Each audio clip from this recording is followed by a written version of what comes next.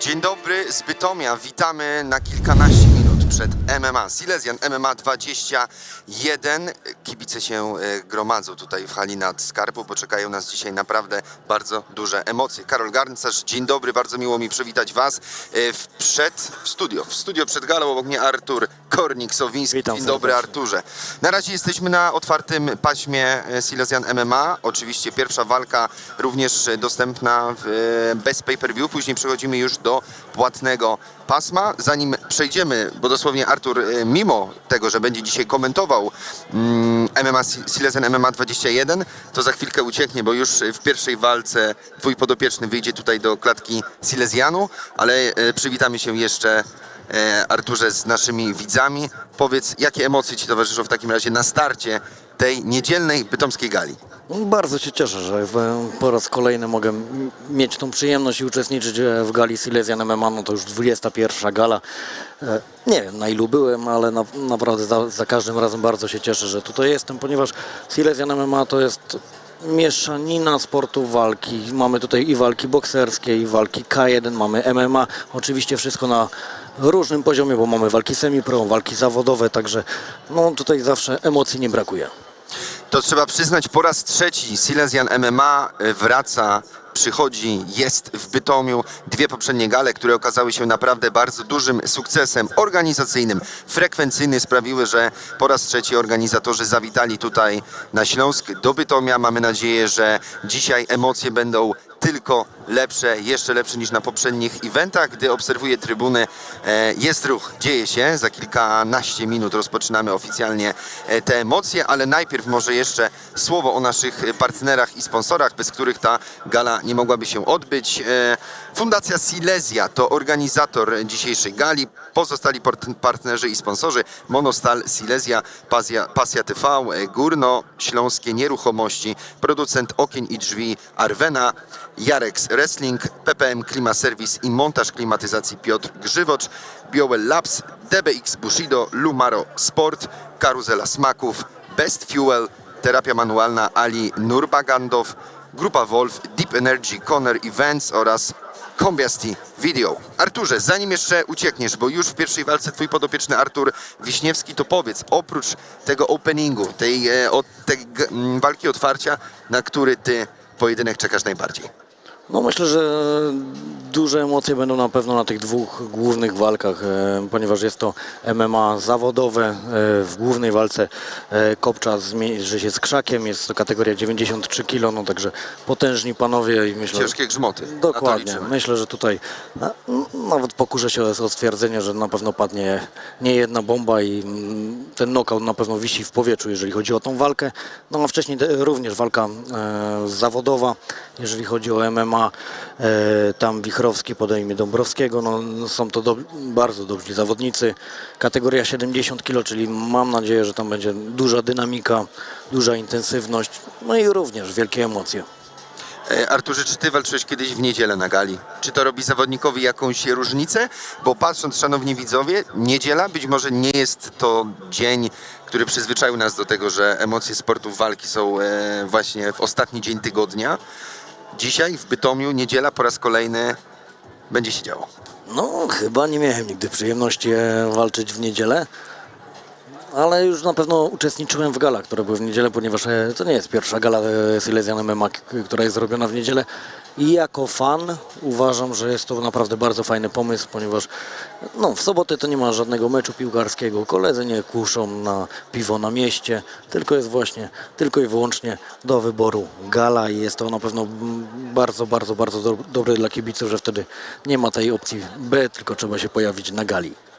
Dokładnie. Plan na niedzielne popołudnie idealny, jeśli chodzi o Bytom, jeśli chodzi o okolice. Serdecznie Was zapraszamy do tego, ponieważ jeszcze ostatnie sztuki biletów są dostępne w kasach hali tutaj w Bytomiu. Zapraszamy serdecznie, by dołączyć do nas. Oczywiście tych, którzy nie mogą być fizycznie tutaj, zapraszamy do zakupu pay-per-view, ponieważ po pierwszej darmowej walce, gdzie właśnie podopieczny Artura Kornika-Sowińskiego będzie toczył swój pojedynek, przechodzimy już do płatnego pasma pay-per-view. Arturze, ostatnie słowo przed tym, gdy kiedy uciekniesz od nas do szatni? No, zapraszam na widowisko, no i słyszymy się już w drugiej walce. Tak, Artur wraca do komentowania. Dokładnie. pojedynku. Także do zobaczenia, usłyszenia, miłej zabawy. Dziękujemy Arturowi, zapraszamy do nas Sebastiana Szczerka. Sebastianie, dołącz do nas, robimy małą zmianę, ponieważ tak jak wspominaliśmy, w pierwszym pojedynku Artur Kornik-Sowiński musi uciekać. Dzień dobry Sebastianie, Sebastian Szczerek. podcast Siemanko, za czasem. witam Karolu, Jak się miło mamy? Cię przywitać, witam tutaj wszystkich. Bardzo dobrze, dzisiaj Silesian MMA 21. Najlepsze gale na Śląsku, jak zawsze, organizuje organizacja Silesian MMA i Dawid Kurtysiak wykonuje świetną pracę.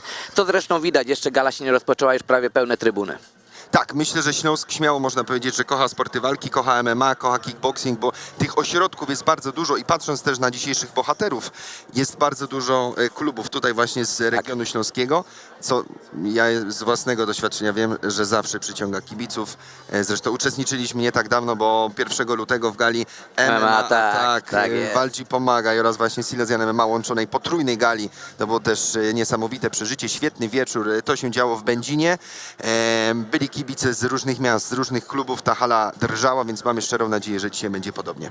Ja uważam, że będzie bardzo podobnie, ponieważ karta walk naprawdę obfituje w mocne zestawienia. Mamy 4 walki semi-pro, jest boks, jest 4 walki w K1, mamy 2 walki na sam koniec w MMA Pro, także no będzie się działo.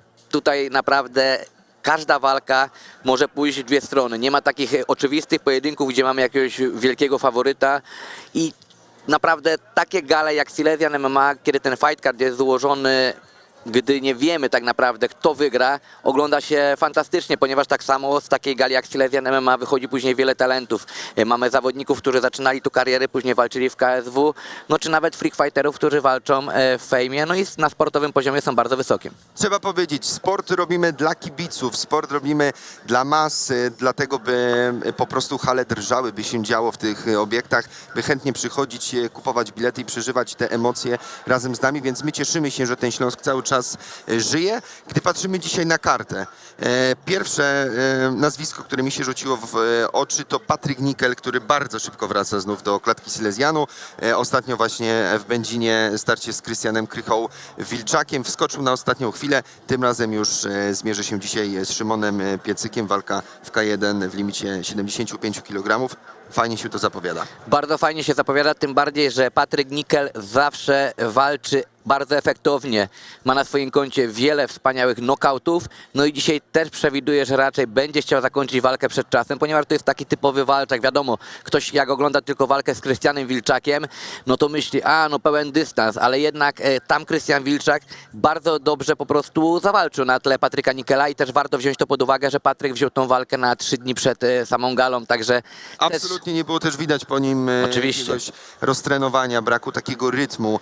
Wszedł do walki naprawdę na pełnej, mam tu na myśli świeżość. Mam tutaj na myśli pełną świeżość. Widać, że był cały czas w gazie. Absolutnie dał naprawdę dobry pojedynek. No i przede wszystkim go wygrał. Więc tak jak wspominaliśmy, Szymon Piecyk kontra Patryk Nikel. To jest ciekawie zapowiadająca się walka. No i te 2 walki wieczoru, warto o nich wspomnieć.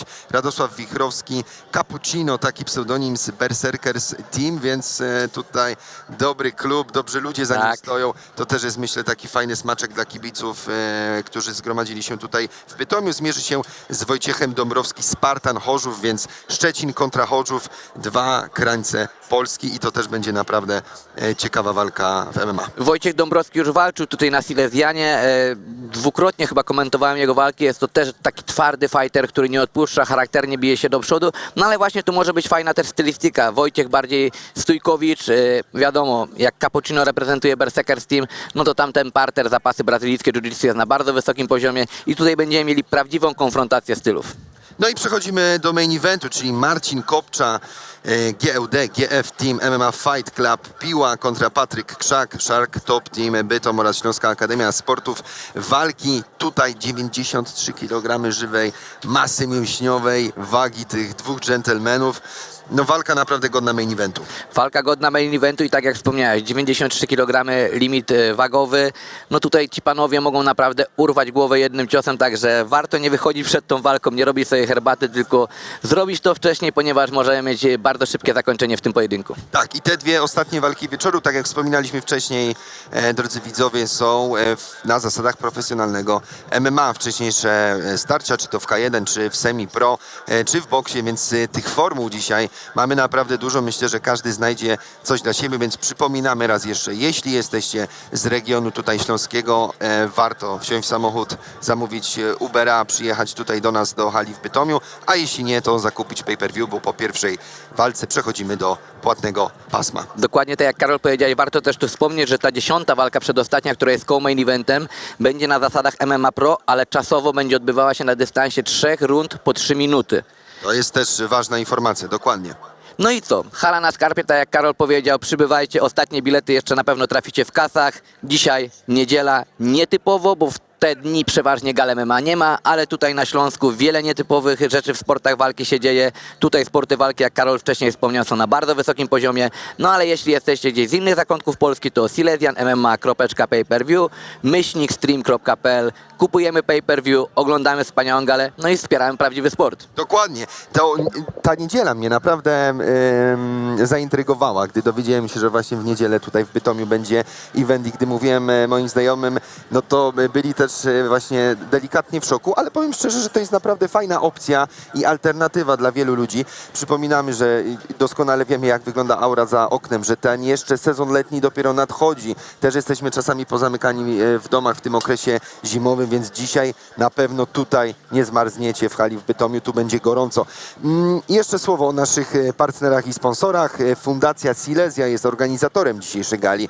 Silesian MMA 21. Pozostali nasi partnerzy i sponsorzy to Monostal, Silesia, Pasja TV, Górnośląskie Nieruchomości, producent okien i drzwi Arwena, Jarex Wrestling, PPM Klima Service i montaż klimatyzacji Piotr Grzywocz, BioWell Labs, DBX Bushido, Lumaro Sport, Karuzela Smaków, Best Fuel, terapia manualna Ali Nurbagandow, Grupa Wolf, Deep Energy Conor Events oraz Kombiasty Wideo. Dziękujemy wszystkim naszym partnerom za wsparcie. No i co powoli, Sebastianie, będziemy już myśleć o tym, co się będzie działo w klatce. Przed nami naprawdę wiele zapowiadających się ciekawych pojedynków. Ciebie więcej łączy ze Śląskiem. Jeszcze tak pozwolę sobie prywaty trochę rzucić.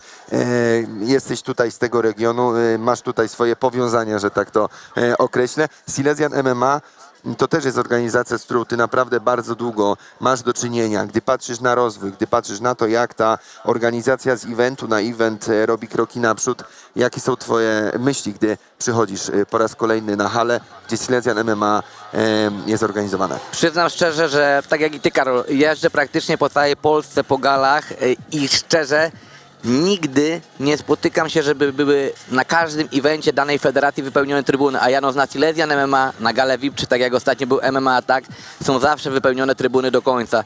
Czyli świadczy to jednym, że Dawid Kurtysiak wykonuje wspaniałą pracę, rozwija tutaj ten sport na Śląsku i ta rodzima właśnie Śląska Federacja MMA Silesian, czy VIP, czy też MMA Attack, które teraz zostało reaktywowane, najprężniej rozwija się ze wszystkich federacji sportowych w Polsce. MMA Attack, powiemy wam taki smaczek, prawdopodobnie we wrześniu spotkamy się przy okazji kolejnej edycji, więc te emocje, które działy się 1 lutego w Będzinie, będą kontynuowane. Oczywiście ten projekt cały czas się rozwija po reaktywacji, która nastąpiła 2 lata temu, tak jak wspomniał Sebastian. Będą kolejne eventy i ogólnie ten rok zapowiada się tutaj dla organizacji Silesian MMA czy MMA Attack bardzo dobrze. My oczywiście też zapraszamy na nasze kanały, na których zobaczycie relacje, wywiady z zawodnikami u Sebastiana, portal Za Ciosem na YouTube.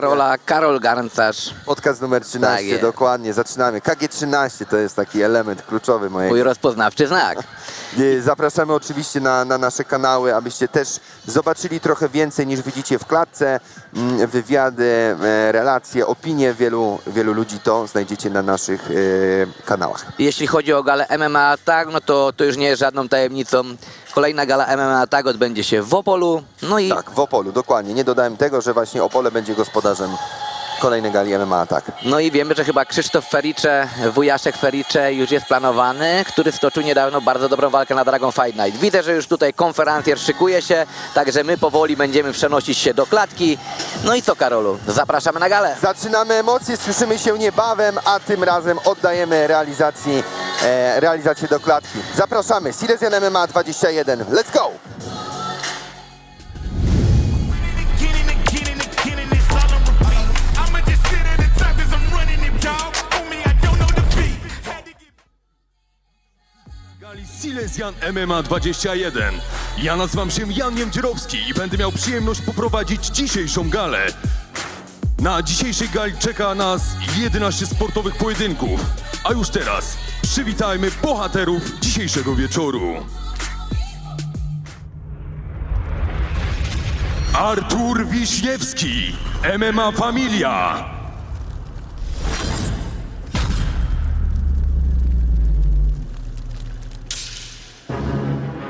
Kacper Friedrich, Warriors Katowice.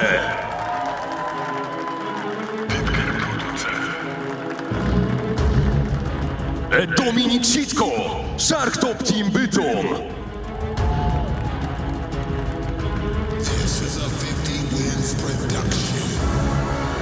Michał Gaz, Warriors Katowice.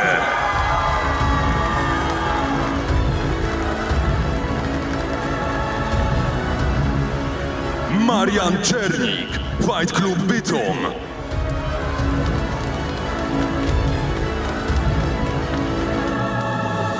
Jakub Klasik, Shark Top Team Bytom.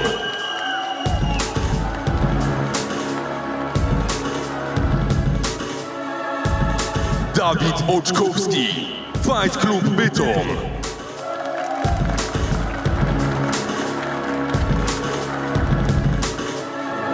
Kasjan Włodarczyk, Animal Zawiercie.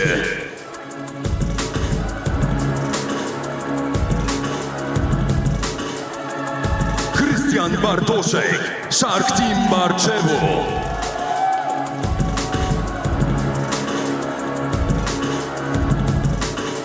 Patryk Ciechomski, Spartan Chorzów.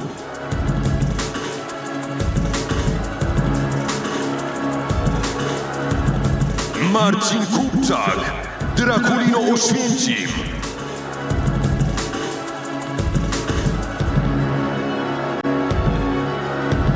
Mariusz Gumny, Shark Top Team Bytom.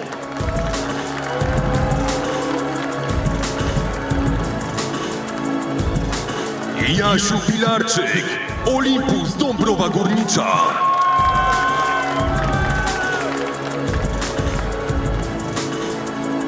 Maciej Żelong, Spartan Chorzów.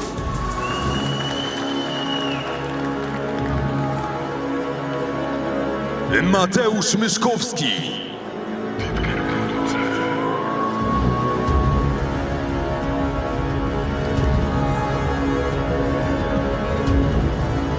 Adrian Długaj, Shark Top Team Bytom.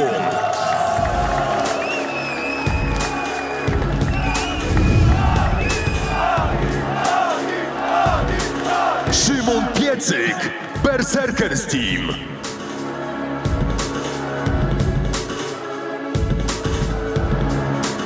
Patryk Nikel, czempion Katowice.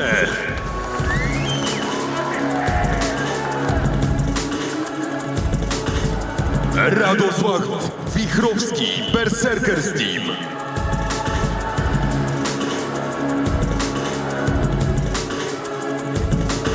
Wojciech Dąbrowski, Spartan Chorzów.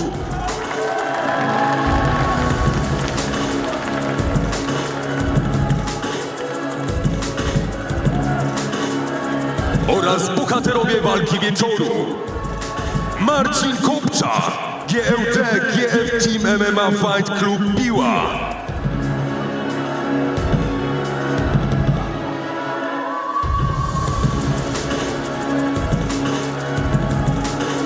Oraz Patryk Krzak, Shark Top Team Bytom oraz Śląska Akademia Sportów Walki.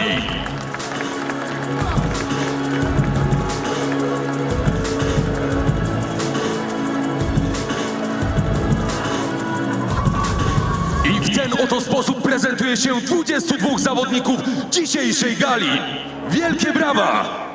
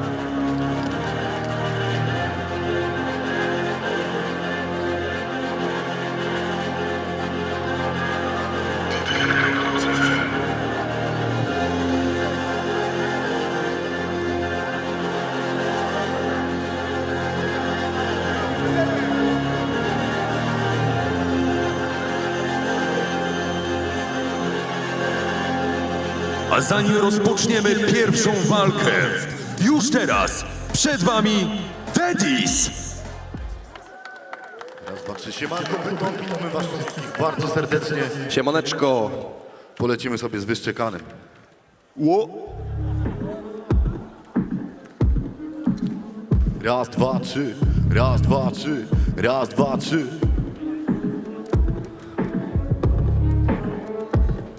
Raz.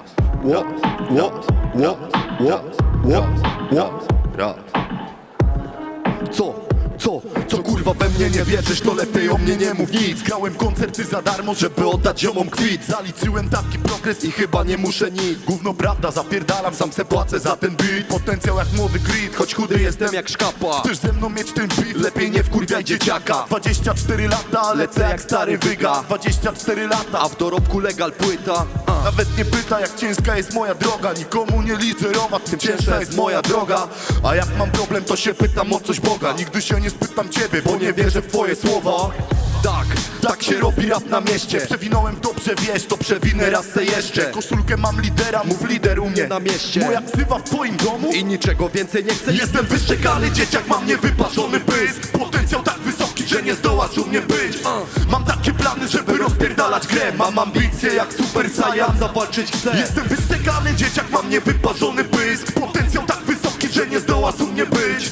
Mam takie plany, żeby rozpierdalać grę. Mam ambicje jak Super Saiyan, zawalczyć chcę. Nie za niektóre numery chciałbyś dać mi pysk, bo się bawię autotunem, co mam być jak ty. Chcę się rozwijać, a nie w miejscu stać. Więc nie blokuj mojej drogi, tylko z miejsca patrz. Bo używacie melodyna, a plujecie mi na refren. I tak wielcy raperzy mijacie się z własnym sensem. Wielcy raperzy, wielka stara nowa szkoła. Zapierdolenie głupot rzucam do jednego wora. I nie próbuj więcej mówić, żebym wrócił do ulicy, bo widzę co się dzieje. I z kim nagrywasz bity? Te wasze kity, że liczy się tylko rap. Dawno pokupili drogę, szach, kurwa mat. Bo to jest tak, żeby robić rap, trzeba czuć ten smak. Lepiej zamów moją płytę, przyniesie listonosz pad. Jestem wyszczekany dzieciak, A plecak mam pełen rymu. to płyta numer 2. Moja muzyka mnie zna. Jestem wyszczekany dzieciak, mam niewyparzony pysk. Potencjał tak wysoki, że nie zdołasz u mnie być. Mam takie plany, żeby rozpierdalać grę. Mam ambicje jak Super Saiyan, Zawalczyć chcę. Jestem wyszczekany dzieciak, mam niewyparzony pysk. Potencjał tak wysoki, że nie zdołasz u mnie być. Mam takie plany, żeby rozpierdalać grę. Mam ambicje jak Super Saiyan, Zawalczyć chcę. Bytom, zróbcie jakiś hałas do wszystkich zawodników! Zajebiście, dawaj diabła! Dokładnie tak.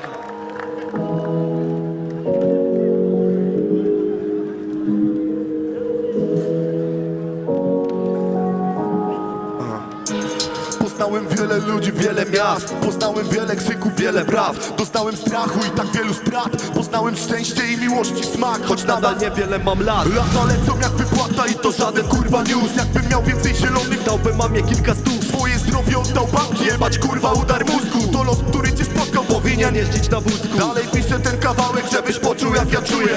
Kocham swoje życie, Nawet jak mnie nokautuje, bombarduje i pluje i skacze po głowie jak żab. Diable póki nie odpuści, Tak będzie wyglądać gra. dobra mina do złej gry. Pamiętam stare czasy, patrę wzywał na mnie psy, bo broniłem kobiety, która dla mnie grzechu warta. Bo gdyby nie matula, nigdy Nie chwyciłbym Majka. ja dalej robię swoje, nawet czasami mam farta. Diabeł chce mnie w teamie, a mnie chroni złota karta. Czarne mam buciwa, dla mnie nieistotna marka. To ja jestem prawdziwy. Wie co nosi twoja Za banda. dużo presji na głowie, tutaj każdy z nas ma. Czas zapierdala, nas wysysa do dna. Daj mi tą minutę, chcę se poukładać życie. Nigdy nie odpuszczę, póki czuję serca bicie. Za dużo presji na głowie, tutaj każdy z nas ma. Czas zapierdala, nas wysysa do dna. Daj mi tą minutę, chcę se poukładać życie. Nigdy nie odpuszczę, póki czuję serca bicie.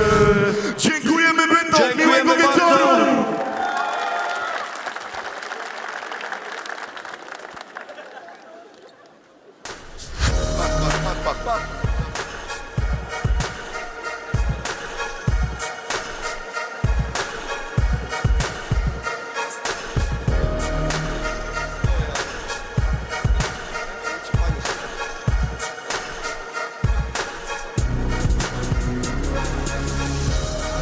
Zanim przejdziemy do pierwszej walki, poznajmy organizatora oraz partnerów i sponsorów dzisiejszej gali.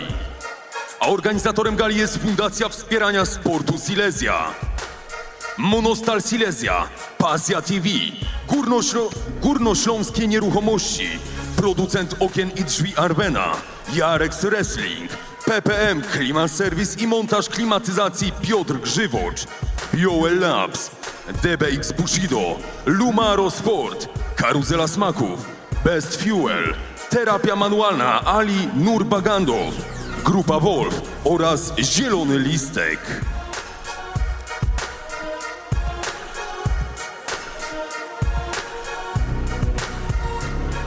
Panie i panowie, pierwsza walka jest zakontraktowana na 65 kg, a udział w niej wezmą zawodnik trenujący w MMA Familia Radzionków, w narożniku czerwonym Artur Wiśniewski.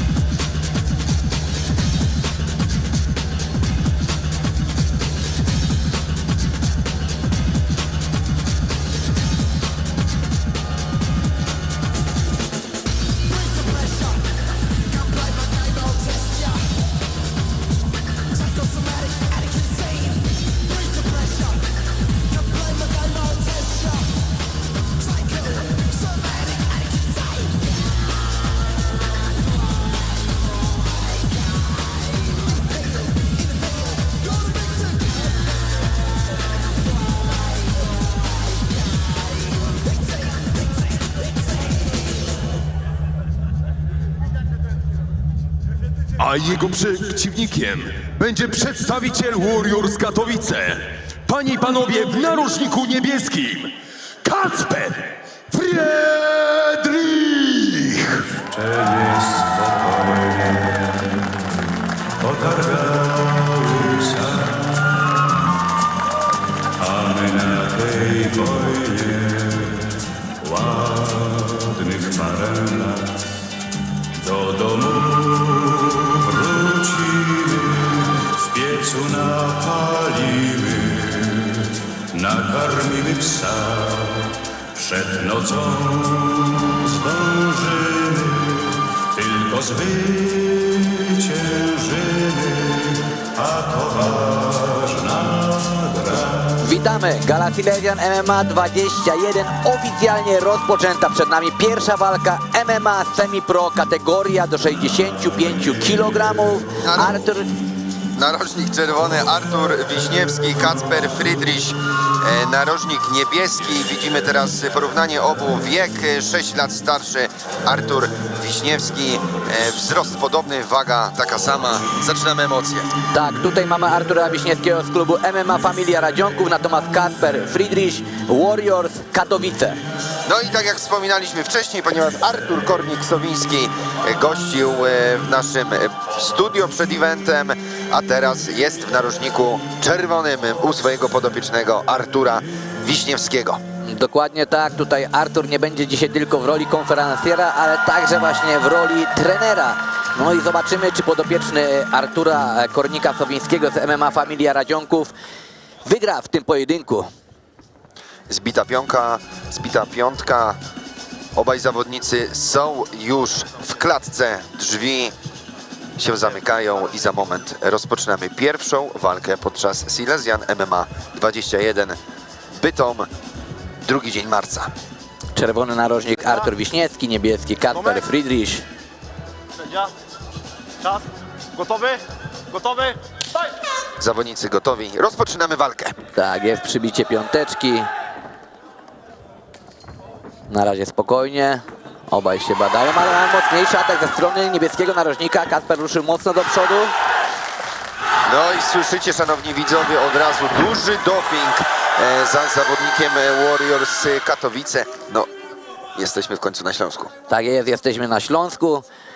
I tutaj na pewno doping zawsze będzie bardzo mocny. Kacper już obalił swojego rywala z dość dużą łatwością, no ale zobaczymy, jak Artur będzie radził sobie w tej pracy, kiedy znajduje się na plecach na macie. Nie pieścili się długo w stójce, szybko poszli po parter. Mamy tutaj chyba próbę balachy na stojąco, niczym Mamet Kalidow to zrobił na Adrianie Bartosińskim, ale niestety tutaj... Zakończyło się to praktycznie wrestlingowym ruchem, uderzeniem tutaj o oddechy tej klatki Silesian Tak jest. MMA. Tutaj widzimy, że Artur często próbuje trafić tym front kickiem, ale bardzo ładne miderki w wykonaniu Kacpra. Znowu mamy tutaj próbę takiego zapaśniczego klejenia, ale dobrze kontruje kolanami Artur Wiśniewski swojego rywala. Mamy dociskanie teraz do siatki ze strony niebieskiego narożnika. Dobre zwarcie między tymi dwoma otwierającymi tą dzisiejszą galę zawodnikami, ale koniec, wracamy do stójeczki. I kolejny teraz poluje tymi high kickami. Artur Wiśniewski próbuje dorwać te głowy swojego rywala. Tak, na razie obaj nie potrafią wyczuć za bardzo dystansu, dlatego też często te ciosy nie dochodzą, ale mamy teraz tutaj Kacpra opartego o siatkę, odwrócenie pozycji. Jest troszeczkę tego właśnie klinczu pod siatką. Próba wychwycenia głowy. Czy będzie tutaj I mamy teraz znowu Artur Wiśniewski na plecach. Kacper Friedrich zalicza drugie obalenie, to na pewno będzie zaznaczone na kartach sędziowskich. Zdecydowanie w trakcie jednej rundy po raz drugi już obala swojego przeciwnika. Bohater miejscowej publiczności, śmiało można go tak nazwać. No i po raz kolejny chwila teraz takiego ustawienia, znalezienia próby dobrej pozycji. Tak, teraz mamy tutaj I ciosy są, próby ciosów z góry, ale dobrze też klei będący tutaj na plecach podopieczny Artura Kornika-Sowińskiego. Kacper Friedrich też wie, że jak będzie właśnie w tej pozycji do końca rundy, no to raczej ona powędruje na jego korzyść, ponieważ no, jest w pozycji dominującej. Znowu mamy... Fajnie to wygląda naprawdę, kiedy próbuje podnosić Kacper go do góry i uderza ten cios, który znowu wchodzi. Myślę, że niespotykana technika tutaj zaprezentowana nam przez Kacpra Friedricha. Widzimy teraz Patryka Likusa w narożniku Kacpra A tym Friedricha. razem szarża w stójce, chociaż już zaczyna się klejenie, dociska do siatki. I zaznacza tym na pewno koniec pierwszej rundy tego pojedynku Kacper Friedrich. Tak, Kacper Friedrich w tej rundzie był zdecydowanie zawodnikiem, który przeważał, jeśli chodzi o prowadzenie tego pojedynku. 2 razy obalił, kontrola w parterze. Ciosów też było więcej z jego strony, także raczej tutaj nie będę zaskoczony, jeśli sędziowie zapiszą tą rundę dla Kacpra 10-9. No i czekamy teraz na to, jakie wskazówki przekaże narożnikowi czerwonemu trener Artur Kornik-Sowiński. Na pewno usłyszymy w późniejszym etapie, gdy wróci tutaj Kornik już na komentatorkę, bo ja jestem tylko tu dziś. Mamy teraz najlepsze akcje z pierwszej rundy. Także sami możecie ocenić, kto według Was przeważał w tej pierwszej rundzie, w pierwszej walce otwierającej galę Silesian MMA 21. Tak jak wspomniał wcześniej Karol, w narożniku Artura Wiśniewskiego mamy Artura Kornika-Sowińskiego. Natomiast w narożniku Kacpra Friedricha jest też znany zawodnik młodej generacji Patryk Likus, który aktualnie walczy dla organizacji Fight Exclusive Night. Trzeba też powiedzieć, że to była pierwsza naprawdę pełna emocji runda. Nie głaskali się tutaj, nie było kunktatorstwa, tylko po prostu chcieli dać kibicom emocje. Tak, obaj tutaj weszli do klatki po to, żeby się bić, po to, żeby pokazać swoją wyższość. I tak jak Karol wspomniał, naprawdę bardzo dobrze ogląda się ten pojedynek otwierający galę Silesian MMA 21 w Bytomiu. Zaczynamy rundę numer 2. I znowu middle kick w wykonaniu Artura Wiśniewskiego, a teraz Kacpra Friedricha. Te middle kicki wchodzą i teraz próba takiej bokserskiej akcji w wykonaniu Kacpra. Bardzo mocno naruszył swojego rywala i mamy obalenie. Głowa wychwycona, czy tam jest dobrze złapana ta gilotyna? Jednak nie, Kacper wysuwa teraz głowę i znów jest w pozycji dominującej w parterze. Dobra szarża, trzeba powiedzieć, Kacpra Friedricha. Middle kick, potem huragan ciosów w stójce i następnie obalił swojego przeciwnika, więc wraca to, co działo się w rundzie pierwszej. Nie jest w stanie Artur Wiśniewski przeciwstawić się tym próbom obaleń swojego rywala. Tak, mamy podobny obraz jak w pierwszej rundzie, właśnie to kiedy Kacper Friedrich obala swojego rywala, no i kontroluje tą pozycję z góry. Tutaj słyszymy też podpowiedzi narożnika. I mamy ground and pound z góry w wykonaniu Kacpra. Kacper zaprasza do walki w stójce swojego oponenta. Próba high kicka. No, Artur Wiśniewski próbował takiego backfista, ale zbyt daleko znajduje się od swojego rywala. Bardzo ładnie przechwycony high kick. Znowu akcja bokserska. Teraz poślizgnięcie po kopnięciu w wykonaniu Kacpra. To się zdarza. Troszeczkę spokojniejszy fragment w tej walce, co rzadko się na razie zdarzało. Połowa drugiej rundy jest już za nami. Zobaczymy, w którą stronę. Świetna. Piękna obrotówka. Kolejne obalenie Friedricha. Nic się nie zmienia, absolutnie nie jest w stanie obronić tych prób podopiecznej Artura Kornika-Sowińskiego w narożniku czerwonym. Tak, Kacper Friedrich bardzo łatwo obala swojego rywala. Każde obalenie kończy się skutecznie. Gdzieś Artur Wiśniewski widać, że nie może znaleźć sposobu, aby po prostu nie dać się sprowadzić na matę. Nie odskakuje na nogach, mam wrażenie, że stałem. Tak, nie ma odrzutu bioder. Tak, dokładnie, Karol. Tu masz 100% rację. Znowu high kick w wykonaniu Kacpra. Zablokowane na gardę. No, są go te trybuny, trzeba przyznać. Każde uderzenie, każdy cios wyprowadzony ze strony Kacpra wiąże się tutaj z reakcją fanów. I mi się To na pewno buduje. Tak, i mi się też wydaje, że Kacper naprawdę z akcji na akcji jakby coraz bardziej się rozkręca. On jest jak taki diesel, który wolno rusza, ale jak już wystartuje, no to rozpędza się z niesamowitą A prędkością. w narożniku czerwonym u Artura Wiśniewskiego zauważam już zmęczenie. Zdecydowanie głęboko oddycha. Zmieniło się to od początku tej drugiej rundy. Zawodnik zawsze, kiedy łapie ustami powietrze, no to już są te pierwsze oznaki zmęczenia.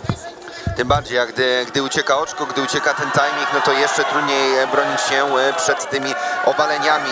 I kolejną rundę kończymy praktycznie w tej samej pozycji, czyli Kacper Friedrich na górze. Runda numer 2 zakończona. No i śmiało chyba można powiedzieć, że podobnie jak w pierwszej odsłonie zapisana na konto zawodnika z narożnika niebieskiego. Zdecydowanie tak, zawodnik z Warriors Katowice tutaj prowadzi w tej walce 20-18 i inny wynik na pewno nie będzie akceptowalny, ponieważ obraz tej walki jest jednostronny. Zaraz na pewno zobaczymy powtórki najlepszych akcji w drugiej rundzie właśnie teraz.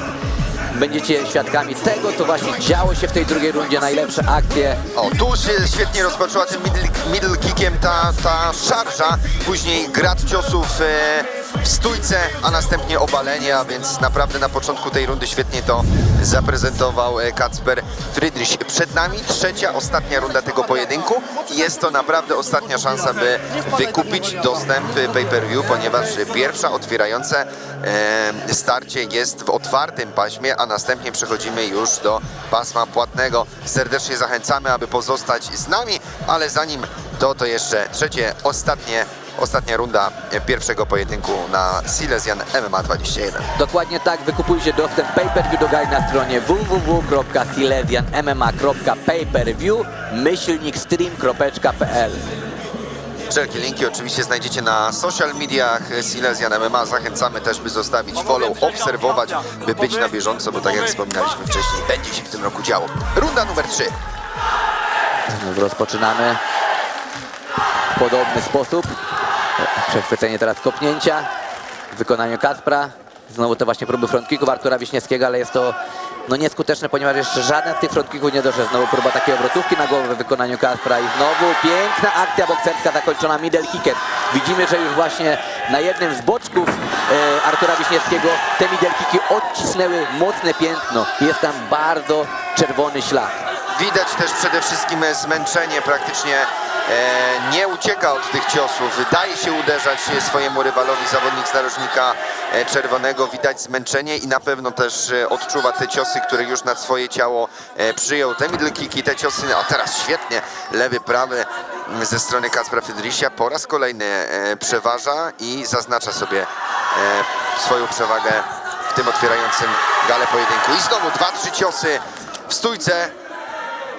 No te próby high kicków to były chyba jedyne takie znaczące ciosy wyprowadzane ze strony zawodnika z narożnika czerwonego, które mogły zagrozić świetnie dysponowanemu dzisiaj Kacprowi Friedrichowi. Pokazuje, chodź, nie leż, wstawaj, bij się ze mną, ale nie ma na to absolutnie ochoty Artur Wiśniewski. Minuta 40 do zakończenia tej walki. Artur Wiśniewski na początku tej rundy bardzo fajnie kontrował 2-3 takimi prostymi ciosami, kiedy właśnie te sierpowe wyprowadzał Kacper Friedrich, ale zrezygnował z tego, no i niestety mamy obraz walki taki jak w poprzednich rundach. Tym razem tylko Kacper nie chce iść do tego parteru, woła swojego rywala do walki w stójce, czuje się pewnie w każdej płaszczyźnie, ale widać, że chce się sprawdzić właśnie w tej walce wręcz. No i teraz kilka ciosów prostych, ciosy sierpowe. Część przyjęta na gardę, część na twarz Wiśniewskiego. Dziś mamy Silesian MMA 21 w Bytomiu, ale już 22. edycja 24 maja w amfiteatrze w Ustroniu, w pięknym miejscu, także tam dopiero będą fajerwerki. I tam, szanowni państwo, już w sezonie letnim, można powiedzieć, zobaczymy się, więc w zupełnie innym anturażu, w zupełnie innej atmosferze, ale to 24 maja w Ustroniu. 48 sekund do zakończenia pierwszej walki na Silesian MMA 21. Kacper Friedrich, Artur Wiśniewski. No i Kacper Friedrich teraz znowu kontroluje z góry w tym parterze swojego rywala. Bardzo mocno obija go faktem jedną ręką, ponieważ druga jest wykluczona, ale zawsze te ciosy się odkładają i są punktowane. No i już mamy teraz... Zobaczymy, jak zareaguje sędzia, bo grad ciosów, część co prawda na gardę, nie są to ciosy czyste na głowę rywala. Artur Wiśniewski broni się aktywnie, dlatego sędzia tego jeszcze nie przerwie, ale słyszymy tutaj jak...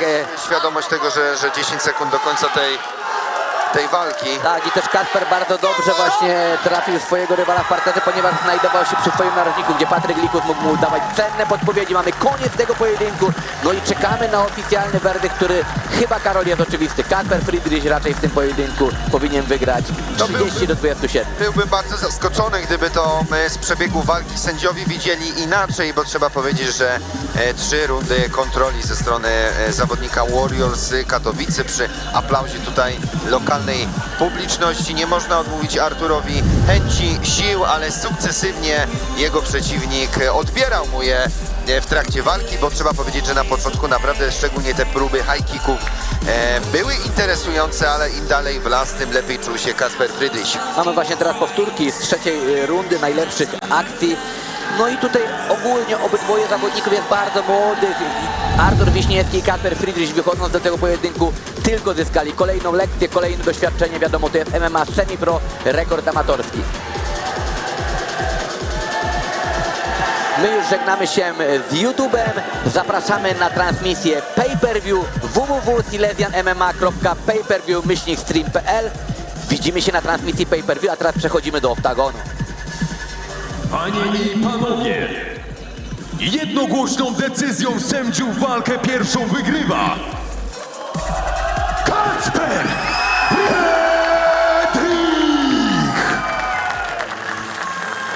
Sponsorem walki jest DBX Bushido. Zapraszam przedstawiciela do wręczenia pucharów. Mamy na tej wojnie ładnych parę lat. Do domu wrócimy, w piecu napalimy, nakarmimy psa. Przed nocą zdążymy, tylko zwyciężymy, a to ważna gra.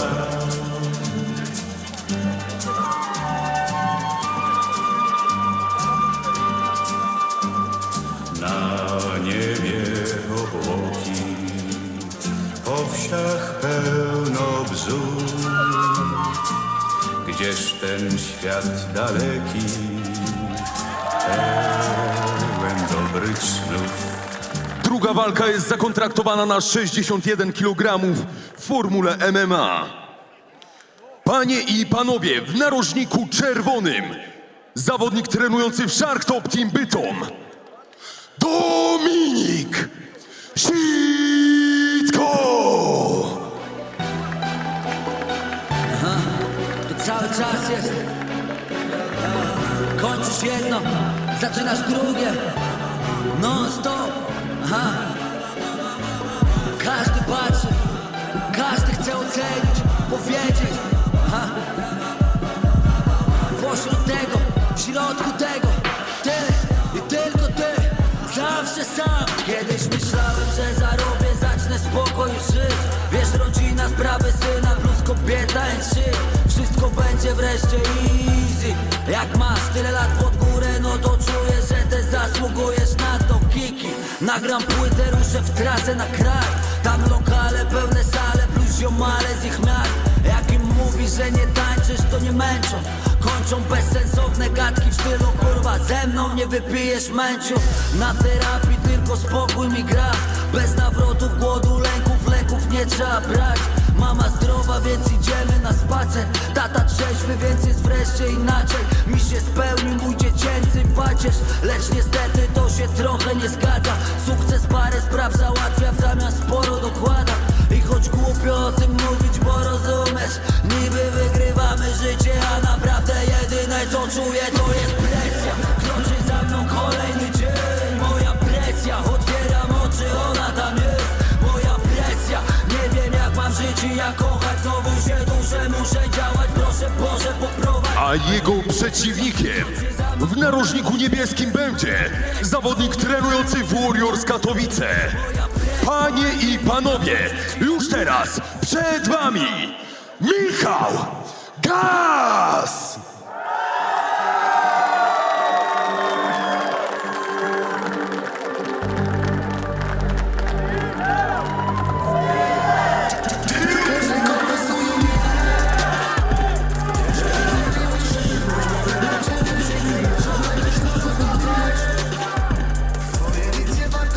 Wyceniłem na 2000, to jest jedną stronę bilet. Jeżeli zrobiłeś krzywdę, bądź pewien, po ciebie przyjdę bez żadnego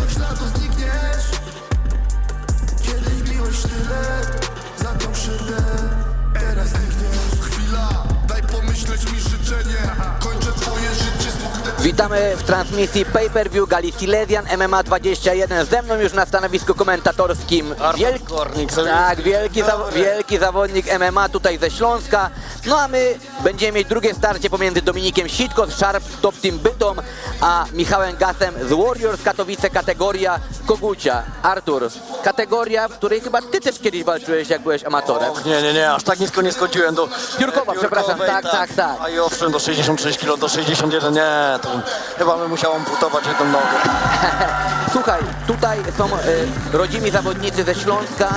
Michał Gas, Dominik Sitko. Jak uważasz? Bardzo wyrównana walka, jeśli można spojrzeć na statystyki obu zawodników. Dominik Sitko bardzo młody, 16-letni zawodnik. Myślisz, że starty w tym wieku są dobre? Oczywiście, jak najbardziej. Tutaj mamy formułę semi-pro, czyli walki półzawodowe. Te rękawice są nieco grubsze, więc urazowość będzie nieco mniejsza, no ale już jest zdobyte doświadczenie właśnie w tak młodym wieku, może potem procentować w dalszej karierze. Michał Gaz, narożnik niebieski, Dominik Sitko, narożnik czerwony. Panowie rozpoczynają tą walkę. Na razie mamy wymiany bokserskie, pięściarskie. Próba tutaj low kicku w wykonaniu Dominika. No widzimy, że warunki bardzo zbliżone.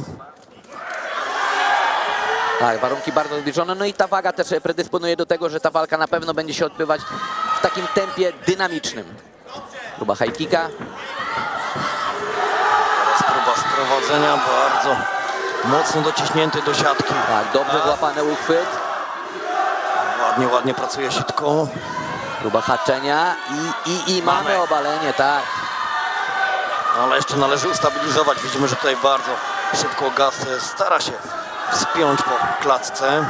Jeśli chodzi o sędziowanie w MMA semi-pro, to jest to tak jak w zawodowym MMA, że te sprowadzenia bez efektywnej kontroli nie są punktowane? Tak, to oczywiście zależy też od całości właśnie wykonanej akcji, czy te sprowadzenie potem zostało ustabilizowane. Oczywiście potem jeszcze jest kwestia tego, czy zawodnik z dołu na przykład przeswipował, bo nie zawsze sprowadzenie jest równe temu, że będziemy u góry. Także tutaj mamy odpowiedź od fachowca na nasze pytanie, które często pada podczas walk właśnie semi-pro. Ale na tą chwilę mieliśmy bardzo wyrównaną stójkę. No i tutaj Sitko cały czas jest tą osobą dominującą, która próbuje narzucić swoją grę. Gas jest tutaj zawodnikiem, który na tą chwilę jest w defensywie. Młody 16-letni chłopak, ale naprawdę widać, że umiejętności zapaśnicze ma już na bardzo wysokim poziomie. Nie łap siatki. Cały czas tutaj Michał Gas próbuje nie dać się położyć całkowicie w tym parterze. Natomiast Dominik Sitko mądrze chce odciągnąć nogi i rywala od siatki, aby móc ustabilizować pozycję w parterze. No, próbuje teraz wykluczyć nogi swojego przeciwnika Sitko. Bardzo dobrze właśnie przy tym obaleniu zrobił, że wyhaczył tą jedną nogę, bo tak to ciężko byłoby mu sprowadzić rywala do parteru. Ale też bardzo aktywny jest Dominik. Tutaj raz z prawej, raz z lewej. O, teraz właśnie wykluczył nogi. Ale Michał Gas wyciąga cały czas te nogi, cały czas walczy, próbuje. Chociaż naprawdę taka walka w parterze kosztuje obydwu dużo siły i energii. Michał Gas wstaje na nogi. Publika ucieszona. Michał tutaj naprawdę ma bardzo dużo fanów podczas tego pojedynku. No tutaj widzimy dalej taki dość aktywny klincz, są kolana, jest przemieszczanie się po siatce. Mamy koniec pierwszej rundy. Pierwsza runda, wydaje mi się, że chyba dla Dominika Sitko poprzez te obalenie, kontrolę. No bo jednak, tak jak powiedziałeś, ta stójka była mocno wyrównana. Stójka mocno wyrównana, no a tutaj, tak jak mówiłem, Dominik Sitko starał się narzucić swoją grę, to on był bardziej stroną ofensywną. Na obronie musiał się skupić Michał Gas. Zaraz zobaczymy powtórki najlepszych akcji z pierwszej rundy. Ja bym chciał wrócić do pierwszego pojedynku. Artur Wiśniewski, Kacper Friedrich. Co nie poszło Arturowi, no bo tam widziałem, były próby tych front kicków, ale ciężko było wyczuć Arturowi dystans do Kacpra. Nie, no tutaj wydaje mi się, że po prostu staż i doświadczenie, mimo że Kacper był młodszym zawodnikiem od Artura, no tutaj widać było już doświadczenie, obycie z klatką. No ale pierwsze koty za płoty to był debiut Artura i myślę, że to obycie z klatką jest znacznie ważniejsze niż w tych walkach początkowych, niż wynik tych walk, także tutaj no, mam nadzieję, że Przed Arturem jeszcze wiele fajnych walk. Mamet Kalidow też przegrywa pierwsze walki, a wiemy jaką legendą się stał. No dokładnie, myślę, że takich zawodników było znacznie więcej, ale tak, Mamet jest świetnym przykładem. Wracamy teraz do pojedynku, zaraz zaczniemy drugą rundę. Dominik Sitko, narożnik czerwony, Michał Gaz, narożnik niebieski, Shark Top Team Bytom kontra Warriors Katowice. No i podobnie, zaczynamy od boksu, ale teraz bardzo ładne, wysokie kopnięcie. Dynamicznie wyprowadzony high kick, no i celniejszy tutaj Michał Gaz w tej akcji bokserskiej.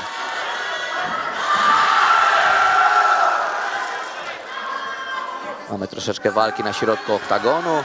To właśnie sprzyja te częstsze wymiany stójkowe. Zobaczymy, kto pierwszy będzie chciał znowu pójść w clinch i spróbować sprowadzić rywala. Próba low kicka w wykonaniu Dominika, ale dobrze odsunął nogę Michał.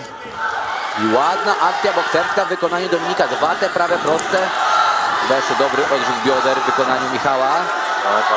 Ale Dominik niczym Khabib Nurmagomedov. Jak już złapie, chwyci, tak już idzie po swoje. No i po raz kolejny Michał Gaz plecami na siatce w pozycji siedzącej. Zobaczymy, czy znajdzie receptę w rundzie drugiej na to, co nie udało się w rundzie pierwszej, czyli wyswobodzić z tego mocnego dociskania Dominika Sitko. Widzimy, że teraz Dominik już stara się obejść te nogi, bardzo ładnie, umiejętnie to robi. Michał Gaster właśnie jest w tej pozycji parterowej Ale swojego ładnie. narożnika. Dobrze to zrobił. Ale anakonda w wykonaniu Dominika Sitko. Mocno chwycona. Tak, to powinien się skręcić w drugą stronę. O właśnie, teraz to robi. Jeżeli ten uchwyt nie puścił, to w dużych tarapatach będzie Michał Gaz. Tutaj naprawdę mocno wpięte, ale już mamy odwrócenie pozycji. No i tym razem Michał Gaz z góry. Mamy trójkąt. No, przy okazji balachy są to bardzo złe wiadomości dla Michała Gaza. Jeszcze jest minuta do końca, także może to wykończyć Dominik Sitko. Naprawdę ten poziom gry parterowej u Dominika Sitko, on ma dopiero 16 lat, jest na mega wysokim poziomie. I koniec walki. Fantastycznie, naprawdę, bardzo ładnie akcja. Szedł za akcją, dążył do tego parteru w pierwszej rundzie, dążył w drugiej uzyskał. Nawet jeżeli znalazł się z dołu, to był bardzo aktywny. Warto tego zawodnika obserwować, naprawdę Dominik Sitko, 16 lat, nie wyobrażam sobie, co będzie, kiedy już będzie pełnoletni. Artur, ty masz swoją grupę menadżerską, także dla ciebie też oglądanie takich lokalnych gal, komentowanie jest też wychwytywaniem takich talentów właśnie jak Dominik Sitko. Tak. No tutaj widać, że Dominik Sitko zdecydowanie jest utalentowanym zawodnikiem. Mariusz Radziszewski też szczęśliwy, główny trener Shark Top Team Bytom. Mamy teraz jeszcze powtórki najlepszych akcji z drugiej rundy. Bardzo ładnie stójkowo Michał Gaz zaczął tą drugą rundę. Ale w pewnym momencie Dominik Sitko zdecydował, że sprowadzamy walkę do parteru. No i tak jak mówię, tutaj nawet widać, że z pleców bardzo aktywny, dopięty trójkąt. I przenosimy się do oktagonu na ogłoszenie oficjalnego werdyktu drugiej walki Silesian MMA 21. Panie i panowie, przez poddanie w drugiej rundzie wygrywa Dominik Sitko! To cały czas jest. Kończysz jedno, zaczynasz drugie. Non stop. Każdy patrzy, każdy chce ocenić, powiedzieć. Pośród tego, w środku tego, tyle i tylko tyle. Zawsze sam.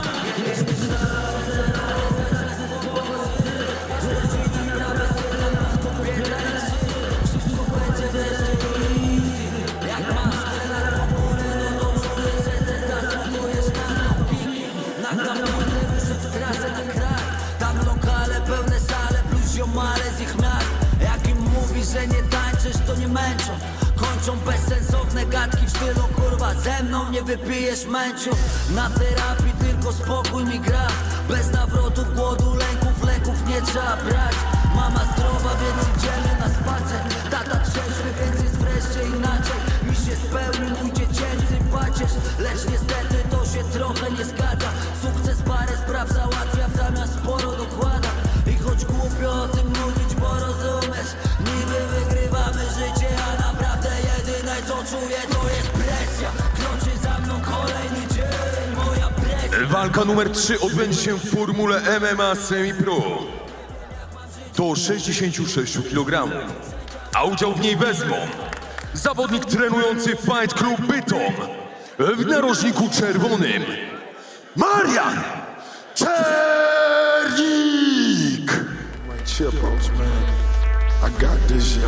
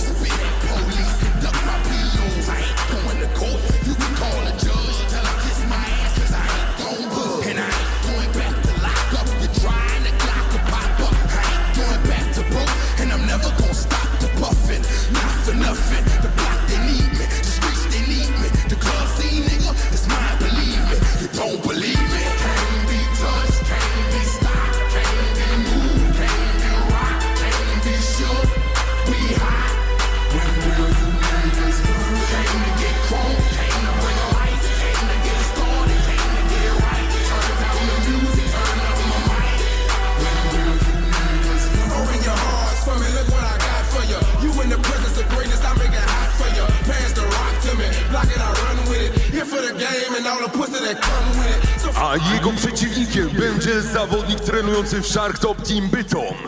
Panie i panowie, w narożniku niebieskim Jakub Klasik!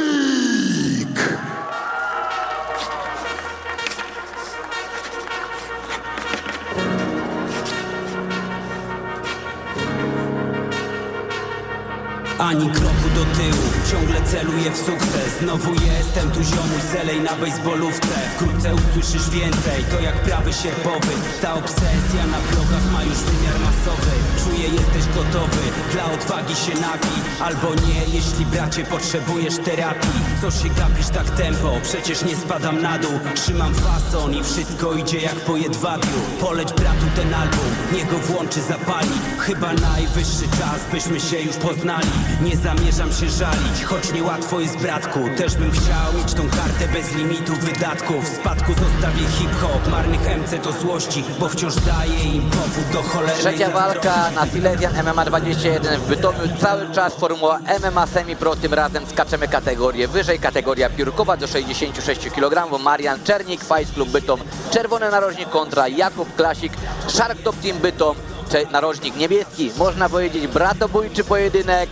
Różnica wiekowa między panami to 7 lat starszy jest Marian Czernik, natomiast wzrostowo bardzo podobne warunki fizyczne. No i tutaj walka w wcześniejszej kategorii Artura Kornika-Sowińskiego. Tak, 66 kg. Zdarzało mi się tyle ważyć. Byłeś mistrzem też w kategorii piórkowej? Tak. Ja pamiętam tę twoje pamiętną walkę z Kleberem Kojkę Erbs, Tak, wtedy właśnie, którego łowiłeś na wędkę. i wtedy zdobyłem pas właśnie w kategorii piórkowej, potem miałem go jeszcze przyjemność bronić. No, fajne wspomnienie. Fajne wspomnienia, dobre walki, no i warto tu wspomnieć, że Kleber Kojkę Erbs to jest aktualny mistrz organizacji Rising. Tak, no Kleber dalej walczy bardzo z dużymi, licznymi sukcesami. Tak jest.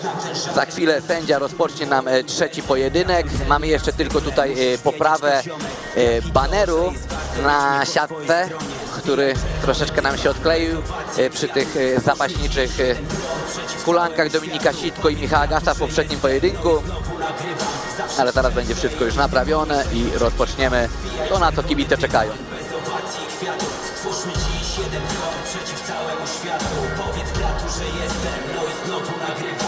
Zobaczymy, który klub z Bytomia dzisiaj ma tutaj więcej kibiców. Czy Fight Club Bytom, czy Shark Top Team Bytom. Zaraz wszystko się okaże, czy więcej ludzi będzie krzyczało Marian Czernik, czy Jakub Klasik.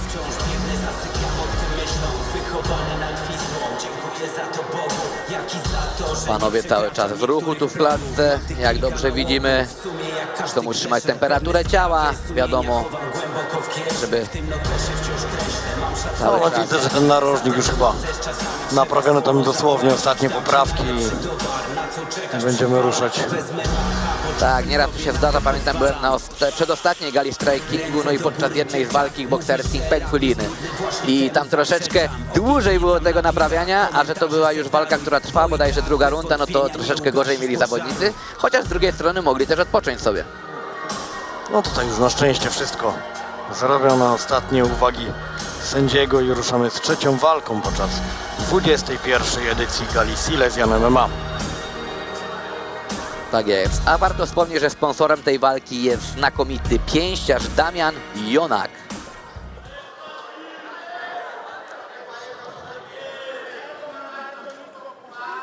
Kickboksersko rozpoczęli to obaj panowie. Bardzo ładny lewy prosty. To jest zawsze dobra odpowiedź na zawodnika, który właśnie atakuje low kickiem. Wyprowadzanie tych ciosów prostych, kontrujących. No nieco większym zawodnikiem wydaje się Klasik, ale tutaj bardzo ładnie radził sobie Czernik. Zobaczymy, jak poradzi sobie z próbą obalenia. No to, Dobry odrzut bioder. tak, ale też już mocno dociśnięty. Tak, znalazł się pod siatką i właśnie tu może być ten problem. Teraz właśnie próbuje Jakub Klasik ustabilizować swojego rywala. Troszkę podobna sytuacja jak w rundzie, jak w walce, Jak w walce numer drugiej, 2. tak. Dzisiaj właśnie mówię, dużo tych zapaśniczych akcentów mamy podczas Silesian MMA 21.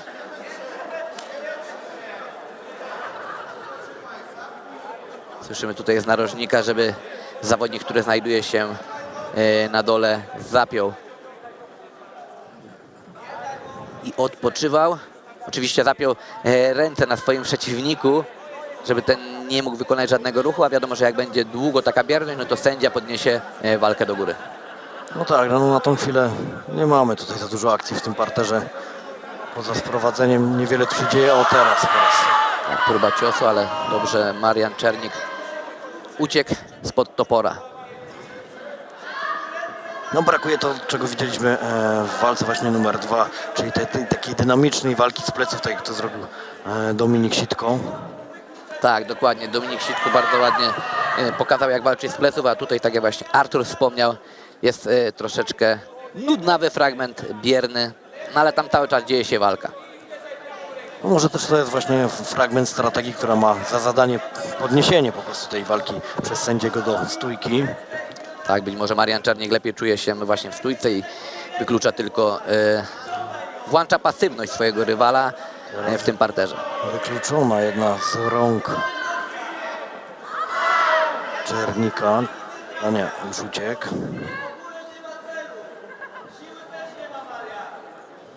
Tutaj słyszymy, jak narożnik Mariana wspiera, że jego zawodnik nie ma siły, nie ma celu. Jeszcze 25 sekund tej pierwszej rundy. Tak, teraz próba wypchnięcia nogami, próba przejścia i mamy boczną pozycję. No mimo... A, tak. I teraz ground and pound rozpuścił ręce Jakub Klasik. Tak, mamy dosiad. No, na szczęście dla Czernika, naprawdę to już są ostatnie sekundy tej pierwszej odsłony. No ale tym zaznaczył tą rundę i zdecydowanie pójdzie ona na konto Jakuba Klasika. Tak. Co więcej, chyba też pokazała ta runda drogę, którą będzie podążał Jakub Klasik, czyli po prostu sprowadzenie Czernika jak najszybsze na matę, ponieważ on tam był zawodnikiem zdecydowanie lepszym. Zdecydowanie lepszym i zdecydowanie widać, że dobrze odnajduje się w tej walce na macie, walce parterowej Jakub Klasik. Natomiast Marian Czernik będzie musiał szukać, tak jak tutaj w powtórkach z początku tej pierwszej rundy, walki skutecznej w stójce, akcji bokserskich, kickbokserskich, no bo te ciosy proste bardzo ładnie kontrowały Jakuba Klasika.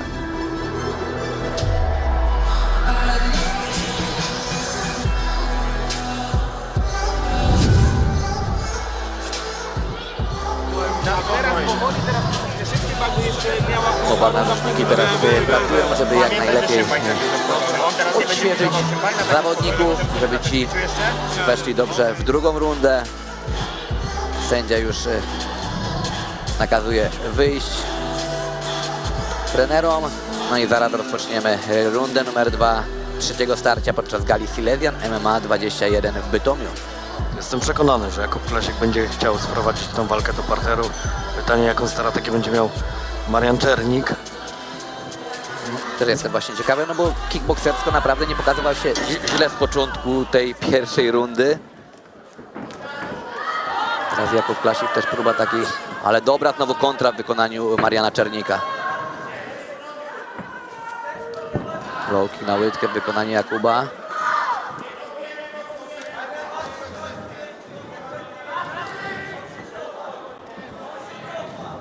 Dobry sierp, front kick. Ładne są te akcje. Och, teraz Znowu kolano. chwycenie i jest już ten parter. Wiadomo, to jeszcze nie jest pełny parter, ale zaraz zapewne Jakub Klasik znowu zrobi to samo, co w pierwszej rundzie i ustabilizuje tą pozycję. Także mamy podobny tutaj przebieg w drugiej rundzie, jak i w pierwszej, Artur. Niewiele się zmienił obraz tej walki. Tak, no, nawet bym zaryzykował, że bardzo runda takie kopiuj w klej, Tak. jeżeli chodzi o pierwszą. No ale też, jeżeli była to runda wygrana, no to po co zmieniać strategię, po co kombinować, jeżeli to, co robimy, przynosi skutek zamierzony, no to tylko należy to powtarzać. Oczywiście, że tak, to są bardzo mądre słowa. Zwycięskiej strategii się nie zmienia i lepiej walczyć bliźniaczo w rundach, ale skutecznie. Pozycja boczna w wykonaniu Jakuba. No teraz znacznie łatwiej sobie poradził z przejściem, z niezapięciem w ogóle gardy, bo wcześniej dał sobie zapiąć te nogi Jakub Klasik, no i musiał troszkę je przechodzić. Teraz już widzimy, że walczy o dosiad. Będzie chyba tutaj próbował Marian Czernik pomóc sobie siatką z tym wstaniem z parteru, ale tu jest dobrze ustabilizowana pozycja boczna. Mamy wykluczenie jednej ręki. No będzie próba duszenia. Chyba tak, jest ręka, głowa chwycona. Och, ale przerzucił nogi. Tak, nie w tą stronę, to trzeba jeszcze bardziej w to duszenie się wpiął. No i mamy drugą rundę w trzeciej walce. Poddanie Jakub Klasik Szarlotowski Bytom. Warto zwrócić uwagę na to, że Dominik Sitko również z tego klubu poddał swojego rywala w podobny sposób. No, tak jak zapowiadaliśmy, Klasik przeniósł tą walkę do parteru. No, znacznie łatwiej doszedł do pozycji. Wcześniej, tak jak wspominałem, wpakował się w gardę. No a kiedy już przeszedł nogi swojego przeciwnika, no było oczywiste, że będzie szukał poddania. Zapraszamy do oktagonu, przenosimy się do konferencji na oficjalne ogłoszenie werdyktu walki.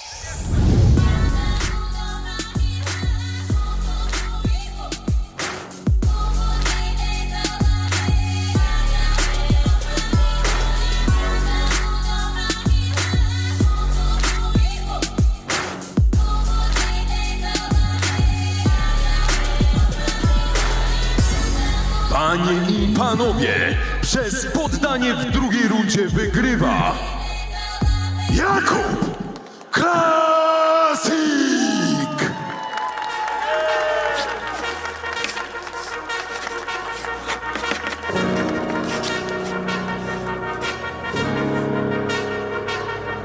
ani kroku do tyłu. Ciągle celuję w sukces, znowu jestem tu ziomuś, zelej na bejsbolówce. Wkrótce usłyszysz więcej, to jak prawy sierpowy. Ta obsesja na blogach ma już wymiar masowy.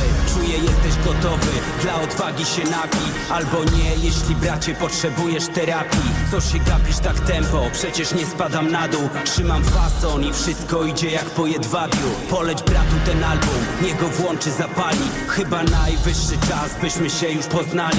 Nie zamierzam się żalić, choć niełatwo jest bratku. Też bym chciał mieć tą kartę bez limitu wydatków. W spadku zostawię hip-hop, marnych MC to złości, bo wciąż daję im powód do cholernej zazdrości. Wystaw głośnik na zewnątrz, teraz witam na nowo i uprzedzam, to nie jest moje ostatnie słowo. Zwijaj czerwony dywan, bez owacji i kwiatów. Stwórzmy dziś jeden front przeciw całemu światu. Powiedz bratu, że jestem, no i znowu nagrywam. Zawsze szczerze i nigdy po... Kolejna walka jest zakontraktowana na 80 kg w formule MMA Semi-Pro, a udział w niej wezmą zawodnik trenujący w Fight Club Bytom. Panie i panowie, już teraz przed wami Dawid Oczkowski!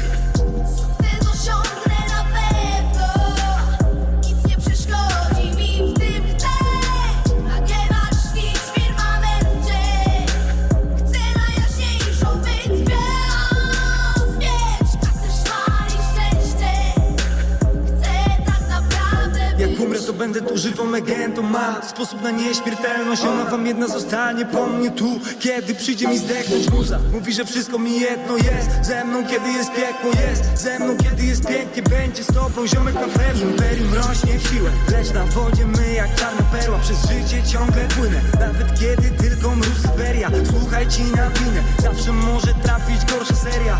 Get to music jak rebelia, szczęście czasem to loteria. Miejsce znane swoje własne, lepsze swoje nawet ciasne. Robię rap nim zgasnę, ziom, leci dym nad miastem.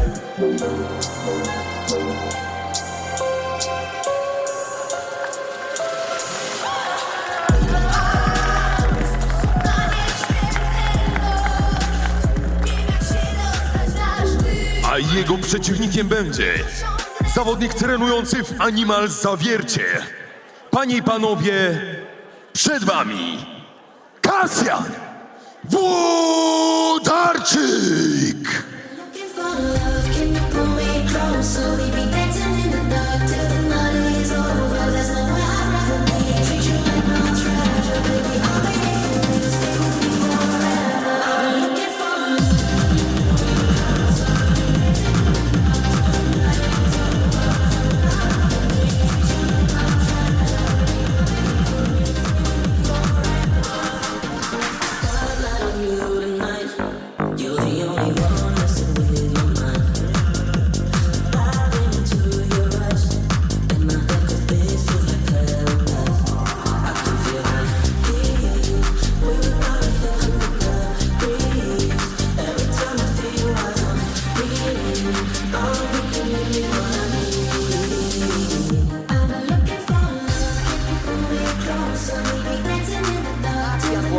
Z Animal Zawiercie. Tutaj mamy umowny limit do 80 kg, ale nie wiem, czy tutaj grafika nam dobrze pokazuje, że Kasjan Włodarczyk wniósł aż o 8,4 kg więcej niż ten limit wskazuje. Nie wiem, czy to jest pomyłka, czy tak było naprawdę, ale jeśli tak, no to wielkie szapoba dla Dawida Oczkowskiego, że podjął się takiego wyzwania walki z tak dużo cięższym rywalem. Dawid Oczkowski, kiedy zmierzał do klatki, miał ubrane okulary, niczym Clark Kent je ściągnął i teraz powinien zamienić je w Supermana. Patrzę na rzeźbę Dawida Oczkowskiego, no rzeczywiście, rzeźba Supermana, zobaczymy jak tutaj z umiejętnościami Pamiętam Kasjana Włodarczyka z jednej z gal Silesian MMA, no to właśnie on lubi te wymiany stójkowe i radę tutaj nie mrugać, bo możemy spodziewać się efektywnego knockoutu z jednej lub z drugiej strony. No większym zawodnikiem wydaje się Kasjan, także tutaj rzeczywiście ta waga, ta grafika mogła nie kłamać. Ty lubiłeś zawsze walczyć z większymi. Pamiętam jakąś taką twoją walkę na Słowacji bodajże? Tak, nie na Słowacji, ale ze Słowakiem. Ze Słowakiem, tak. W Irlandii, tak. Zamiast 120 kg? No, bywali tacy. Bubu Ćwik też chyba był, Zgadza się. I chyba Bubo był najcięższy z wszystkich. ale skarnie sobie poradziłeś. To fakt. Rozpoczynamy. Low kick w wykonaniu Oczkowskiego, drugi. No, cały czas do przodu, mimo tych low kicków. Kasjan. Oczkowski tutaj próbował wejść w nogi, ale Kasjan dobrze tutaj obronił tą próbę wprowadzenia. Mamy clinch, mamy kolana. Przypomnijmy, że jest to formuła semi-pro, czyli kolana na głowę są zabronione.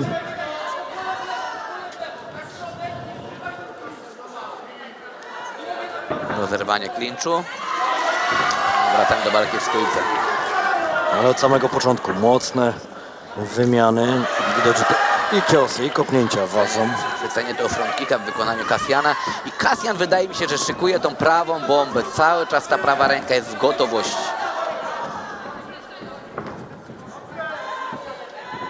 Dawid Oczkowski, jeśli jest lżejszy, to oczywiście musi więcej wykonać tej pracy na nogach, żeby być nieuchwytny dla swojego rywala. Szczególnie w tych pierwszych minutach, w pierwszej rundzie, no bo wiadomo, że z każdą minutą ta siła ciosów będzie słabnąć. Ładny middle kick. I znowu Dawid Oczkowski bardzo ładnie tym middle kickiem rozpoczyna akcję. High kicka w wykonaniu Kasjana. No i tu mamy troszeczkę inny obraz walki niż w poprzednich trzech pojedynkach. No teraz ładne kopnięcie w okolice wątroby. Tak, widać, że celuje cały czas w tą wątrobę Dawid Oczkowski. No i metodą prób i błędów może mu się to udać. Pamiętam taką walkę Arka Wrzoska z Badrem Hari, kiedy właśnie celował tym lewym high kickiem na głowę i za piątym bodajże razem weszło celnie i wygrał ten pojedynek. No ale mamy tutaj pojedynek taki stricte stójkowy. Cały czas mocne wymiany. Tak, panowie, widać, że lubią trenować kickboxing, kiedy są na sali.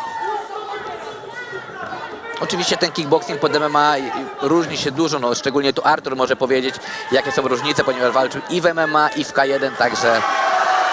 No oczywiście tutaj kwestia tego zagrożenia z prowadzeniem jest bardzo istotna. O i teraz mamy właśnie wejście za plecy. Ściągnięcie do parteru, ale jeszcze nie mamy tej pozycji ustabilizowanej, chociaż jest wykluczona noga. 15 sekund do końca, ciekawe jak to wykorzysta Włodarczyk, bo jest to na pewno dobra pozycja dla niego. Po raz kolejny narożnik zostaje. Dzisiaj te narożniki są bardzo ruchome. W końcu hala na skarpie, to i narożniki idą do góry. Koniec pierwszej rundy. Runda wyrównana i tak szczerze zobaczymy, na kogo poszła korzyść, jeśli doczekamy się werdyktu. Tak, runda na pewno bardzo bliska. Ty, Artur, kiedyś miałeś w swojej karierze przyjemność sędziować jakieś walki jako sędzia punktowy? Tak. Zdarzało mi się również być za stolikiem punktowym. W środku nigdy, ale na kartach punktowych, a i owszem. Trudna dyscyplina, jeśli chodzi, to jest po prostu trudne, jeśli mamy takie ciasne rundy, żeby wybrać właśnie te elementy, które mogą przeważyć na kogoś korzyść. Uważam, że jeżeli ktoś jest skupiony i ja na przykład robiłem notatki, w sensie co jakiś mocniejszy, bardziej znaczący cios zaznaczałem sobie, to myślę, że to jest dobra droga do tego, aby potem właściwie wypunktować tę rundę, bo jeżeli będziemy obserwować na bieżąco, no nie zawsze pamiętamy, co działo się na początku. Często właśnie ta ostatnia minuta powoduje, że decydujemy, kto wygrał. I cały obraz, tak. A tutaj jednak jako sędzia punktowy powinniśmy oceniać całą rundę, przebieg całej rundy, a nie tylko końcówkę, która na przykład była podkreślona przez jakiegoś zawodnika. I lecimy z drugą rundą. Dawid Oczkowski, narożnik czerwony, Kasjan Włodarczyk, narożnik zielony. No, niebieski. Zielone spodenki oczywiście, ale narożnik niebieski. Tu mamy walkę w stójce.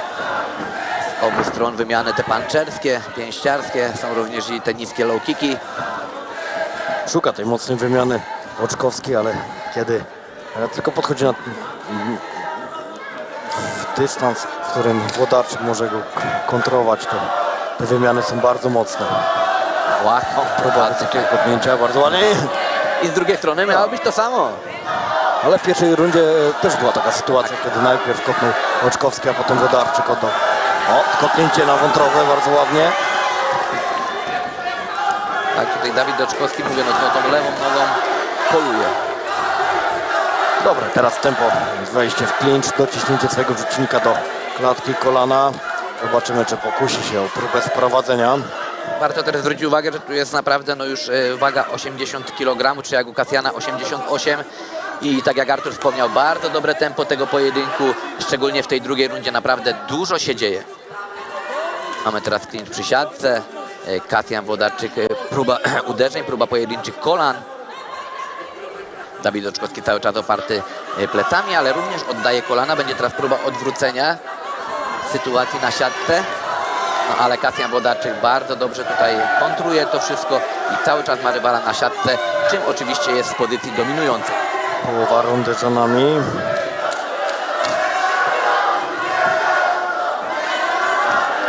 Kolano w wykonaniu Kasjana.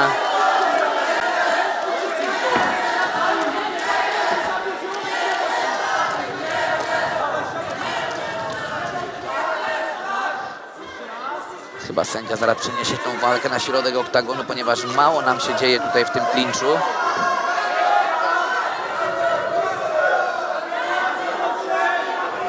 Takie kolano na udo w wykonaniu Kasjana.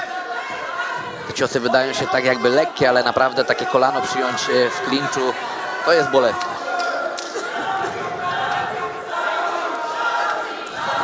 Ale tutaj Artur dobrze zwrócił uwagę, że Dawid Oczkowski naprawdę sylwetka niczym kulturystyczna. Tak, jak przystało na Supermana. Tak jest. Teraz mieliśmy rozerwanie tego klinczu przez sędziego, ale od razu w pierwszej akcji. Bardzo podobnie to zrobił jak w pierwszej rundzie i w podobnym czasie. Mamy obalenie. No i Kasjan Włodarczyk tym oczywiście mocno zapunktuje na kartach sędziowskich. Mamy też pozycję boczną.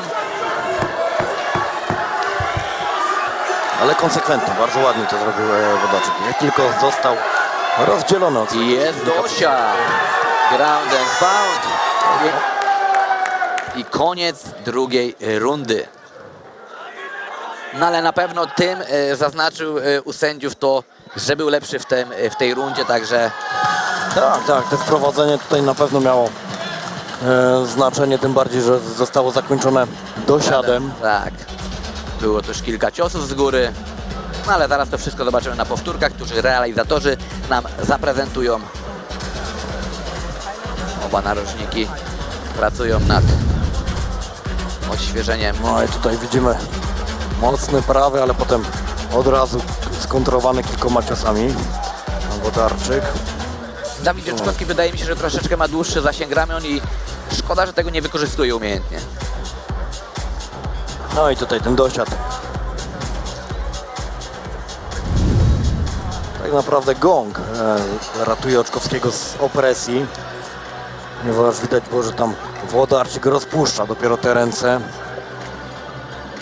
No i zaraz zobaczymy trzecią odsłonę czwartej walki MMA Semi-Pro pomiędzy Dawidem Oczkowskim a Kasjanem Włodarczykiem, a później będzie studio, będzie występ artysty Dedis, no i polecimy z inną formułą, bo czeka nas kilka pojedynków w formule K1, a także boksu. Oczkowski na razie spokojnie, ale bardzo ładnie trafia. Mamy też odwrotną pozycję u Dawida Oczkowskiego. Bardzo dynamiczne te ciosy Oczkowskiego. Ach, po raz kolejny ta prawa ręka. Przebija się nią niczym tytan. Ale bardzo ładnie, nawet po wypuszczeniu tego prawego ciosu od razu Kasjan szuka klinczu. Tak, Kasjan zauważył, że jest silniejszy, jeśli chodzi o ten clinch przy siatce, jeśli chodzi o tą formę zapasów. I kiedy sprowadzi, no to tam już też przeważa. Na razie na spokojnie. Rozpracowuje pod siatką sobie rywala. Mamy przechwycenie nogi. Ale jednak Dawid Oczkowski wysuwa nogę. No widać, że tutaj jest ta przewaga kilogramów, ponieważ ciężko Dawidowi odwrócić tą pozycję na siatce. No i teraz można powiedzieć, że sam traci troszeczkę równowagę na nogach i znajdują się obaj panowie w parterze, a Kasjan Włodarczyk jest w pozycji, która jego predysponuje do punktowania.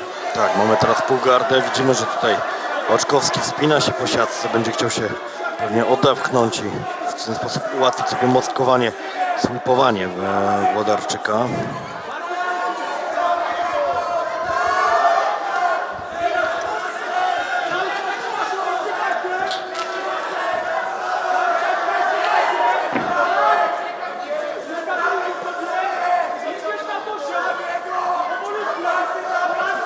Dostaliśmy teraz info z reżyserki, że występ Dedisa nie odbędzie się teraz, ale będziemy mieć licytacje, podczas których Karol Garancarz poprowadzi studio z gościem, a prawdopodobnie będzie nim Denis Flintstone-Górniak, czyli zawodnik KSW. Mamy pozycję boczną.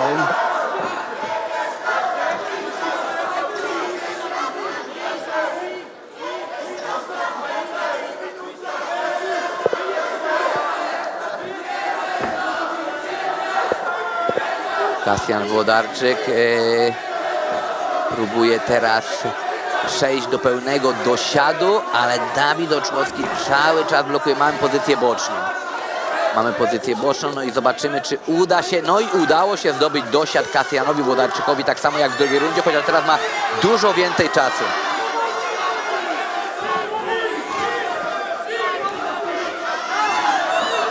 Bardzo mocno obija z góry Dawida Oczkowskiego. 15 sekund do końca. Zajęte plety, czy będzie wpięte duszenie? A i wysunął się Dawid Oczkowski z tego, ale mamy cały czas uderzenia. Jest wpięte duszenie, ale już nie uda się dokończyć tego Kasjanowi Włodarczykowi. Koniec czwartej walki MMA Semi Pro. No i zaraz dowiemy się, kto ją wygrał. Także zapraszamy do oktagonu, a konferencjer zaraz przedstawi nam punktację w tym starciu.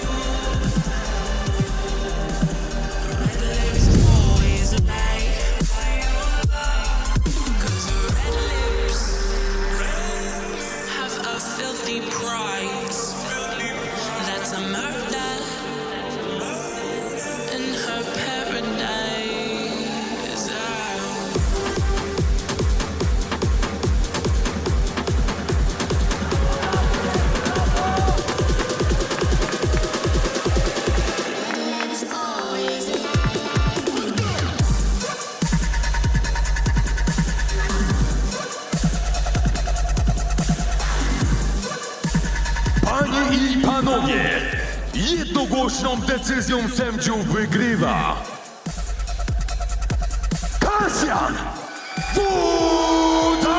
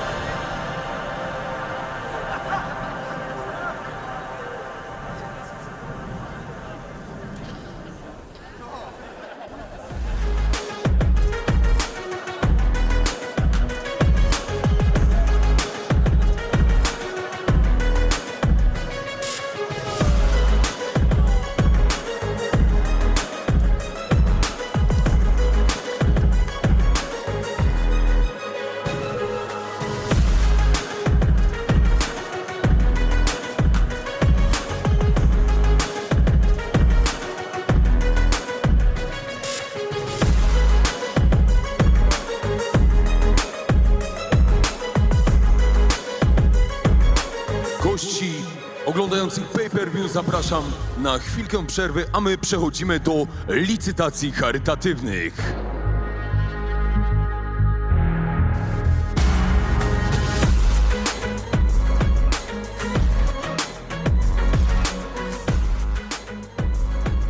Can make it flow again. Talk to me nice, my team they ready to go again. Running into us, we'll gladly send you home again. We don't talk, better know the grind gon' match my walk. I'm a cheat code, I don't take no loss. Making no sense, run up the scope, cause all I do is win. And I'ma do it again. Watch me win, then watch me do it again. Tell 'em I can't take no loss. My team hold no L's, no. Aiming for the top, can't make it by myself. I ain't taking no loss. I ain't taking no loss. Look, I'ma always win. I ain't taking no loss, no loss, no loss. Look, I'ma always win. I'm winning again and again and again, and it's all on repeat. I'ma just sit at the top 'cause I'm running it, dog. On me, I don't know defeat. Had to get back on the phone. I told them don't play with my name 'cause I know that it rings. They want my spot at the top with the crown and they ask who's the rocket. I tell them it's me.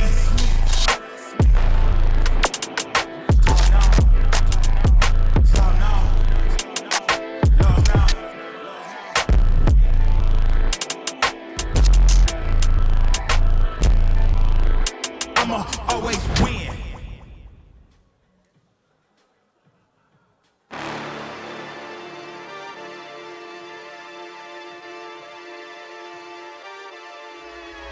Hold up, why do they doubt the kid? I'm about to prove them all wrong again.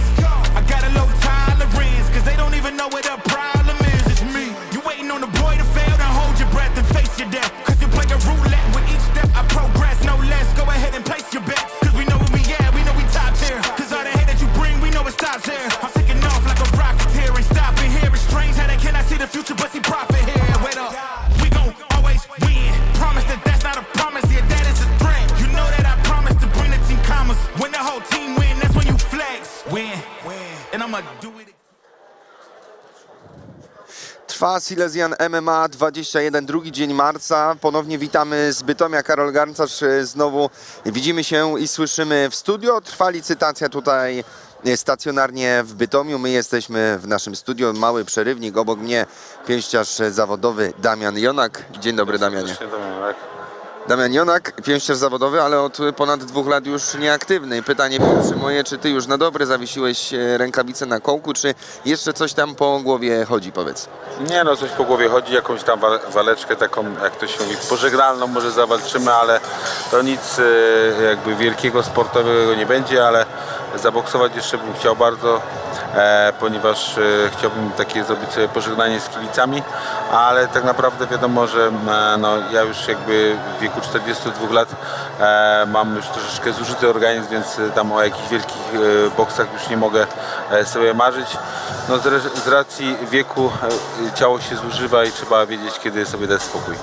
No jasne, ale też nie dziwi to, że w jakiś sposób ciągnie cię jeszcze, by pożegnać się z kibicami, by jeszcze raz te emocje przeżyć, nawet jeśli nie miałaby to być jakaś wielka walka o bardzo dużym poziomie sportowym, to samo przeżycie, same emocje, sama przygoda to na pewno cię ciągnie. Nie no, oczywiście, no tak naprawdę ja trenuję od 8 roku życia i tylko i wyłącznie zawsze walczyłem najbardziej właśnie dla tych emocji, dla tego, aby właśnie słyszeć ten doping kibiców i to jest fajna adrenalina, która mi towarzyszyła przez cały czas, więc fajnie by było jeszcze raz to poczuć. I no niestety jakby treningi, które były kiedyś, były bardzo, bardzo mocno absorbujące pod kątem jakby takiego no, obciążenia zdrowotnego. Nie było takiej świadomości, jak jest teraz pod kątem właśnie mądrego treningu, pod kątem jakby tutaj budowania wielu rzeczy w taki sposób mniej szkodliwy dla zdrowia, więc no, ta ambicja sportowa czasami za bardzo dewastowała ten organizm, no i teraz te kontuzje powychodziły na stare lata i od kilku lat no, ręce powiedzmy nie służą zbyt mi dobrze, ale ogólnie na tą ostatnią walkę jeszcze tam dam radę jakoś to zakamuflować. Jest już jakiś pomysł na to? Bo powiem szczerze, wczoraj byłem u Mateusza Borka na gali w Legnicy. Wiem, że on jesienią szykuje jakiś evencik bokserski, a wiemy, że te ostatnie walki to były walki na galach MB Promotions, tak? Dobrze pamiętam? Nie do końca. Ja ogólnie współpracuję tak naprawdę praktycznie z każdym promotorem w Polsce się znam. Najwięcej wiadomo boksowałem u Andrzeja Wasilewskiego, ale u Mateusza Borka, u Mariusza Grabowskiego też ostatnie walki toczyłem i tak naprawdę z Mariuszem Grabowskim mi się zawsze najlepiej współpracowało. Też z Tomkiem Babilońskim miałem też jedną galę, z Karzyszką akurat nie, ale też się dobrze znamy, więc praktycznie z każdym promotorem tutaj w Polsce, których znam, mam dobre relacje i mogę taką galę sobie zrobić. Ja zawsze byłem takim menadżerem tych imprez, w których brałem udział, więc pomagałem przy organizacji w różnych aspektach, więc będzie to na pewno gala na Śląsku. Mam jakieś już plany, jakieś rozmowy prowadziłem, ale na razie nie chcę nic gadać, dopóki jak sobie to finalizujemy pisemnie, to wtedy będę coś więcej mógł powiedzieć. Jasne. Damianie, jak sprawnie wyczytałem, Tarnowskie Góry to jest miejsce twojego urodzenia? Nie. Słuchaj, Tarnowskie Góry to jest moje miejsce zamieszkania obecnie, tak jest. Wychowałem się tutaj właśnie w Bytomiu, nieopodal, w hali, w której teraz jesteśmy. Zaczynałem swoje pierwsze kroki bokserskie w wieku 10 lat. To, że z Bytomiem jesteś związany, to jakby... Ale urodziłem się jeszcze gdzieś indziej, ale o tym nie gadamy. Internet troszkę tu kombinuje, nie? Tak jest. Urodziłem się gdzieś indziej, ale to nie ma co o tym gadać. Wszyscy myślą, że w Bytomiu, więc niech tak zostanie. No właśnie, no i do tego Bytomia chcę przejść, bo dzisiaj jest Silesian MMA 21 właśnie tu u Ciebie w mieście. Ty jako gość specjalny dzisiaj naszej gali jesteś tu z nami. 4 pojedynki są już odbyte. Różne formuły. Dzisiaj ogólnie w karcie walk, bo mamy i K1, mamy i boks, mamy i MMA, semi-pro zawodowe. Jest na co popatrzeć na pewno dzisiaj tutaj w Bytomiu. Znaczy ogólnie to już jest trzecia gala Silesian MMA i ja się bardzo cieszę, że organizowane są cyklicznie, ponieważ uważam, że tu jest fajny poziom i sportowy i pod kątem organizacji też jest bardzo dobrze to zrobione. Kibice zawsze dopisują. Na pierwszej imprezie było ich naprawdę chyba aż za dużo na tą halę i atmosfera była bardzo, bardzo fajna, a w Bytomiu ogólnie chłopaki w wielu klubach trenują, jest dużo osób, które lubią te sporty walki, więc tym bardziej uważam, że Bytom jest fajnym miastem do organizacji takich imprez. No to słuchaj, no to jest to może jakaś alternatywa, że gdy kolejny raz Silesian MMA zawita do Bytomia, może tutaj zawitać do tej organizacji w formule bokserskiej, coś takiego jeszcze spróbować.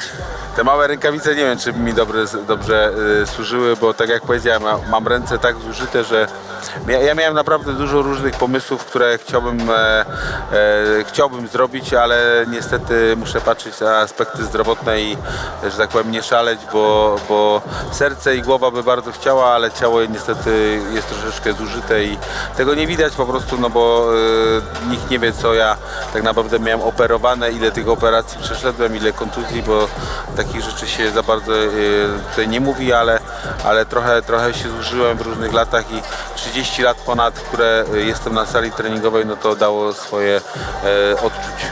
Życie sportowca, szczególnie sportowca sportu walki, nie jest łatwe. To, że kibice widzą to, co się dzieje w ringu, w klatce, to jedno, ale przejście to drugie. Damianie, dziękujemy w takim razie bardzo za to, że byłeś gościem w naszym studio.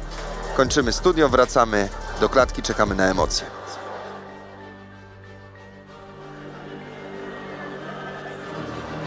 Kolejna walka zakontraktowana jest na 71 kg, a walka odbędzie się w formule K1. A udział w niej wezmą zawodnik trenujący w Shark Team Barczewo.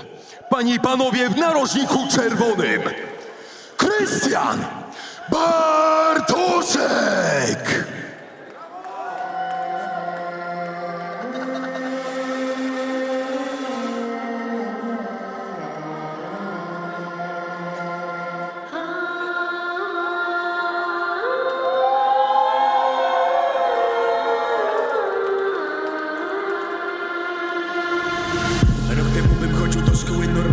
A dziś wraz z opałem wyruszamy w trasę. Dziś idę na studia, a potem do studia. Podążam za sercem i radą, co mózg da. Nie wiem, czy Rolex, czy czas, czy wolę się wyspać, czy hajs. Wygoniłem tęgu, co stało przy drzwiach. Dziś rozkładam skrzydła i frunę, gdzie wiatr. Chciałbym, by mój brat nie bał się już śmierci dłużej. U mnie wszystko git, mam nadzieję, że u ciebie mniej pod górę. I że jeszcze przyjdziesz z luzem i ucieszysz się wolnością, za którą nie jeden mógłby umrzeć. Wolny, szczęśliwy, słucha blok mej rodziny, pali joint. Mój brat uwa za to, że płyty wypiki poszły. Serce wkładam w nośnik, pan bez skóry, serca wnosi mity o mnie, bajki o mnie popalone jak ich mosty. Brudamy wolni tak bardzo, że w pył zamieniamy kajdany. A ludzie za nami powrócą jak w kluczu, pozostaną kłódki, w nich zamek strzaskany. Brudamy wolni tak bardzo, że w pył zamieniamy kajdany. A ludzie za nami powrócą jak w kluczu, pozostaną kłódki, w nich zamek strzaskany. Wiatr nam, płoną radiowozy auta. Wiele nie przeleje się jak w szlankach. Nie mam wiele czasu, nie liczę w zegarkach. A wolności nam nie zdefiniuje kajdan. Wieje wiatr nam. Wiele nie przeleje się jak w szlankach. Nie mam wiele czasu, nie liczę w zegarkach. A wolności nam nie zdefiniuje kajdan. Piszą o nas krajki, co mi tam jak Ikigai. A jego przeciwnikiem w narożniku niebieskim będzie zawodnik trenujący w Spartan Chorzów. Panie i panowie, przed wami Patryk Ciechomski!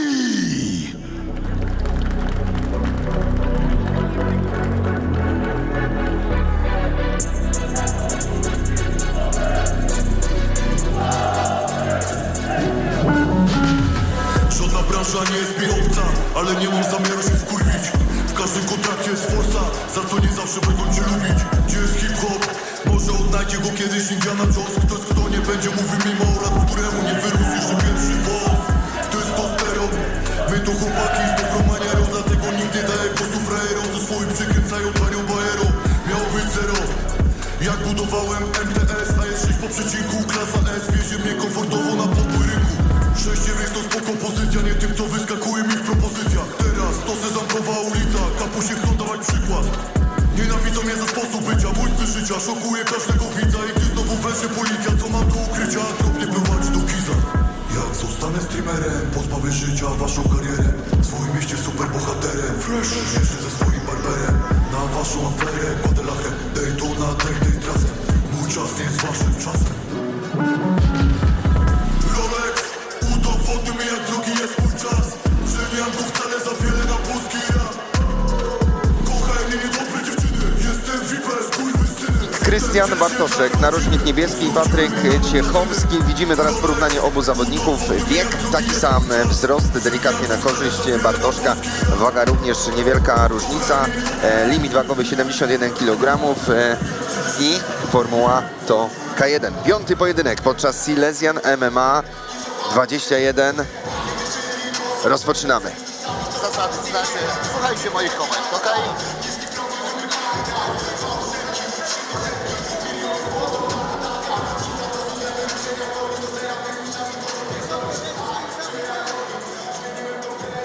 Obaj są już gotowi i sędzia rozpoczyna pojedynek. Kolejna walka w formule semi-pro, dlatego widzą Państwo ochraniacze na piszczelach młodych 20-letnich zawodników. I szarża od początku nie kalkulują, widać, że chcą się od początku dobrze wbić w rytm tego pojedynku. Krystian Bartoszek, Shark Team Barczewo, Patryk Ciechomski, Spartan Chorzów.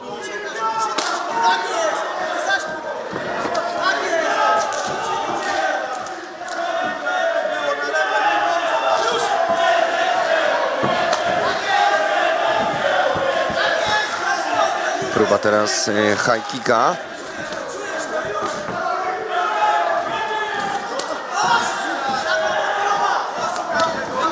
I świetna teraz 2-3 ciosy wyprowadzone ze strony Bartoszka. Teraz low kick mocny, ale nic to nie robi wrażenia na zawodniku z narożnika niebieskiego. Szybka kontra, 2-3 ciosy wyprowadzone, poprawione kopnięciem na łydkę. Trzeba powiedzieć, że w bardzo dobrym tempie prowadzona jest ta pierwsza runda pojedynku Bartoszek-Ciechomski. Kolejna walka podczas Silesian MMA 21, w której słychać trybuny. Jeśli nie przyjechaliście dzisiaj do Bytomia, to żałujcie, bo takie starcia, takie walki ogląda się właśnie najlepiej, gdy te trybuny drżą, gdy dopingują swoich zawodników.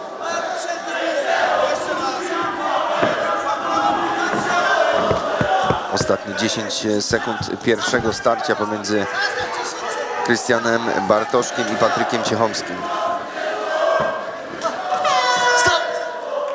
I pierwsza runda za nami i sędzia wkroczył pomiędzy zawodników.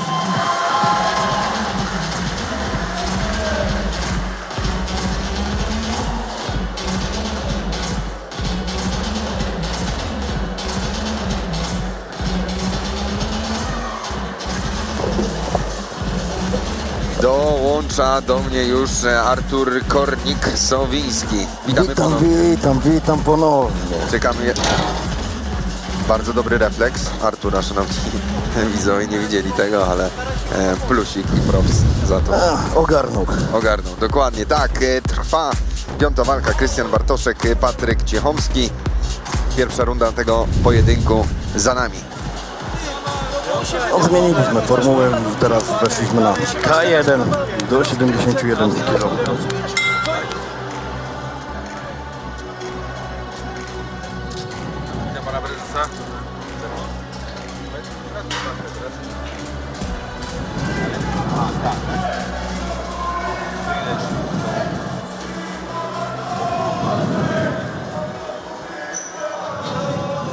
Panowie, kolana tylko ze ściągnięcia, kolana tylko ze ściągnięcia, nie ma skaczących kolan. Jeszcze ostatnie uwagi sędziego i wznawiamy pojedynek. Ściągasz kolano. Tak jak Ockło. wspominałem, Nie ma napierdzielania. Arturze, każdy Pamiętaj. pojedynek tutaj wiąże się z dużym Gotów, dopingiem, z dużym druga wsparciem runda. lokalnej publiczności. Każdy zawodnik też przyciąga ze sobą grupę sympatyków. No i szarża od pierwszych Czas. momentów tej rundy, podobnie jak w starciu otwierającym tę walkę. Gong. I od razu obaj zawodnicy ruszają do szarży. Pełna wymiana, zero kalkulacji, emocje. Dobrze? No niestety, no właśnie w tym K1, w tych walkach półzawodowych, te ochraniacze na piszczele często są dość problematyczne. I za mocna wymiana teraz ze strony Bartoszka i Ciechomskiego.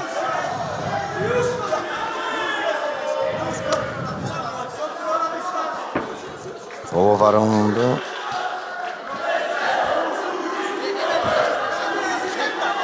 Ciosy prosty teraz, lewy prosty Ciechomskiego na dół i próba tego high kicka teraz ze strony Bartoszka.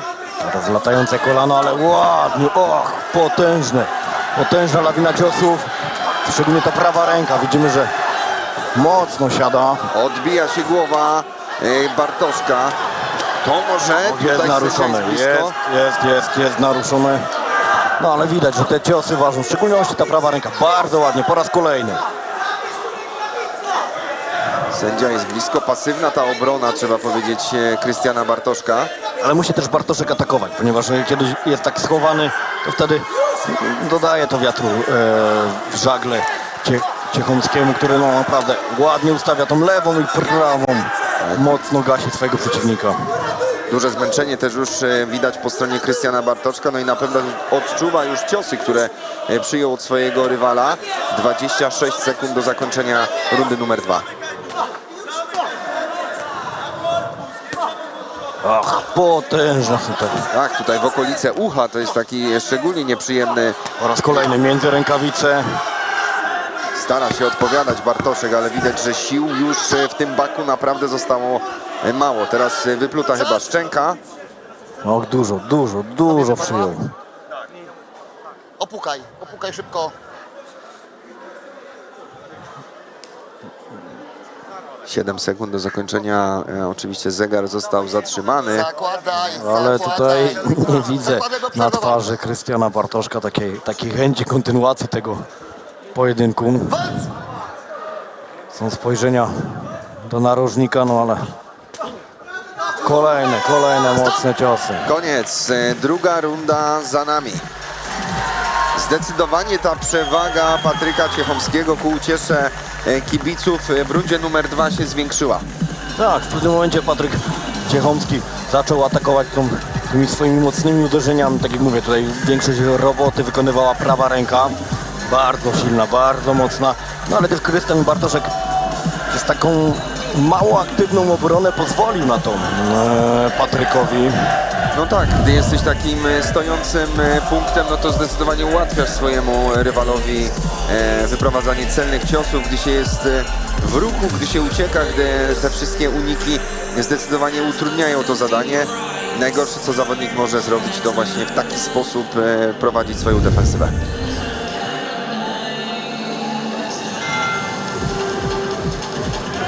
Ostatnie uwagi od narożników.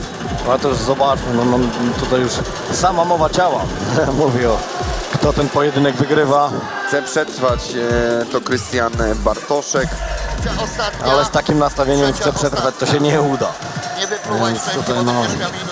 Zobaczymy, Ja sędzia wiem, teraz co zwraca ale uwagę. Jak to trzymać? Nie słyszymy tego, co mówi do zawodnika.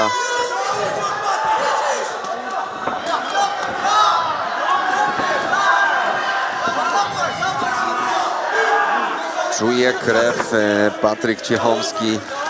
Teraz świetny tutaj prawy taki na dół.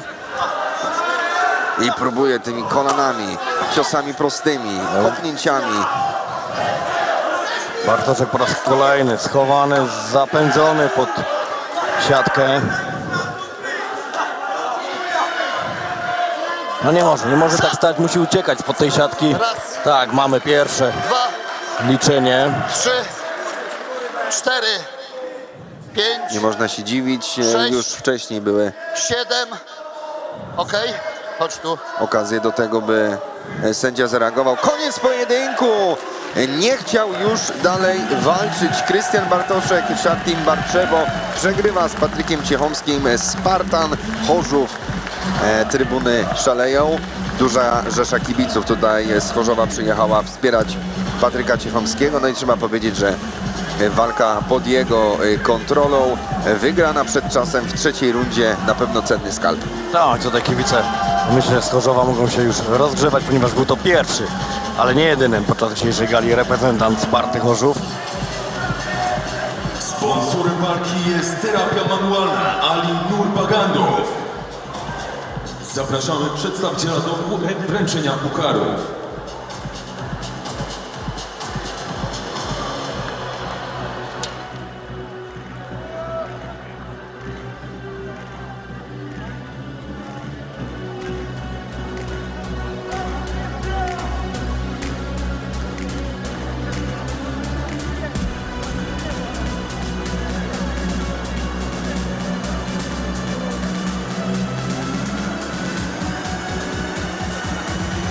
Panie i panowie, przez TKO w trzeciej rundzie wygrywa Patryk Ciechomski!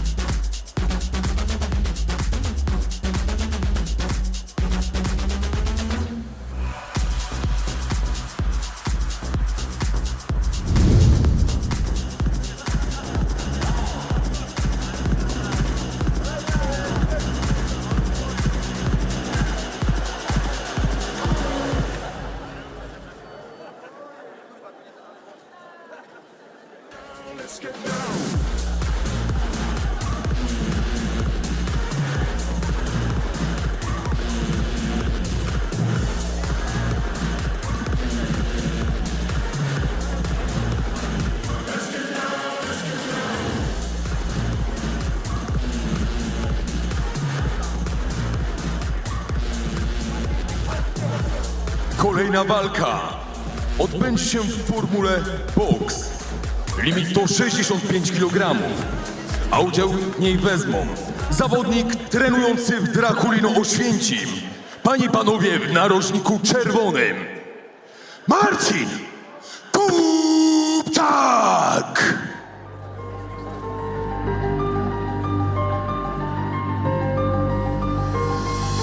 Czas na ogarnięcie zdjęcie. Życie na patencie, teraz boks ma u mnie wzięcie i trenuję dzień w dzień zawzięcie. Jara mnie mocne pierdolnięcie, jak adrenalina w dobrej furze, przy szybkiej jeździe. Częściej miewam natchnienie, po treningu piszę zwroty. Nie przepierdalam floty na kłopoty, jest pięknie. Poznałem kobietę, której dałem swoje serce z dnia na dzień. Coraz więcej dbam o to, więc niezmiennie. Miłość to jest kwiat, co pachnie najpiękniej. Trzeba go traktować umiejętnie, no pewnie. Lojalność przewyższa pokusy bez wyłamy. Każdy prawdziwy mężczyzna w tym nie może dać plamy.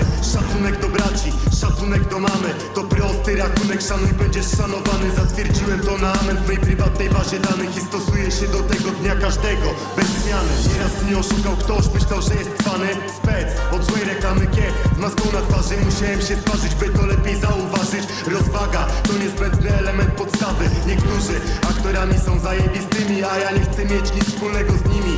Więc przeprowadzam selekcję i pierdolę.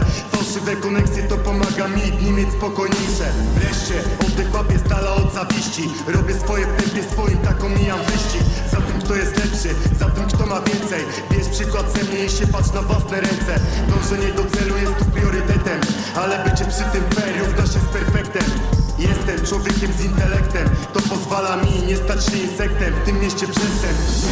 Każdy ma receptę na potem. A jego przeciwnikiem będzie zawodnik trenujący w Shark Top Team Bytom w narożniku niebieskim Mariusz Gumny!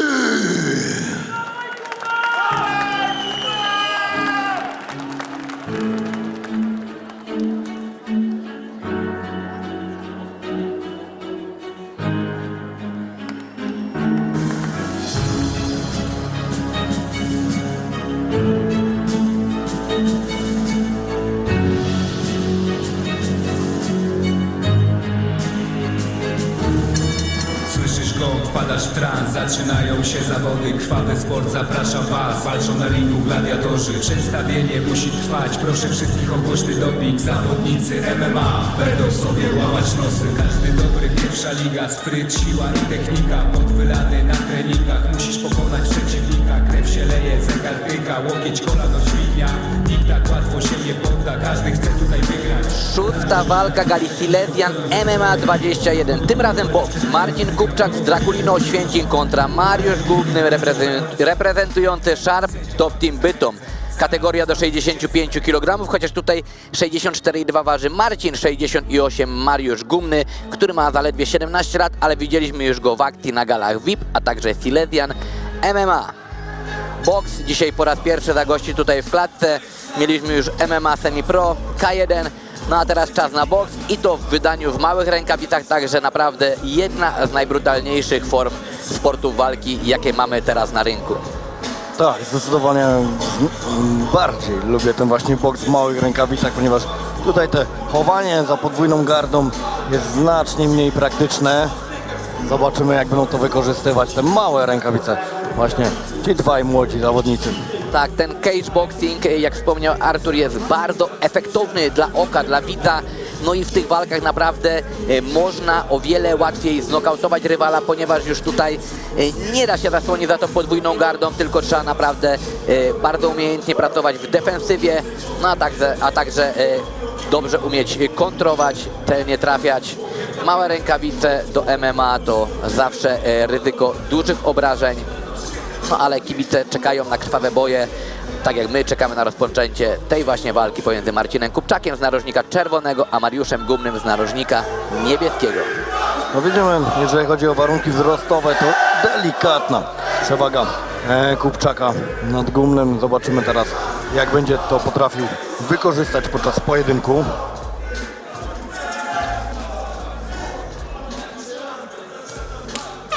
I rozpoczynamy. 3 2-minutowe rundy przed nami, no chyba że któryś z panów zafunduje nam tutaj niespodziankę w formie nokautu. Obydwaj zawodnicy walczą z klasycznej pozycji. Zawodnik Drakulino Oświęcim widać, że chyba trenuje boks na co dzień, ponieważ jego poruszanie jest takie właśnie bardziej pięściarskie, natomiast Mariusz Gumny bardziej ta stójka taka pod MMA. Nie wiem, jak ty to, Artur, ocenisz? Tak, mam podobne odczucia, że Gumny chętnie by tutaj zanurkował za chwilę po wykroczną nogę swojego przeciwnika i dokonał obalenia. Tak, tutaj właśnie będzie fajnie też można zobrazować, skonfrontować właśnie tą stójkę pięściarską pod MMA, jak i właśnie tą z klasycznego boksu. Również Gumny tutaj szuka tej prawej ręki. Na razie spokojniejszy fragment. Obaj jeszcze się troszeczkę badają w tej rundzie. Uderzenie z tyłu głowy w wykonaniu Mariusza Gumnego, ale już Marcin Kupczak wraca do walki. Dobrze. Gumny kilkukrotnie dobrze trafił, ale również widzimy zaczerwienienie na twarzy Gumnego.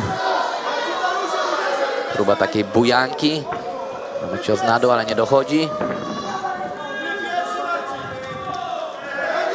Łach, ładny podbródkowy teraz siadł w wykonaniu Marcina Kupczaka. Marcin Kupczak zaprasza Mariusza Gumnego do walki.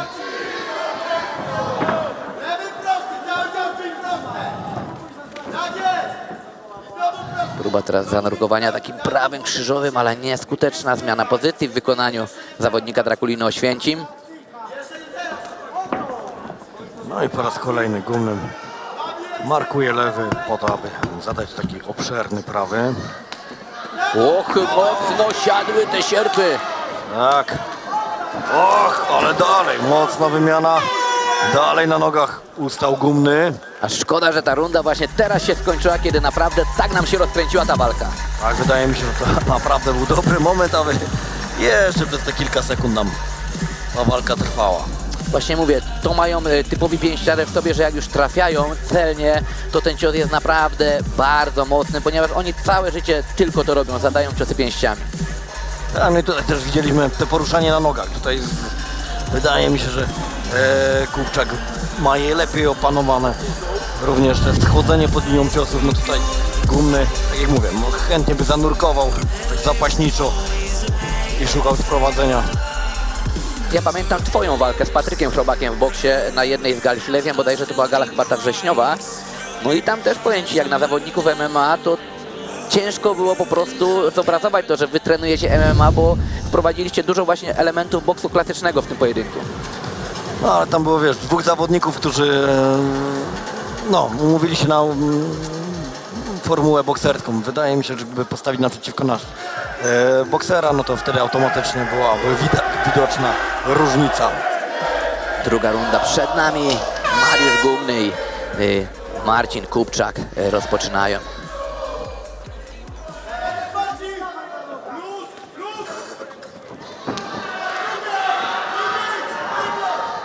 No i tutaj mocny atak w wykonaniu Marcina Kupczaka. Bardzo dużo właśnie wykonuje tych ataków obszernymi sierpami.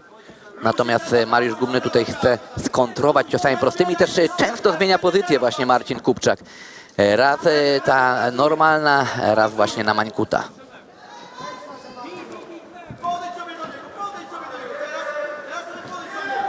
No i po raz kolejny ten taki spokojny fragment, dosłownie cisza przed burzą, ponieważ za chwilę panowie znowu odpalą swoje armaty.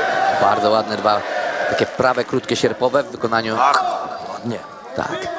Kupczak jest naprawdę coraz bardziej celniejszy i znowu mamy te obszerne sierpy. Była cisza przed burzą i mamy teraz grzmoty. Ale tutaj trzeba naprawdę pochwalić Mariusza Gumnego. Ma twardą głowę.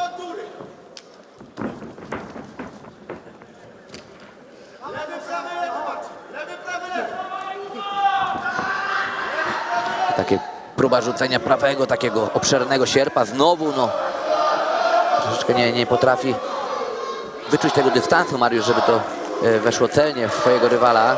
Mariusz ma tutaj też nieco gorsze warunki fizyczne. No, on jednak jest zawodnikiem niższym, o słabszym zasięgu, więc no, też nie dziw, że ten prawy nie zawsze dochodzi. Tak, tu bardziej powinien właśnie próbować skrócić ten dystans i dopiero wtedy celować, bo jednak tak z dystansu ciężko będzie ustrzelić mu swojego rywala. Kolejne mocne wymiany.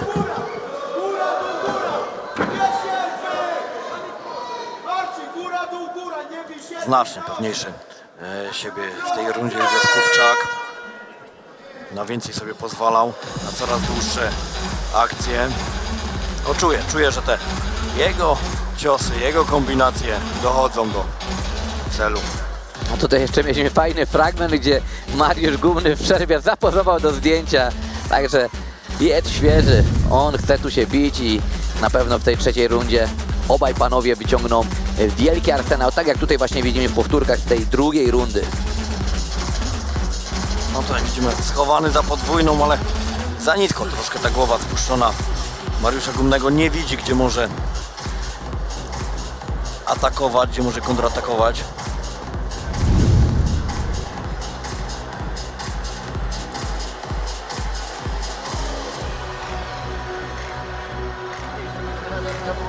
Przepaliło cię trochę, co? Jest lepiej. Cały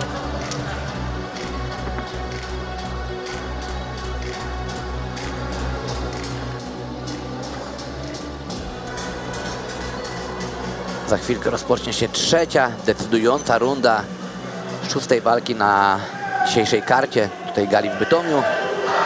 I rozpoczynamy. Piąteczka, szacuneczek, ale co tu się wydarzyło? Troszeczkę zagranie nie fair. Właśnie nie wiem, czy tam była piąteczka zbita, czy to miała być chęć piąteczki, czy... W każdym razie, już są w walce panowie. No tutaj chyba rozdrażnił Mariusza Gumnego tym niesportowym zachowaniem Marcin Kupczak.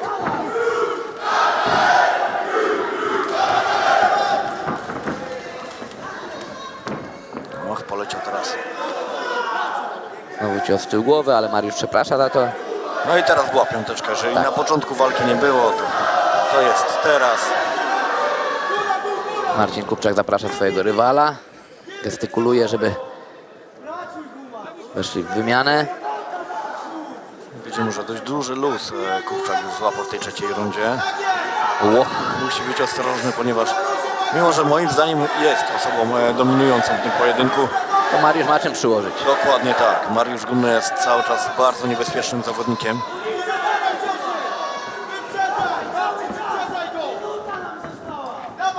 Widać, że teraz tutaj bardziej z kontry Marcin Kupczak walczy, a tą stroną, która ma presję w oktagonie, jest Mariusz Gumny. No, ale mamy podbródkowy, podłączony Mariusz Gumny. Ale siadł. Te podbródki są bardzo niebezpieczne. Wczoraj na gali Fen, Gratian Miś, no tak złamał szczękę młodemu Borowskiemu. Bardzo mocne złamanie to było. Tam dusił się chyba też nawet swoją krwią i sędzia to przerwał. No ale tu całe szczęście chyba nie doszło do takich obrażeń. Ale widzimy nos Gumnego, ucierpiał na tym. Leje się krew, no i teraz nawet ten lewy prosty będzie dużą przeszkodą. Teraz kolejny, bardzo ładnie prawa ręka. Tak, a tutaj Marcin Kupczak pokazał, jakby ten cios nie zrobił na nim żadnego wrażenia. Znowu sierpowy. To było poślizgnięcie, chyba tak. No i piękny obrazek wzajemnego szacunku. Bardzo dobra walka. Naprawdę cage boxing w wykonaniu tych panów oglądało się bardzo miło. No a my zaraz dowiemy się, jaki jest werdykt w tym starciu, także przenosimy się do oktagonu.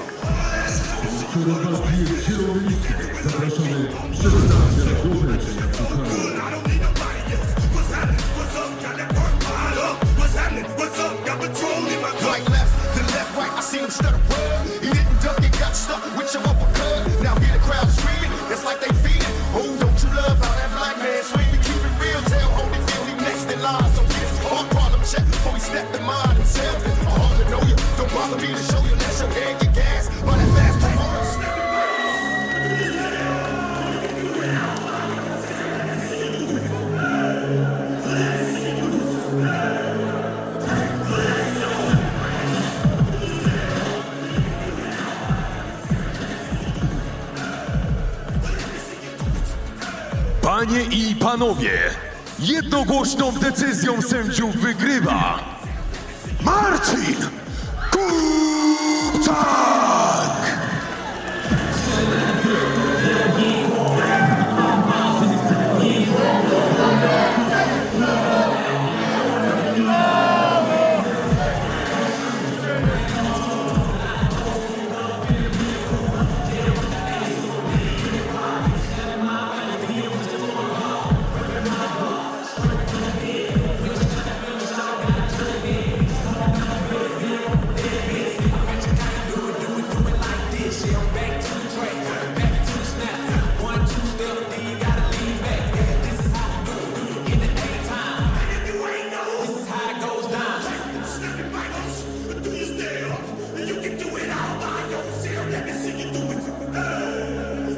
Kolejna walka odbędzie się na zasadach K1. Limit to 73 kg. A udział w niej wezmą zawodnik trenujący w Olympus Dąbrowa Górnicza. W narożniku czerwonym Jasiu Pilarczyk.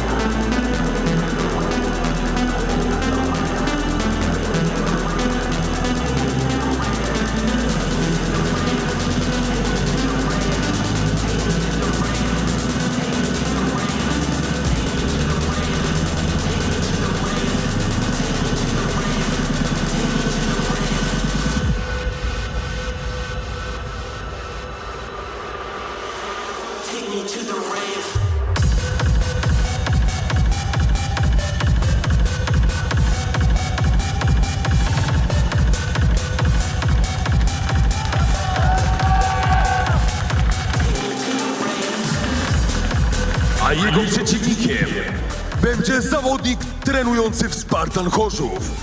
Panie i panowie, przywitajcie go! Maciej Szelong!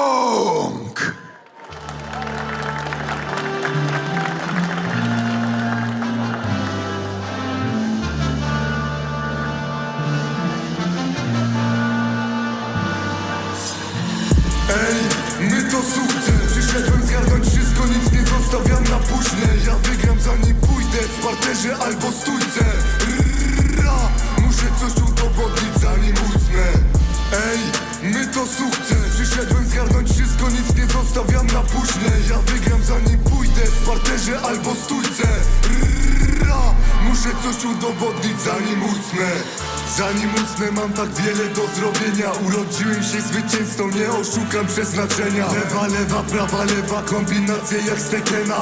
Mordo to jest chleba, ten kto wyśle cię do nieba. Światło gaśnie lada chwila, waleczna dusza sprzyja. A największe wsparcie daje nam dumna z nas rodzina. Ciężka praca, dyscyplina, liczę tylko na siebie. Bo jedynie wytrwałością spełnisz każde marzenie. Zawsze 120%, to rzecz oczywista. K1, siódma walka podczas dzisiejszej gali. Jasiu Pilarczyk kontra Maciej Szelong. Młodzi zawodnicy, kategoria do 73 kg. W narożniku zawodnika Spartan Chorzów znani Paweł Hadaś, a także Michał Matris Królik. Lepszego narożnika Maciej Szelong nie mógł sobie wymarzyć, także zobaczymy, co pokaże dzisiaj tutaj nam w oktagonie. Na Jasiu Pilarczyk to jest dobrze znany zawodnik z gal VIP, a także Silesian MMA. Sędzia już przywołuje obydwu fighterów. 3 razy po 2 minuty, Tutaj panowie. naprawdę K1. nie warto mrugać, bo Pytania. będzie na pewno bardzo mocna Szacunki. walka. Znając obu panów, stosują taki ofensywny styl pojedynków. No i zobaczymy, który z nich wyjdzie z tej walki zwycięsko. Walcz! Rozpoczęliśmy. Jasiu Pilarczyk, czerwony narożnik, niebieski Maciej Szelong. No i tak jak mówiłeś tutaj, od razu mocne wymiany, szybkie ciosy. Tak, ja pamiętam jeszcze Jaśka Pilarczyka z samych walk pięściarskich, co właśnie można zauważyć, że on dużo będzie używał więcej tych technik pięściarskich niż on. Ale mamy piękny high kick. Bardzo ładnie. Ale kolejna. Cios za cios, piękna wymiana. No naprawdę ta walka rozpoczęła się mega efektownie. Znowu high kick w wykonaniu Jaśka Pilarczyka, przechwycona noga. Próba backfistu w wykonaniu Maćka. Bardzo wiele ciosów już padło, a to dopiero 40 sekund tego pojedynku. Jak panowie utrzymają takie tempo, to będę naprawdę pod ogromnym wrażeniem. Kolejne mocne ciosy.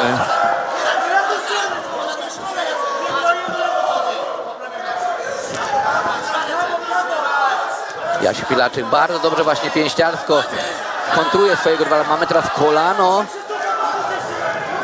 Bardzo dobre też warunki fizyczne u Jasia Pilarczyka. Długie ręce, długie kończyny. No i Jasiu teraz ma tutaj mega mocny doping z trybun.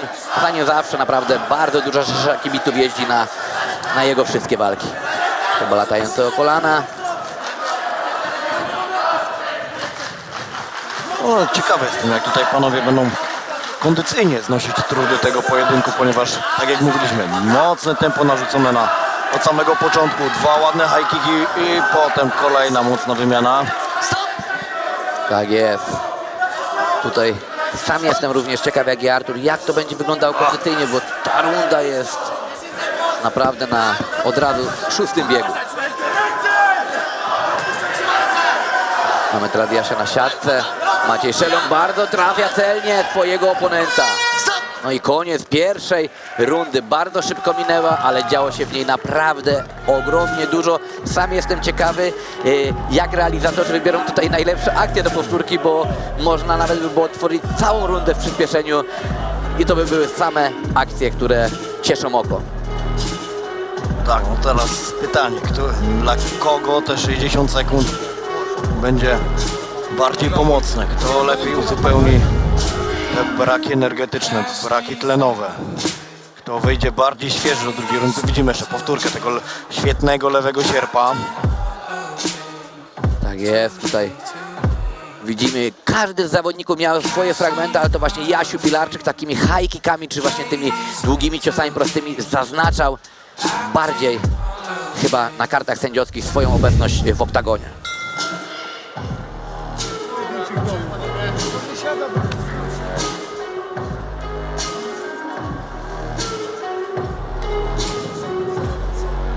Druga runda. Panowie już gotowi. Walcz! Jest, rozpoczęliśmy drugą rundę. No i znowu poszli ogniem piekielnym. Po raz kolejny szukanie tam stopą głowy przeciwnika. Stop! Sędzia rozrywa Nie ma ten zmiany. clinch. Walcz! Próba kolana latającego w wykonaniu Jasia. Stop! Nie trzymaj. Przepraszam. A tu było ściągnięte, to jest niedozwolone.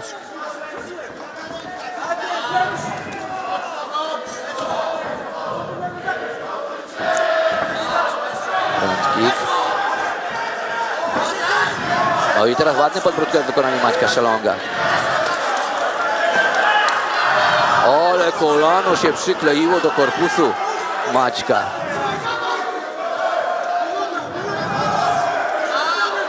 Ładny sierpowy skierowany na szczękę Maćka Szelonga. Naprawdę Jasiu Pilarczyk tutaj te akty pięściarskie ma opanowane wręcz do perfekcji. Mocne te wymiany. A przede wszystkim dynamiczne. Tutaj nie ma czasu na badanie, na chodzenie za swoim przeciwnikiem. To jest ciągła akcja. Bardzo dobrze się tą walkę ogląda. Dobre wyhaczenie. Tak, bardzo ładne kopnięcie w tempo. A szkoda, że to nie walka MMA, bo byłaby kontynuacja. Tak jest.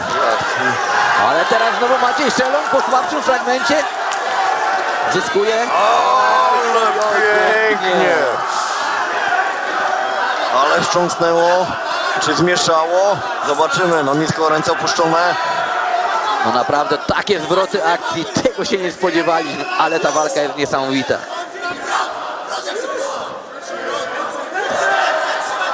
I znowu Maciej w natarciu. No tutaj panowie pokazują troszkę też taką taktykę, nieważne ile przyjmę, ja i tak ci oddam. Tak, wet za wet. Próba kwista. Gdyby była bardziej dynamiczna. Może do 3 razy sztuka. 2 razy Maciej próbował, może zaczęła. Te kolano teraz weszło na szczękę. Jest piąteczka. No bardzo ładny pojedynek, naprawdę. Panowie tutaj wymieniają uprzejmości w klatce, ale zawsze ta piąteczka na koniec jest bardzo dobry obrazek. Tak, taki pojedynek z gali Silesian MMA 21 pomiędzy Jasiem Pilarczykiem a Maciejem Szelongiem na pewno by bardzo zadowolił ludzi też na takich ogromnych galach kickbokserskich.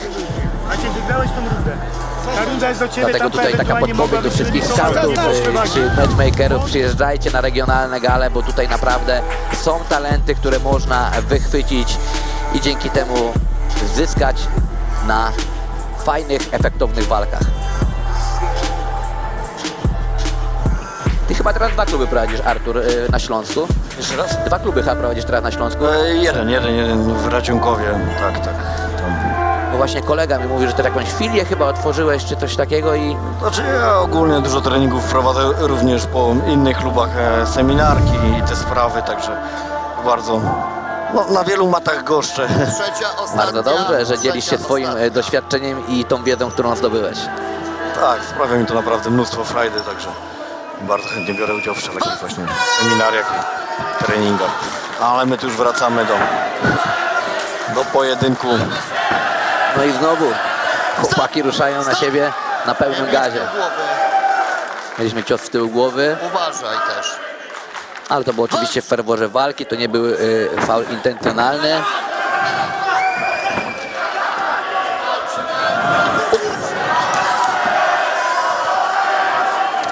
No i tutaj mamy próbę obrotowego kopnięcia.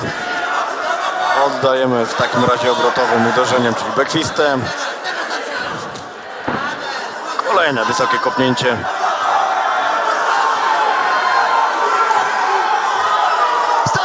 Troszkę klinczu teraz. Stop!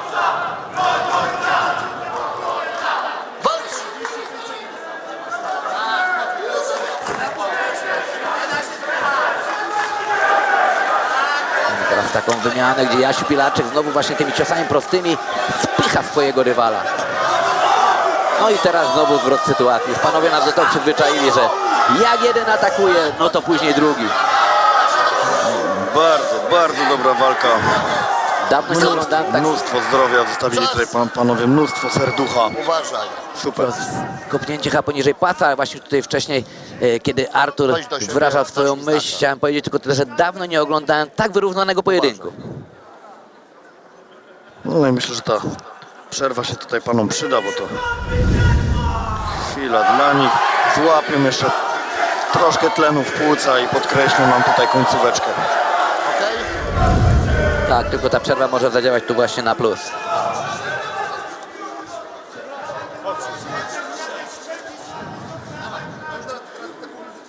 Czas! Walcz!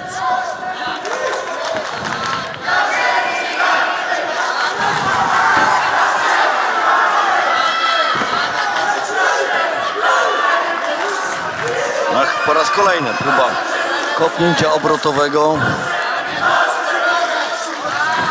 20 sekund skończenia tego pojedynku. Przechwycenie nogi, 2 ciosy, no ale to oczywiście nie będzie liczenie, To jest wszystko? ale sędziowie na pewno to zauważą.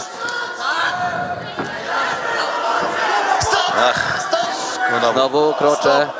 Tak. Szkoda. Przypadkowe. Raczej to nie był faul intencjonalny, panowie tutaj. Nie, tutaj. Tak, ferwor walki. Tym bardziej, że to już ostatnie sekundy tego naprawdę bardzo dobrego pojedynku. Czas! Walcz!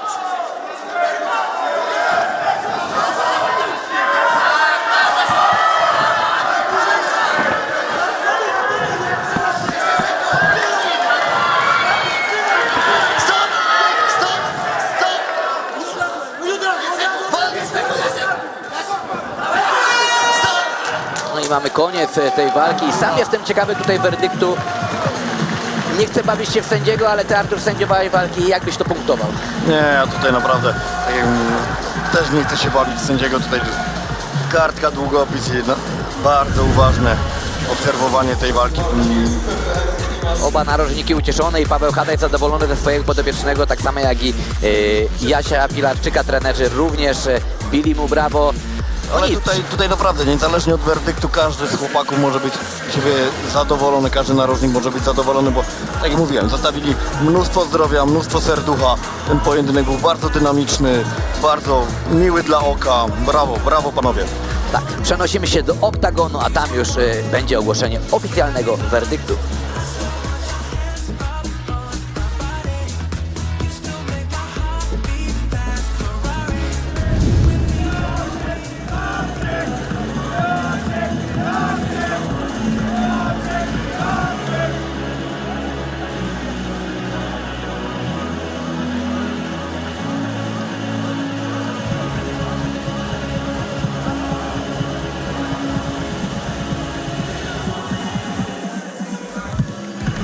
Panie i panowie, jednogłośną decyzją sędziów wygrywa Jasiu Pilarczyk!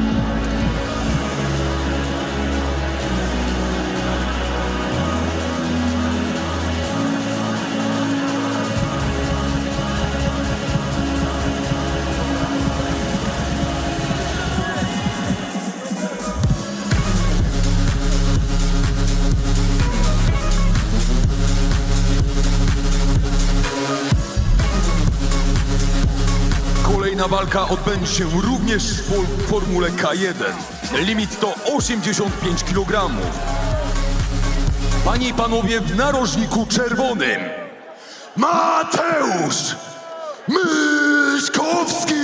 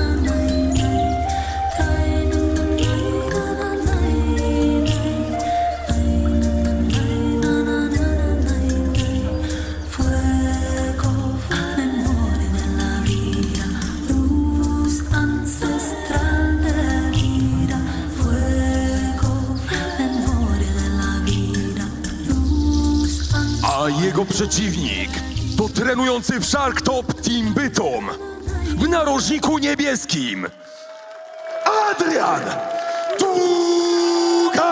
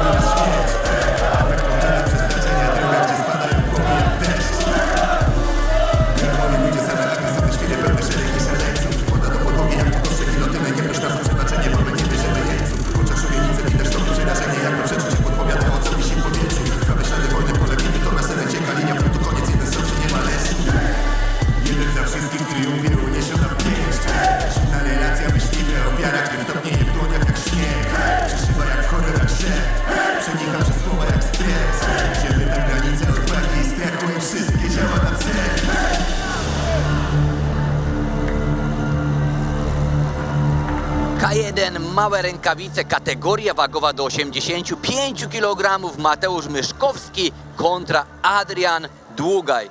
Tutaj naprawdę przemówią pięści, przemówią nogi. No i mamy, Artur, te małe rękawice do MMA. Tak, K1 w małych rękawicach robi furorę, ja też jestem tak jak w boksie, uważam, że ten cage boxing jest ciekawszą odmianą, tak również tutaj w K1 te małe rękawice uważam, że robią robotę, to jest, te walki dzięki temu są ciekawsze. Dokładnie tak jak tutaj Artur wspomniał. Mamy tutaj w narożniku u Adriana Długaja Pawła Hadasia. No a Mateusz Myszkowski reprezentuje Myszkowski Team. Obaj zawodnicy już prezentowali się tutaj w klatce Silesian czy VIP. Panowie, 3 Także razy po 3 miejscowej minuty. publiczności są Słuchajcie, dobrze moi, znani. 3 razy po 3, tak No i z mam. tego co ja dobrze kojarzę, to Sekunda. Mateusz Myszkowski Poczekajcie. ma taki bardzo ofensywny styl Oni walki. twierdzą, No i że zobaczymy, czy jego umawiali się rywal na do tego 3 się razy 2 minuty. dostosuje.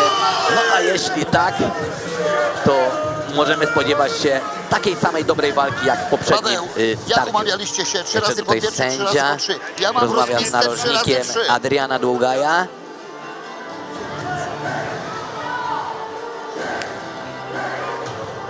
Co tu się dzieje?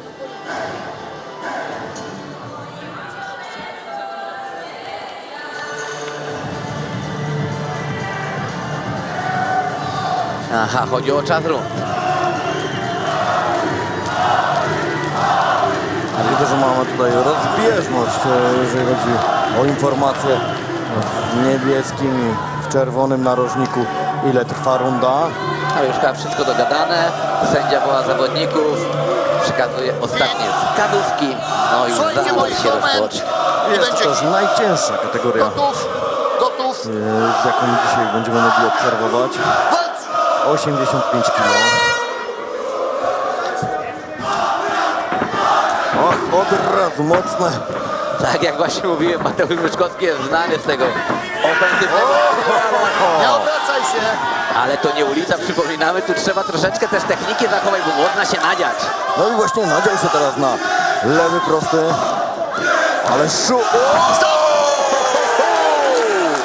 Ale go zgasił tym prawym kontrującym. 2, 3, 4, ależ to było dobre. 5, 6, Mamy liczenie.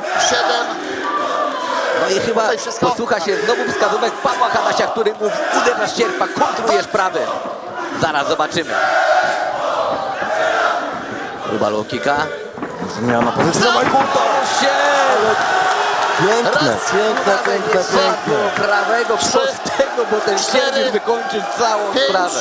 Zmienił 6, pozycję, 7, ale atakował Jeszcze krótkim, chyba wstanie. wszystko okej, 8. krótkim sierpem. Mateusz Myszkowski chce walczyć, naprawdę Tutaj wszystko charakter walczymy. godny podziwu. Walcz! To zakończy się nokautem, Oj, ten tekst trochę za daleko. Poślizgnięcie, to nie był Wszystko knockdown. okej? Walcz! No Długaj tutaj będzie snajper, czekał na właśnie Te wychajki przyszło. wystrzelić. Nie obracaj się! Stop! Tu chyba ze Stop! sportaniem Nie walki obracaj Mateusz się, bo Myszkowski będzie trochę upomnienie. technicznie. Znaczy teraz jest też naruszony i tutaj te jego szaleńcze ataki no naprawdę mogą skończyć się nokautem. Ten... Ale wycinka. 2, 3, Dawno nie widziałem 4, takiego 5, knockdownu. 6, Nie no tutaj... Trzecie liczenie 7, będzie koniec. 8. Ja nawet nie wiem szczerze mówiąc, czy Stary to zaliczę koniec. jako knockdown. Co? Mamy tą metodę tutaj. Nie, jednak będzie walka dalej. Sędzia chyba sam musi dopytać, czy tu jest po prostu 3 liczenia, koniec walki. 3 razy 3. Tak, koniec walki. Koniec walki i dobrze. Koniec pojedynku. Bądźmy szczerzy, Mateusz Myszkowski już był na tyle tutaj naruszonym zawodnikiem. No nic by w tej walce już nie ugrał, a mogło się skończyć dużą stratą zdrowia. Brawa oczywiście dla Adriana Długaja, no niesamowita akcja. No i ogólnie tu było widać tą różnicę, że jednak Adrian Długaj trenuje w profesjonalnym klubie, jest prowadzony przez trenerów, a Mateusz Myszkowski reprezentuje Myszkowski Team. Może trenować, ale widać, że jednak ta różnica poziomu była zbyt duża. Czyli można powiedzieć pierwszy mismatch na tej karcie walki. tak, ale charakteru oczywiście tutaj Kowskiemu nie można odmówić. Tak, tutaj naprawdę dostawał, upadał, wstawał, pełen szacunek za chęć do walki. Ale ciekawa walka, która no, na pewno ożywiła tutaj też publikę. Mamy tu jeszcze powtórki z najlepszych momentów tej walki. No i zaraz będzie to wycięcie, z które... W pierwszej rundzie wygrywa Adrian Długa! Adrian Długa jest zwycięzcą tego pojedynku. No a my po króciutkiej przerwie zaraz przechodzimy do 9. walki dzisiejszej gali.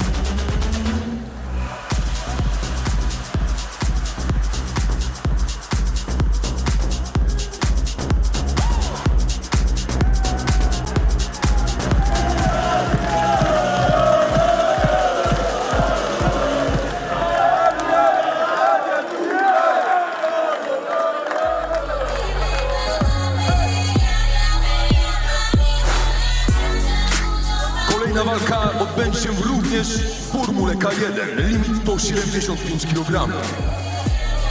A udział w niej wezmą w narożniku czerwonym Szymon Piecyk.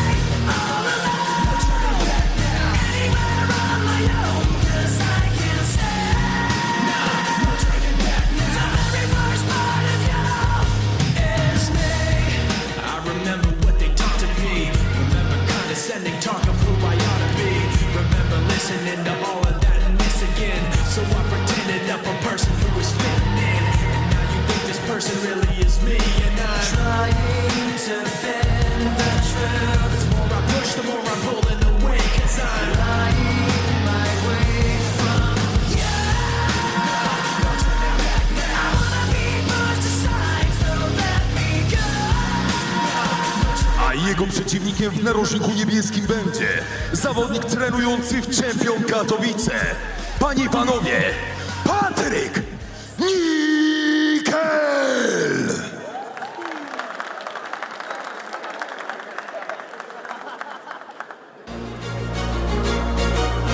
Nikel, niebieska Ruda Śląska, idziesz po swoje. Właśnie tak, dawaj. Jedziesz kurwa z nim. Pozdro Nikel. Pozdro od Karasz Bandy. Niebieskie serca bicie, będzie wojna, zobaczycie. Co nie wierzycie? Widzę Nikel cię na szczycie. Głowa zimna, nie odpalaj się od razu. Wsparcie z Garaż Bandy, u nas zawsze szacun. Lewy, prawy sierp, ciekawe co on na to. Oby zabrakło mu tlenu, trzymam kciuki za to. W ligu szalej, ja ci mówię tylko tak dalej. Zawsze w życiu nokautuj i za dużo nie szalej. Znów witasz w tango, dzisiaj właśnie jest twój dzień. Idziesz iść po swoje, właśnie właśnie spełnia się twój sen. Ciosy dochodzą do głowy, nogi i głowa pracuje. I ziomek się nie poddaj, każdy z nas ci kibicuje. Walcz, z tobą niebieska lecina. W głowie tylko zwycięstwo, reprezentant Bykowina. Siła, technika i tlen, głośno i do przodu duje. I ziomek się nie poddaj, nie daj w życiu żadnej kurwie. Walcz, posłuchaj swojego serca. Nie poddawaj się, niechaj strach nie zwycięża. Wyprowadzaj cios za ciosem, jak Super Saiyan. Twoje ręce to spartański miecz i tarcza. Krew gotuje się w żyłach, szał wojownika. Nigdy nie lekceważ swego przeciwnika. Nie daj mu wygrać i pokaż Ostatnia walka K1 w małych rękawicach podczas dzisiejszego wieczoru. Później już mamy tylko MMA Pro. A więc Szymon Piecyk z Berserkers Team kontra Patryk Nikel. Czempion Katowice. Patryka możecie kojarzyć z ostatniej gali MMA Attack, gdzie pokonał Krystiana Wilczaka, czyli znanego zawodnika Fame MMA. Patryk Nikel, znany tutaj na galach Silesian, VIP, często nokautuje swoich rywali. No a więc ta walka na pewno przytworzy dużo tutaj emocji przybyłym gościom. Zobaczymy, jak zaprezentuje się Szymon Piecyk z Berserkers Team. A więc zaraz rozpoczniemy to show. K1 w małych rękawicach, kategoria do 75 kg. Patryk Nikel, miejscowy bohater, zresztą słyszymy, jak trybuny już żyją.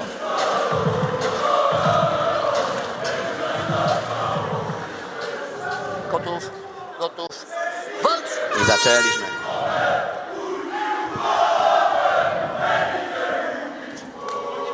Ładny middle kick w wykonaniu Patryka.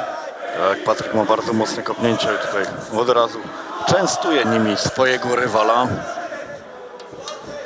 Tak, Patryk charakteryzuje się tym, że naprawdę jego ciosy, jego kopnięcia bardzo ważą, ale Szymon Piecyk jak na razie też pokazuje się nam z dobrej strony. Tu już mamy K1 zawodowe, czyli 3 razy 3 minuty. No, ale widzimy tu mocne te ciosy. Ach, bardzo ładna akcja teraz z tym backfistem. Tak, przeszczelony ten prawy taki krzyżowy i backfist. Bardzo ładny, prosty na korpus, ale skontrowany również. Patryk też zmienia pozycję.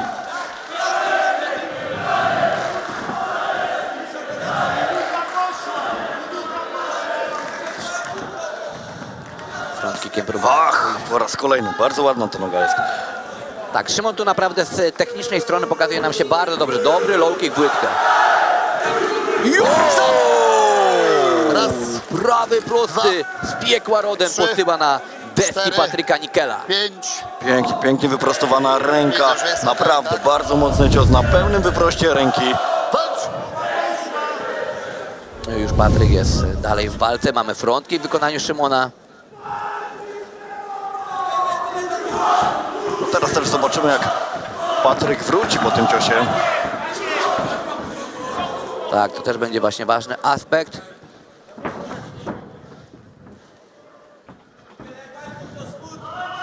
Obaj naprawdę bardzo dobrze poruszają się na nogach.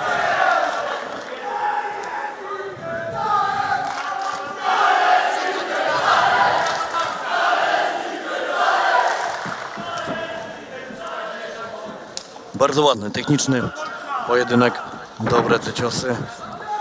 Mocne wymiany.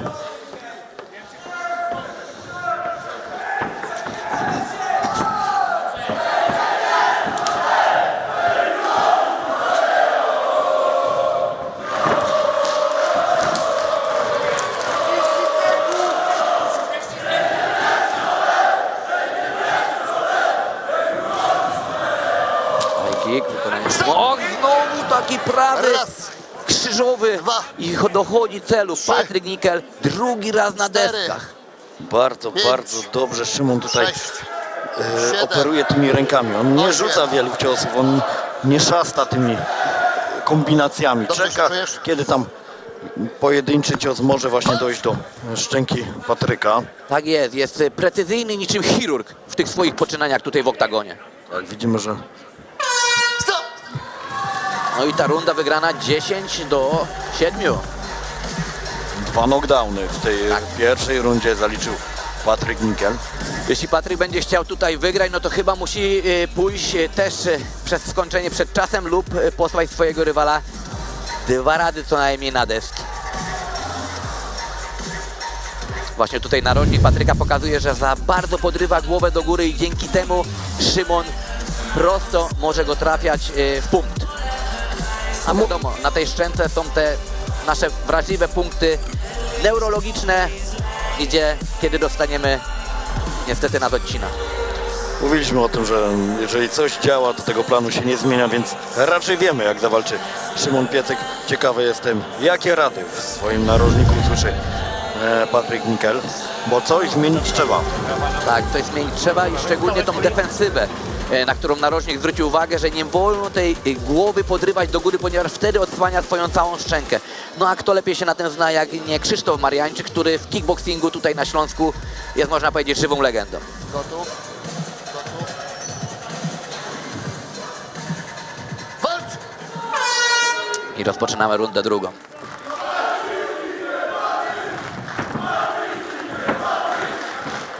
Znowu szachuje pozycjami po raz kolejny, tak? I ten high kick sięgnął tak palcami, ale doszedł cel. Lewa noga wręcz niezauważalna. O, po raz kolejny cios dochodzi do szczęki. Trochę tutaj nawet podobny styl do Muay Thai ma Szymon. Z tym kolanem, jak próbuje frontalnie.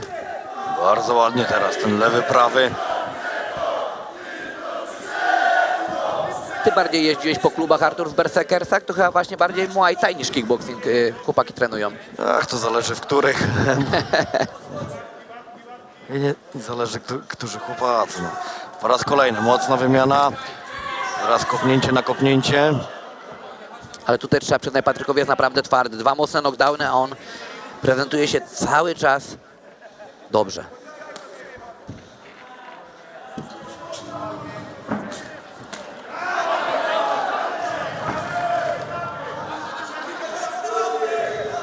No i tak jak właśnie Artur tu wspomniał, Szymon nie rzuca dużo ciosów, ale jak wychodzi i to one są celne.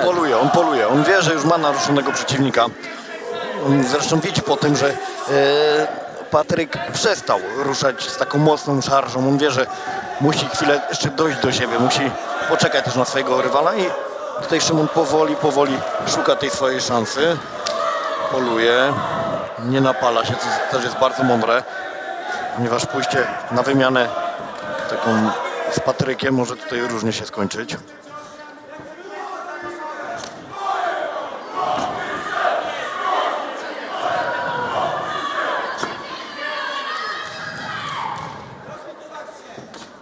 Ach, ładnie. Tak, teraz dobrze tutaj właśnie Patryk odszedł, ten cios na korpus Szymona nie doszedł i skontrował go takim krótkim sierpowym. Minutka do końca, no teraz Patryk mógłby troszkę podkręcić. Myślę, że już doszedł do siebie na tyle, aby właśnie podkręcać. No. Oczywiście broda nisko i... A, teraz mamy deski z drugiej strony. Odgryzamy się. Brawo Patryk, naprawdę tutaj świetna kontra. Czyli jednak ta przerwa między rundami pomogła. Narożnik dobrze podpowiedział. Tak, no i też to, że przez tą minutę tak troszkę się powycofywał. Myślę, że też troszkę uspał tym właśnie Szymona. Bardzo ładnie nam rozwija się ten pojedynek dwóch wyśmienitych stójkowiczów. Walka godna nawet main eventu. No i też bardzo ciekawa sytuacja, ponieważ... Ładne przechwycenie nogi i kopnięcie low kicka wewnętrznego. Jeden wygrywa rundę numer 1, drugi wygrywa rundę numer 2. Oczywiście ta runda numer 1 będzie wygrana 10-7. Większość. A to mamy 10-8 dla Patryka. Dokładnie.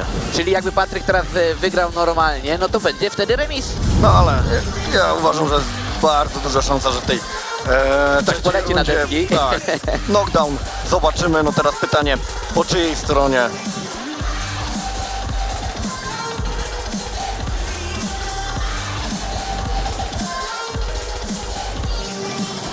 No tu mamy jeszcze te najlepsze akcje z rundy drugiej.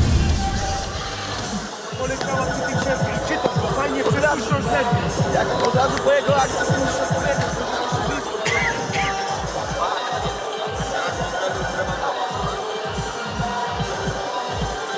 Oba narożniki pracują na to ćwiczenie swoich zawodników. Patryk odpoczywa na stojąco, Szymon na siedząco, A ty, Artur, jak wolałeś odpoczynek w walkach? Na siedząco czy na stojąco? Bo to właśnie każdy zawodnik inaczej to praktykuje. Nie potrafię sobie przypomnieć żadnej walki, gdzie bym siedział.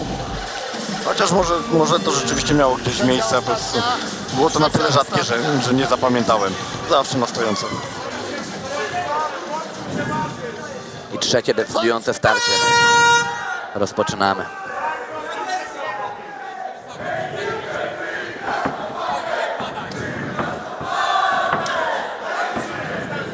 Próba front kicków z dwóch stron. Nickel rozpuszcza ręce.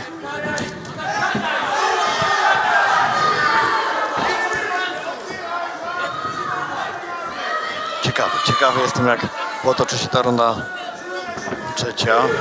Na razie obaj panowie z obopólnym szacunkiem do siebie, no ale któryś na pewno tu zaryzykuje, żeby wyciągnąć asa z rękawa.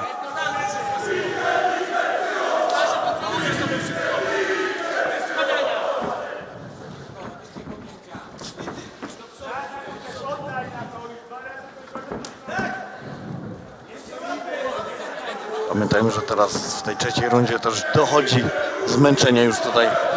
Oczywiście to, że już panowie zapoznali się z matą, to jest jedno, ale to, że już te ręce są ciężkie, one będą bardziej opadać, te ciosy będą dłużej szły, będziemy bardziej odsłonięci właśnie na kontratak. To też będzie znaczące w tej rundzie trzeciej. Na tą chwilę pojedynek bardzo wyrównany. Patryk Nickel teraz rusza do przodu. Próba high kicka. Tak, ale zauważmy też, te ataki idą do przodu, ale w pewnym momencie mówią, oj, chyba teraz ta noga zabolała. Tak, ten low kick na łydkę już był chyba trzeci z rzędu. Łącznie w całej walce. Wydaje mi się, że odczuł to. Stanął teraz w Mękucie. Chodzi mocne wymiany, tak. Ta noga na pewno boli. Tak, bo jest zmiana tej pozycji i widać, że już te poruszanie jest utrudnione. Tak, tutaj jest też zmiana strategii. No nie jest to łatwe. Ładny middle kick teraz. Moment dla zawodnika. Ach, po raz kolejny. Łyda. Tak, te low kicki na łydkę są naprawdę destrukcyjne. Clinch. Stop! Stop, panowie, stop! Walcz!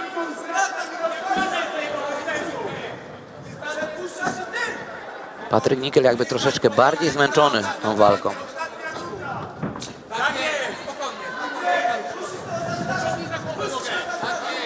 Front kick w wykonaniu Szymona. Poślizgnięcie, oczywiście to nie jest nic po ciosie. No, mam nadzieję, że tą łydką, a właściwie z kościami Patryka w nodze jest wszystko ok, ponieważ no, tam nie było jakiejś dużej ilości tych kopnięcia.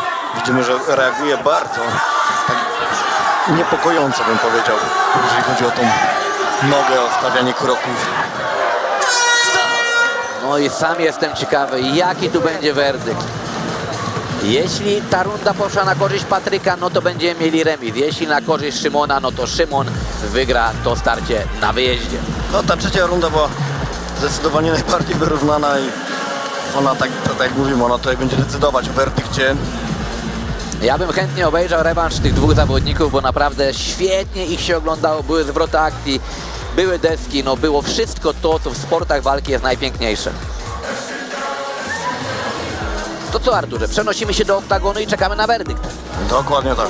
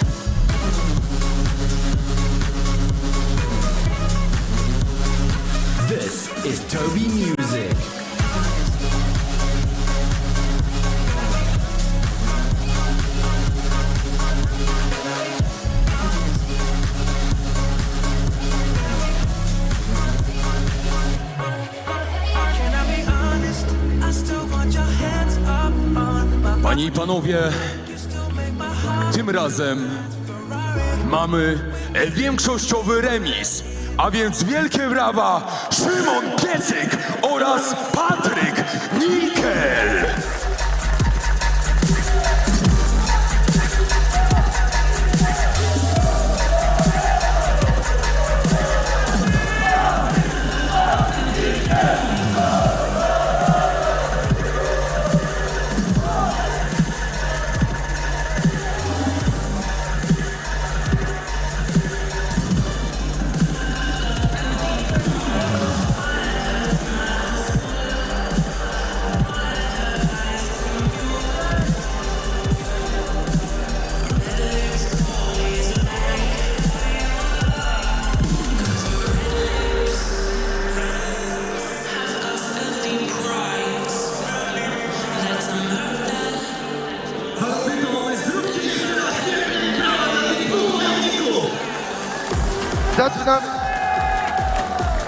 Zaczynamy od gościa, Szymon Piecyk, po naprawdę 3 bardzo mocnych rundach z bohaterem tutaj lokalnej publiczności. Twoje odczucia na gorąco, pierwszy większościowy remis dzisiaj podczas Silesian MMA 21. Do pierwszych uczuć wydawało mi się, że będzie bardziej na rękawicach. Sądziłem, że skoro tu będzie jeden knockdown, to ta walka zaraz się zakończy. Szczerze byłem lekko zdziwiony, gdy dotrwaliśmy do samego końca, ale pierwszy upływu walki to zdziwienie uciekało. Wiedziałem, że muszę starać się. Dobrze zacząłeś, to się układało po twojej myśli na początku tego pojedynku, ale twardy, nieustępliwy Patryk Nikel sprawił, że walka kończy się remisem. Jak najbardziej, układało się. Sądzę, że później też się układało, tylko mniej. Są pewne rzeczy do poprawy. Myślę, że następnym razem będzie to dobrze. Wielkie brawa! Szymon Piecyk podczas Silesian MMA 21, a my przechodzimy już do bohatera tej publiczności zgromadzonej dzisiaj tu w Bytomiu. Patryk Nikel, bardzo szybki powrót dla ciebie do klatki. 1 lutego widzieliśmy się na MMA Attack, dziś w marcu w Bytomiu toczysz naprawdę twardy, zacięty bój, który nie ma rozstrzygnięcia. Czy szybko? To nie wiem, bo tamtą walkę wziąłem 2 dni przed. Tak naprawdę wiedziałem szybciej o tej walce w marcu. Więc twardy bój. Jak zawsze. Co mogę więcej powiedzieć? Do tego przyzwyczajasz swoich kibiców, dlatego też na pewno tak gromko cię wspierają, że zawsze dajesz z siebie wszystko. Od początku to się nie układało tak, jak zapewne założyłeś, ale finalnie w drugiej rundzie to ty posłałeś na deski swojego przeciwnika. No tak, nie układało się od początku, ale trzeba walczyć do końca. Jak widać, udało mi się wrócić, no i z tego się cieszę. Dziękuję też wszystkim moim kibicom. Dziękuję wam wszystkim. Sporty walki są dla kibiców, to dla kibiców są te emocje. Remisowy dziś bez rozstrzygnięcia w starciu z Szymonem Piecykiem. Patryk Nikel, dziękuję bardzo.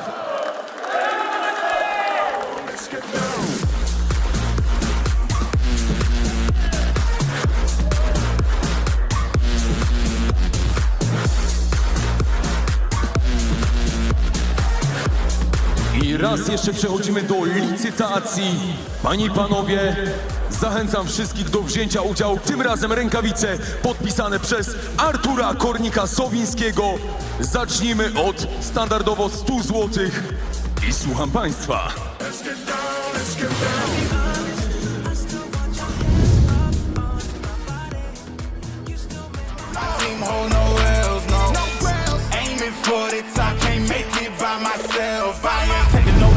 Taking no loss, I ain't taking no loss. Look, I'ma always win. I ain't taking no loss, no loss, no loss. Look, I'ma always win. We already know that we the coldest. Watch me heat it up, let me focus. I'm going toe to toe with foes. I know they notice. I kick in doors, they only hope for closing. Why?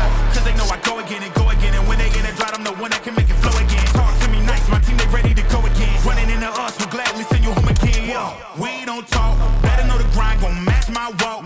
I'm a cheat code, I don't take no loss. Making no sense, run up the scope, cause all I do is win. And I'ma do it again. Watch me win, then watch me do it again. Tell them I can't take no loss. My team hold no L's, no. Aiming for the top, can't make it by myself. I ain't taking no loss. I ain't taking no loss.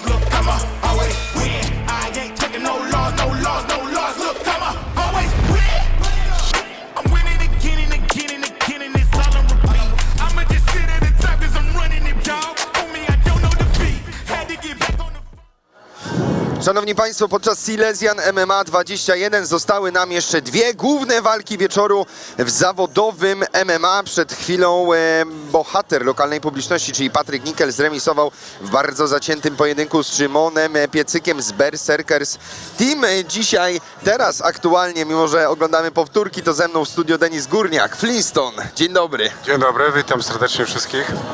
Zanim przejdziemy do takiej luźnej bajerki, mamy tutaj powtórki tego, co działo się dzisiaj w klatce Silesianu. Pierwsze pytanie, jak się bawisz, patrząc na to też, co miało miejsce w klatce Silesianu, jak twoje odczucia dzisiaj? No bardzo mi się podobało, tym bardziej, że większość chłopaków, którzy brali dzisiaj udział w tych walkach, tak naprawdę mijam się z nimi na sali na co dzień. No właśnie, bo ty swój chłopak jesteś, nasz gość specjalny dzisiaj, nie bez przypadku tutaj. Dokładnie, jesteśmy w moim mieście, tak jak mówiłem, w większości karty jest układana z chłopakami z Bytomia, dlatego bardzo dobrze się bawię. Trzeba powiedzieć, że dzisiaj szereg formuł, możliwości, jest boks, jest K1, jest MMA Semi-Pro. Teraz już za moment będziemy mieli te dwie główne walki wieczoru. Przed chwilą Patryk Nickel z Szymonem Piecykiem, zacięty, twardy bój. Która to jest? To jeszcze dwie? Tak, bo tu Damian Jonak do nas skakuje. On też jest u siebie, to się czuje. Tak. Dwie walki zostały. No co, wracamy do tematu, tak, Denis. Przed chwilą ta walka bardzo mi się podobała. Jak było widać, dwóch zaciętych zawodników. I no co, Nickel ogólnie swoje walki bardzo daje widowiskowe i bardzo dobrze się go ogląda. Wracamy do klatki, emocje przed nami.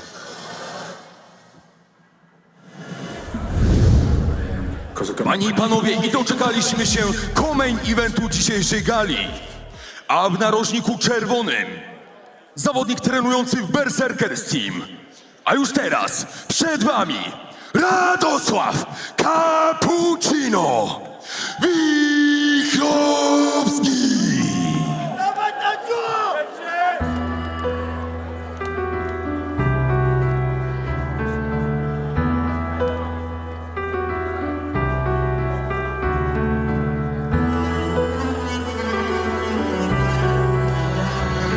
Vandal Vibe, życie solo. Moje życie, moja droga, mocno, ale po drogach, dalej po stronie Boga. Do celu idę, na szczyty po wielu płodach, świat zepsuty ja ponad, dla spragnionych jak woda. Prawdę nie płynę, moje życie, moja droga, mocno, ale po drogach, dalej po stronie Boga. Do celu idę, na szczyty po wielu płodach, świat zepsuty ja ponad, dla spragnionych jak woda. Prawdę nie płynę, rzeką może wciąć od życia taki gość jak ja, zdrowia dla siebie i bliski, bo resztę zdobędę sam. Co drugi złoty kal, dziś widzi w zepsutym blasku. Fame, sława, hajs, dragi, nie jesteś pod trzasku, dzieciak. Ale mój plecak mówi mi, weź się nie zmieniaj, twoje słowa mają moc, bo masz wpływ na pokolenia młode. Przewali przodem połowa tej całej branży. To nie powód, by zwątpić, mis nie wracać na tarczy. Obrane cele chodzą przez rany niego i nieraz bardziej jak nie cieszy, coś widzę jak wielu boli. Każdy krok mój do przodu jak do ran, szczyt na soli, serce wyrywam, nagrywam, nigdy wbrew własnej woli. Bez paranoi powoli do celu kroczę, dawno zasadziłem ziarno, dziś widzę drzewa owoce. Zarwane noce z pasji nie dla korzyści, to dar dla nas, nie ma zachłanny wyścig. Moje życie, moja droga, mocno, ale w ostrogach, dalej po stronie Boga. Do celu idę, na szczyty po wielu płodach, świat zepsuty ja ponad, dla spragnionych jak woda. Prawdę nie płynę, moje życie, moja droga, mocno, ale w ostrogach, dalej po stronie Boga. Do celu idę, na szczyty po wielu płodach, świat zepsuty ja ponad, dla spragnionych jak woda. Prawdę nie płynę, wiara w poczynania, to zobaczysz w głębi źrenic. Ja nie pozwolę zaniechać, nieraz próbowali zmienić. Staram się życie docenić, mimo że czasami bluźnie. Wbaczam z toru mój gen, hardkoru, demonie puść mnie. W blokach czeluście, to lista pokos długa. Teraz stanim na przekór, to może się w końcu udać. Suka, do ciebie mruga, znowu za plecie oszuka. Puka na własne życzenie, od spodu do trumny pukasz. Nie wierzę w cuda, za to w siebie nie przestaję. Myślisz, że to łatwa droga, to tylko ci się wydaje. Jeśli sam cel obierzesz i będziesz do niego dążył, to temu, co się pogubił na bani, to będzie ciąży. I jak kobieta w ciąży, będą wkurwieni chodzić, ale w przeciwieństwie do niej nic się z tego nie urodzi. Nic nie szkodzi, nie wychodzi, co gadają się nie liczy. Sam byś czegoś nie chciał, typie, bo chuj komuś tego życzy. Stop! Moje życie, moja droga, mocno, ale w ostrogach, dalej po stronie Boga. Do celu idę, na szczyty po wielu płodach, świat zepsuty ja ponad, dla spragnionych jak woda. Prawdę nie płynę, moje życie, moja droga, mocno, ale w ostrogach, dalej po stronie Boga.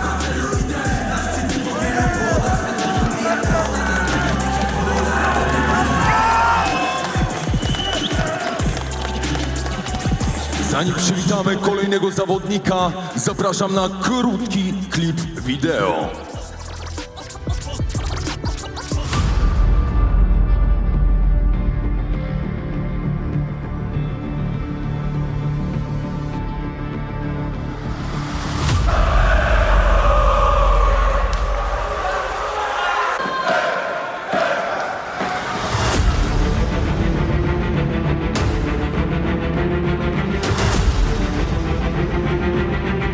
Cześć, witam wszystkich. Nazywam się Wojciech Dąbrowski. Na co dzień trenuję w klubie Spartan Chorzów. Będę miał okazję zawalczyć na gali Silesian MMA 21 w Bytomiu 2 marca w niedzielę w Dzimsku.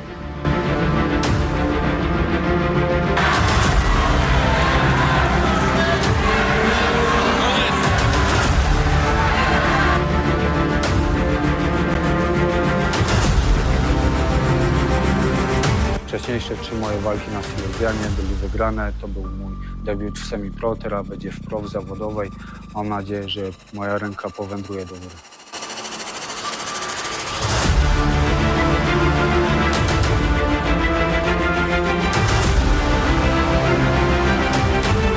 Fajnie, że gala jest w Bytomiu, jest bardzo blisko. Mam nadzieję, że będę miał bardzo wielkie wsparcie.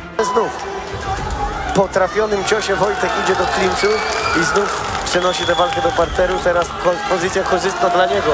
Bardzo komfortowa właśnie do uderzeń i ręce rozpuszcza Wojtek Dąbrowski. Boko. Jest możliwe, że to będzie tak, jest. Ale koniec. Wojciech Dąbrowski! 2 marca w niedzielę w Bytomiu na Skarpie. Musicie tam być.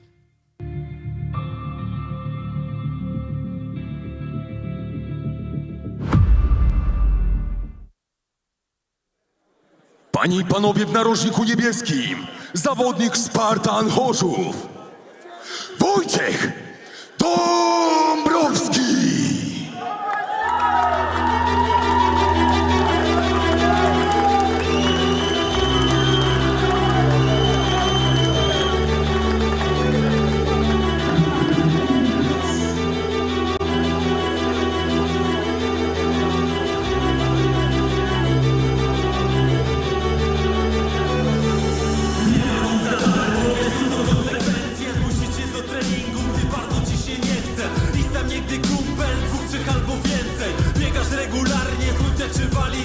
Poświęcenie konieczne, właśnie tak wygląda, że zawzięty charakter nigdy się nie podda. Dla niektórych norma to dzisiaj na kanapie. Wolę się rozwijać, a kieram za etapem. Na życie mam patent, gadam ze sceny. O swoje walcz dzisiaj, nie odkładaj na później. Myślałem, że wartość to to, za co żyjemy. Wiem, że najważniejsze, za co jestem w stanie umrzeć. Codzienną rutynę, wlatam mocny trening. Czuję satysfakcję, co łata sercu pustkę. Założono Doszliśmy do co-main eventu dzisiejszej gali MMA Silesian 21. Radosław Wichrowski prezentujący Berserkers Team kontra Wojciech Dąbrowski ze Spartana Chorzów. W narożniku Radosława możemy zobaczyć takie osobistości jak na przykład Michał Materla. Tak, a przed nami właśnie 2 walki w formule MMA Pro. To jest to właśnie, na co najbardziej czekałem podczas dzisiejszego wieczora. Tutaj naprawdę 2 mocnych zawodników w kategorii lekkiej. No i ciekawe, czy miejscowy bohater Wojciech Dąbrowski zdoła wygrać z Radosławem Wichrowskim, czyli popularnym w Szczecinie Cappuccino.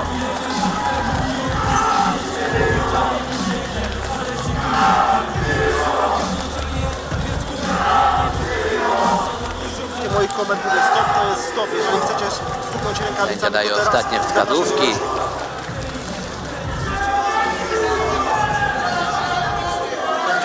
Sędzia, czas.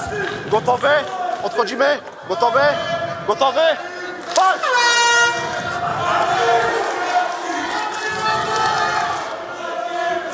I zaczynamy. Bardzo spokojnie. Już mamy parter, próba krętówki. Jest kręcenie nogi, ale... No, mamy teraz z drugiej strony kontrę teraz. Tak, tak. Skrętówka za skrętówkę. Ale widzimy, że to kolano już jest poza linią bioder. Warto tutaj też przypomnieć, że ta walka jest w zawodowym MMA, ale toczy się na dystansie 3 rund po 3 minuty.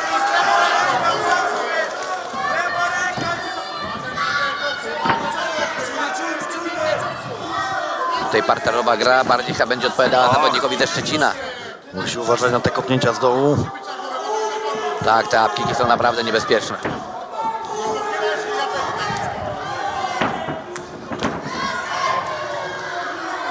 Wojciech Dąbrowski cały czas na plecach, na macie. Nie trzymaj za palce. Cappuccino próbuje tutaj. Tak, ale tak naprawdę Wojciech Dąbrowski z tych pleców jest troszkę bardziej agresywny, bardziej aktywny niż jego przeciwnik. To on zadaje kopnięcia. Po raz kolejny próba upkicka. Wyłapana noga, ale jest obejście do pozycji bocznej. Tak, mamy tutaj pozycję boczną. Cappuccino stabilizuje ją. Michał Materla podpowiada. No, Wichrowski ma ten plus, że właśnie wylądowali bardzo blisko narożnika Wichrowskiego, więc na pewno słyszy każdą z podpowiedzi. Chyba tu będzie próba wykluczenia ręki, bo widzieliśmy, że tam już kolano siadało na biceps.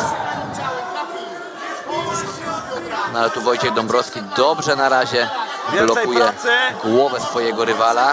Ale już mamy rzucone kolano na bicepsie. Tak, będzie krucyfiks, będzie krucyfiks. Mamy krucyfiks. Musi z tego Dąbrowski wychodzić, musi wjeżdżać teraz w prawo i w lewo, musi naprawdę No i udało się. dać siebie wiele, żeby wyjść z tej pozycji. No i tutaj udało się, mamy próbę sweepa, mamy półgardę. Dużo gry parterowej tutaj w tym starciu. Tak, właściwie cała runda odbywała nam się w parterze. Bardzo szybko tam panowie przenieśli walkę.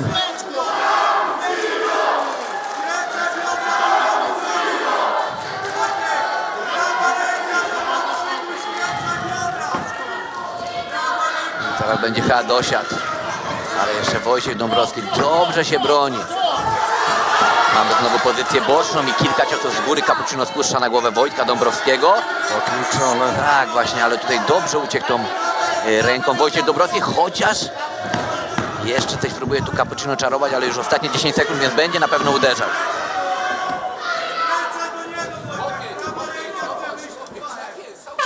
No i koniec tej pierwszej rundy.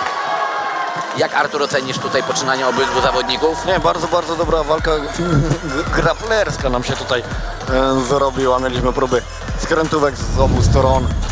No, ogólnie osobą bardziej dominującą w tej walce był Cappuccino, czyli Wichrowski. On miał większość walki, pozycję z góry. Czyli 1-0 dla Przybysza ze Szczecina. Ja myślę, że ta końcówka tutaj na tym zaważyła, bo póki na przykład stał jeszcze na nogach, a Dąbrowski kopał te upkicki, no to tutaj bym powiedział, że to było bardziej wyrównane. Całym ciałem. Jak nie nawet Dąbrowski był wtedy Jak tylko przychodziłeś do nogi, wydałeś cios, on od razu był sparaliżowany, przecież nogi. Więcej ciosów. Widzimy teraz Michał Materla. Stara się w tą minutę udzielić jak największej ilości trafnych wskazówek. No Michał jakby się znalazł w takiej pozycji jak Cappuccino na początku, to na pewno już by tą nogę skręcił i byłoby koniec walki. Znałem Michała właśnie, że jego ta gra parterowa jest na mistrzowskim poziomie. Jestem przekonany, że tutaj ta walka również trafi do parteru w tej drugiej odsłonie, ale ciekawe, czy troszkę więcej stójki zauważymy. Gotowy? Gotowy? Patrz!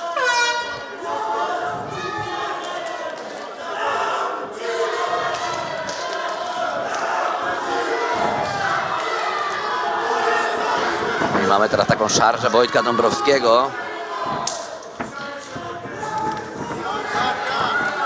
I znowu przechwycona noga i mamy parter. Mamy obalenie. Próba przejścia nóg, przejścia gardy. Bardzo ładny, po raz kolejny upkick. No kąsi tymi kopnięciami z pleców Dąbrowski. Myślę, że teraz mógłby się pokusić o wstanie.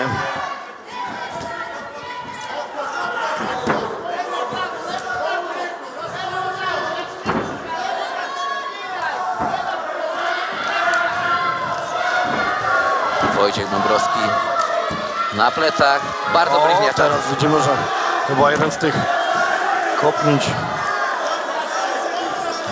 nieco zabolało Dąbrowskiego. Tak, bardzo bliźniacza sytuacja jak w pierwszej rundzie. Teraz nawet takie kopnięcie było na plecy, kiedy Wojtek Dąbrowski chciał się poderwać do góry. Tak, ale nie wiem, czy lewa noga Dąbrowskiego tam właśnie gdzieś się teraz trzyma, czy to nie jest... Uszkodzenie? Nie jest uszkodzenie, no.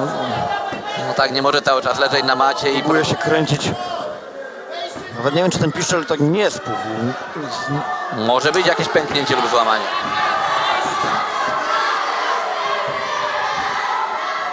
No dobrze tu zauważyć, a ta noga puchnie.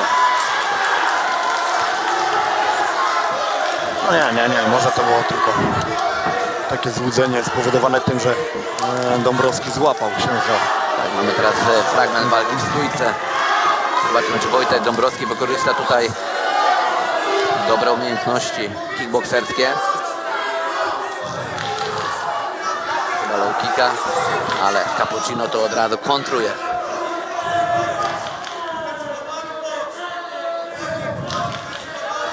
Też bardzo dobrą formę fizyczną przygotował zawodnik ze Szczecina, co widzimy.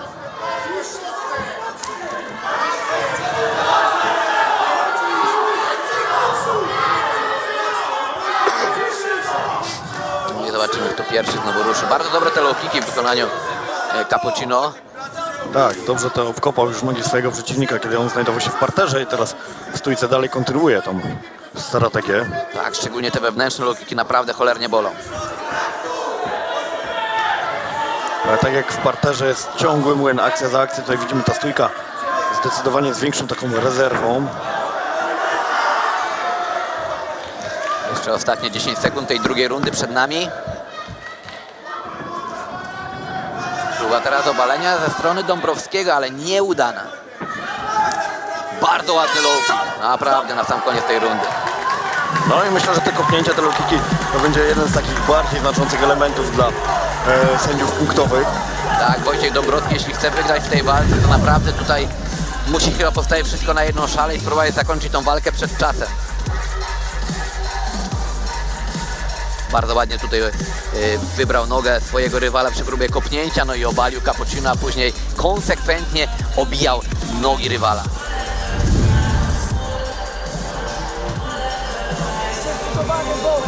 Nie ma, musi skracać dystans, boksem skracać. Nawet jeśli ten dystans się dalej będzie kopał. Musi skracać dystans boksem. Raz, dwa, trzy,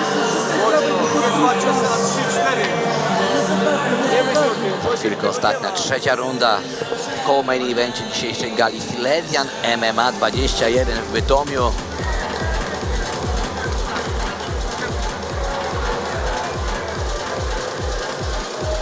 Wszyscy już wychodzą z oktagonu i zostają sami zawodnicy oraz sędzia. No i zobaczymy, jak to się dalej nam potoczy.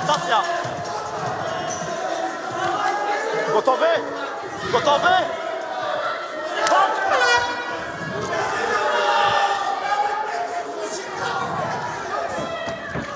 Ładny lewy sierp.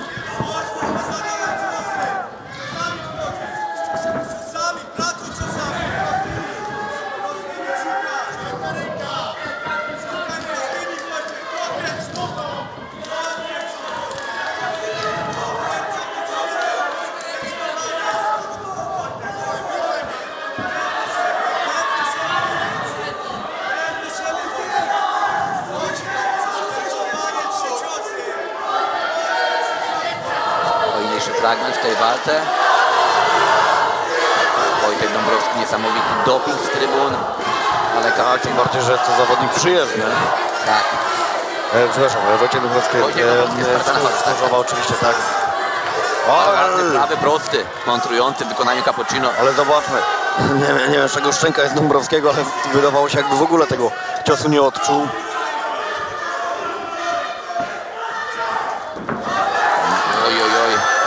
Nieudana próba latającego kolana, dobre wycięcie w wykonaniu Cappuccino. No i troszkę po raz kolejny mamy kopiuj w klej. Tak, bliźniacza sytuacja z pierwszej i drugiej rundy.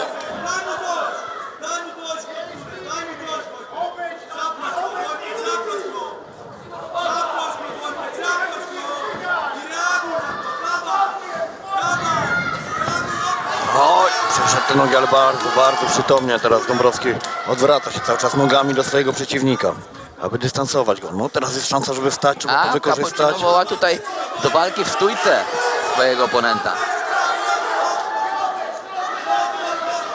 Za chwilę ostatnia minuta tej walki.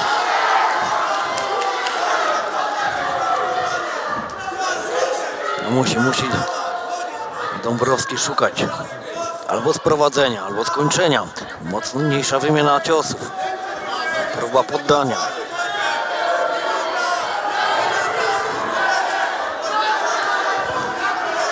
Low kick wewnętrzny, teraz na łydkę w wykonaniu zawodnika ze Szczecina.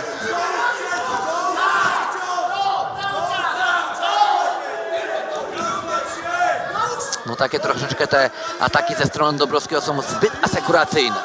Tak. Niby jest ruch do przodu, ale widać też, że następuje zaraz po tym zatrzymanie. Nie ma kontynuacji akcji. Tak, na pewno tym nie zaznaczy na kartach punktowych.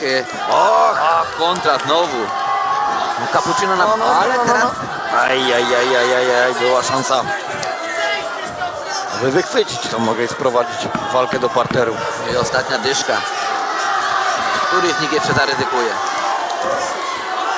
Cappuccino wygrywa to na kartach sędziowskich, także raczej... I koniec tej walki. Absolutnie, oczywiście nie było tutaj deklasacji. Była to zbliżona walka, ale no idzie już od razu wskazać zwycięzcę, którym właśnie zostanie Radosław Wichrowski. Wojciech Dąbrowski zbyt asekuracyjnie, właśnie tak jak tutaj zauważyliśmy z Arturem. No i niestety Było też kilka błędów na zasadzie właśnie co sędziowie będą brali pod uwagę, tak? Czyli jeden zawodnik leży, drugi stoi, więc raczej oczywiście będą punktować na korzyść tego, który stoi. A tych akcji właśnie... Oj, tu widzimy jeszcze taki potężny młotek. Jeszcze jak w pierwszej rundzie Wojciech Dąbrowski z tych pleców odpowiadał tymi upkickami, to był aktywny, a już od drugiej, trzeciej niestety nie było tego widać. No nic, przenosimy się do oktagonu i czekamy na oficjalny werdykt sędziowski.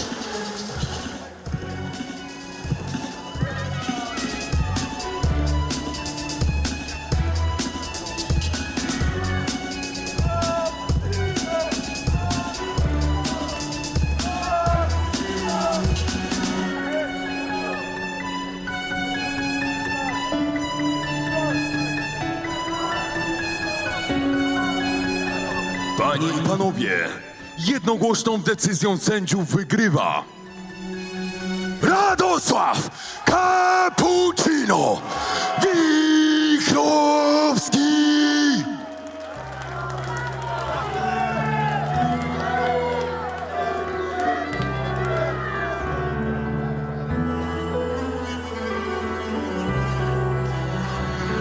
Vandalwaj. Trzecie solo. Moje życie, moja droga, boso, ale w ostrogach, dalej po stronie Boga. Do celu idę, na szczyty po wielu płodach, świat zepsuty ja ponad, dla spragnionych jak woda. Prądem nie płynę, moje życie, moja droga, boso, ale w ostrogach, dalej po stronie Boga. Do celu idę, na szczyty po wielu płodach, świat zepsuty ja ponad, dla spragnionych jak woda. Prądem nie płynę, czego może chcieć od życia taki gość jak ja. Zdrowia dla siebie i bliskich, bo resztę zdobędę sam. Że co drugi złoty gral dziś widzi w zepsutym blasku. Fame, sława, hajs, dragi, jesteś w potrzasku, dzieciak. Ale mój plecak mówi mi, weź się nie zmieniaj. Twoje słowa mają moc, bo masz wpływ na pokolenia młode. Że wali trzodę połowa tej całej branży. To nie powód, by zwątpić w misję, wracać na tarczy.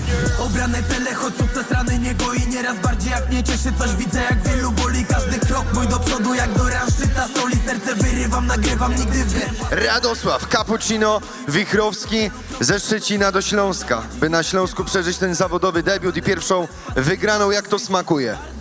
Smakuje bardzo dobrze. Całe życie o tym marzyłem. Nie było zbytnio czasu w życiu, żeby z tym ruszyć, ale ostatnio się nadarzyła okazja. Mogę priorytety zmienić i teraz to jest mój priorytet i myślę, że przez 3, może 4 lata będę jechał z tym tematem i robił widowisko. Trzeba powiedzieć, że twarda walka od pierwszych minut, ale momentami były takie sytuacje, że niczym lew dopadałeś swojego przeciwnika, nie dawałeś mu wstać i niczym piłkarz okopywałeś jego nogi. Jaki był plan Berserkers Teamu na ten pojedynek?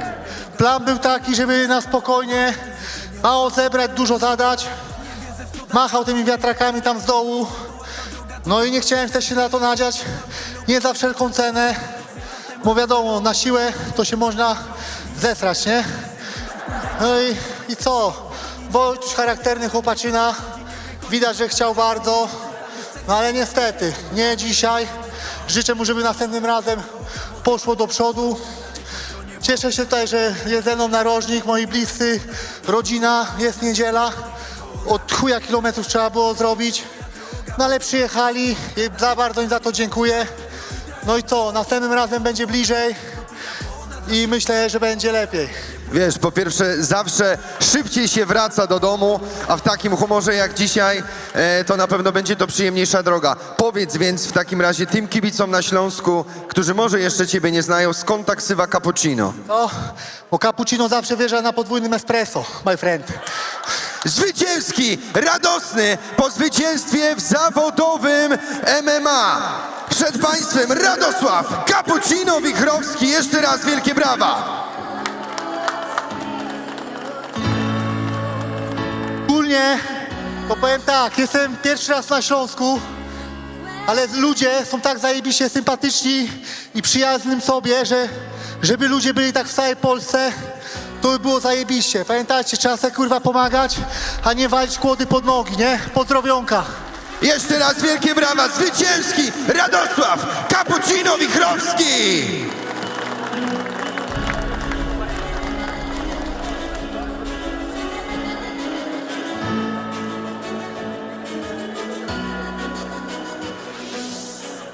No i doczekaliśmy się main eventu dzisiejszej gali. Panie i panowie, walka odbędzie się na zasadach MMA. Limit to 77 kg. A udział w niej wezmą w narożniku czerwonym zawodnik trenujący w GLD, GF Team MMA Fight Club Piła. Przywitajcie go. Marcin Kopca!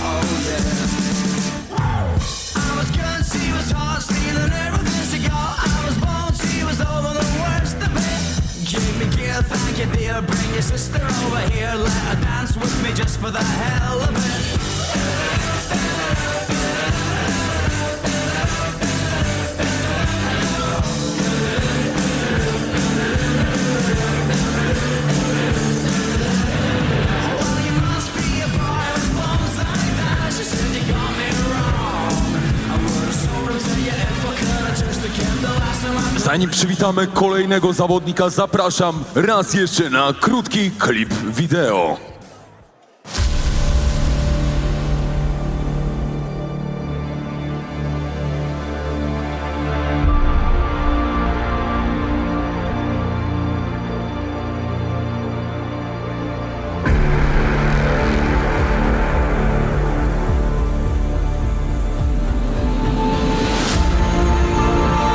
Siemanko, tu Patryk Krzak. 2 marca zawalczę na gali Silesian MMA 21 w Bytomiu.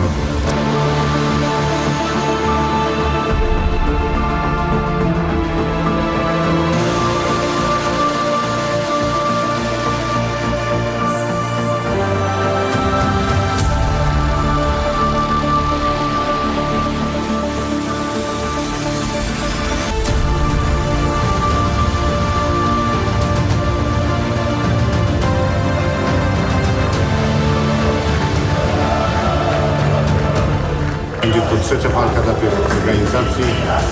Dwie poprzednie wygrałem przed czasem. Mam nadzieję, że w tej walce będzie tak samo.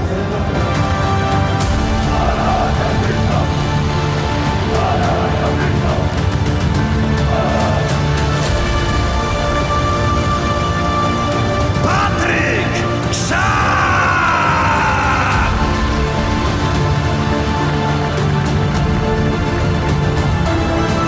Cieszę się, że mogę zobaczyć w Bytomiu przed własną publicznością. Będzie to walka wieczoru. Liczę na mocne wsparcie kibiców.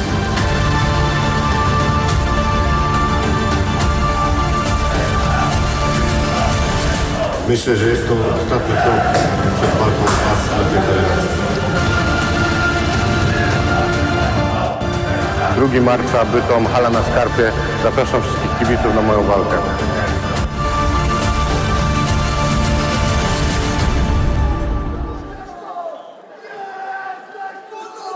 A już teraz w narożniku niebieskim reprezentant Shark Top Team Bytom oraz Śląska Akademia Sportu Walki. Przywitajcie go! Patryk Krzak!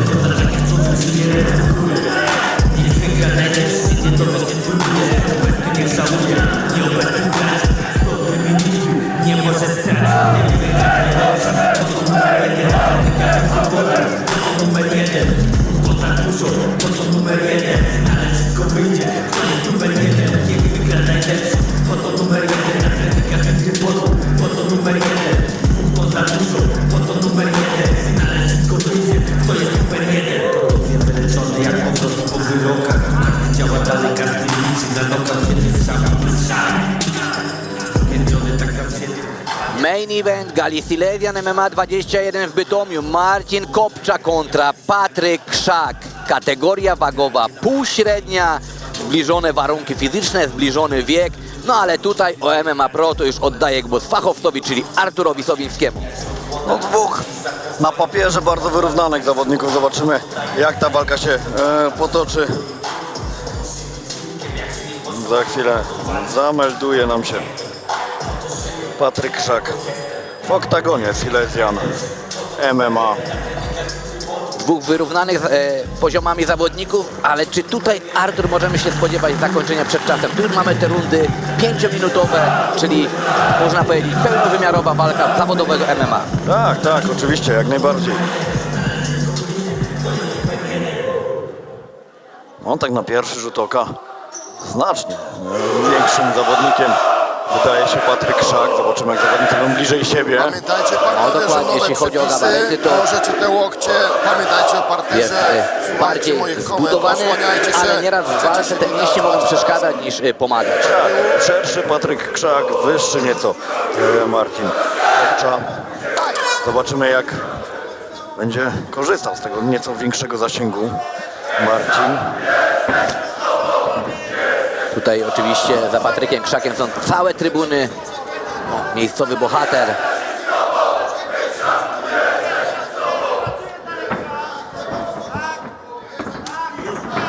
Próba high kicka. Znowu.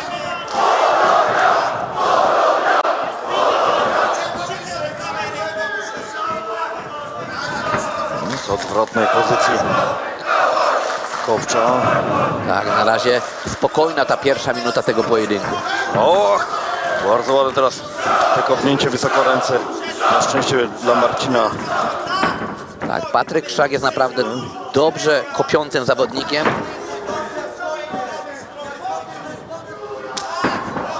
A teraz... Czy na wątrobę, czy to co mańkuty mają najlepsze. No i weszło to czysto. teraz zmienił pozycję, ale wraca znowu do odwrotnej pozycji Marcin Kopcza. No myślę, że tymi kopnięciami będzie szukał tam właśnie wątroby. Och! Próba teraz właśnie high kick. tak, skontrowania właśnie kopnięcie na kopnięcie.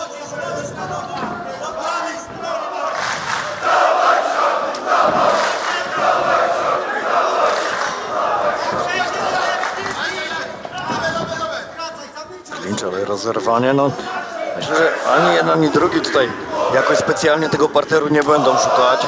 Tak, widać, że oboje naprawdę lubują się w tej walce w stójce. Ach, kolejny mocny high kick.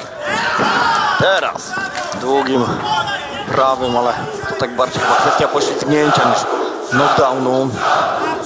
Tak, bardzo szybko Patryk znowu wstał na nogi i mamy dalej kontynuowaną walkę w formule kickbokserskiej. Ale oczywiście to jest MMA i w każdej chwili może się przenieść walka do parteru.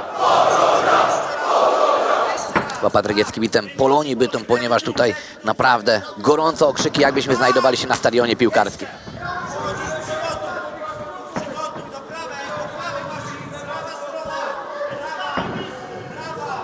Zmiana pozycji znowu w wykonaniu Marcina Kopcza.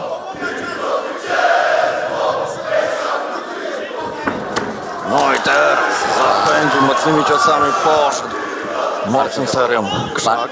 Bardzo dobrze skrócił dystans, trafił tym podbródkowym, no ale Marcin Kopcza dobrze znowu wycofał się na środek oktagonu. Raz kolejny, ładna lewa, potem położona prawa ręka.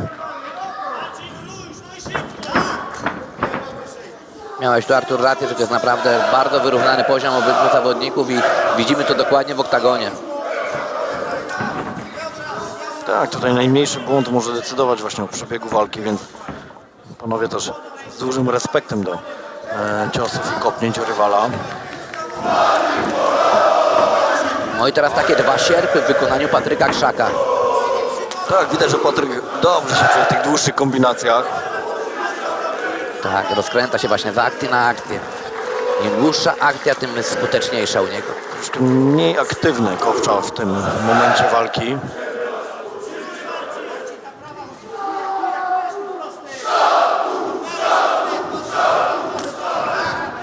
Próba takiego bezpośredniego prawego prostego w wykonaniu Patryka, ale troszeczkę brakło tam centymetrów.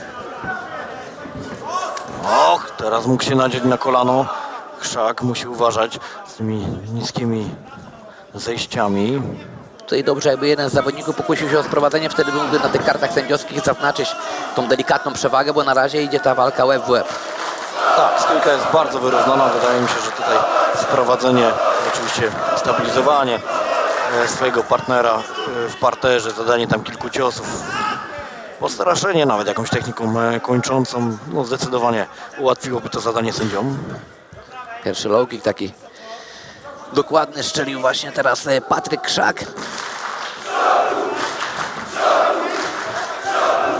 O, ładnie. To było ładne. Tak. No, Przytrzymał tą nogę i nagle wystrzelił. Tak, zaczarował troszkę najpierw takimi podskokami, zmienił pozycję i poszło kopnięcie, kolejne kopnięcia.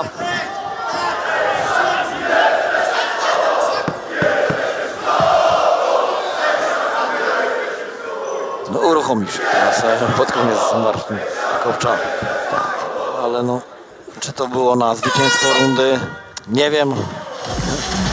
Zobaczymy, jaką optykę mieli sędziowie. No chyba że zakończy się walka przed czasem, to raczej tego się nie dowiemy.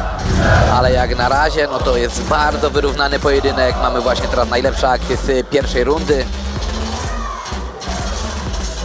Dużo tych kopnięć wyprowadzonych ze strony Patryka. Tutaj właśnie ten taki prawy cios na korpus przy próbie wyprowadzenia kopnięcia przez Patryka. No i Patryk wylądował na plecach. A i tutaj widzimy te kolano, które naprawdę minęło o włos głowę i tu bardzo, Tak, bardzo ten ładne. high kick właśnie fajny taki. To oczywiście nie było mocne kopnięcie, co nie zmienia faktu, że jest to bardzo widowiskowa technika.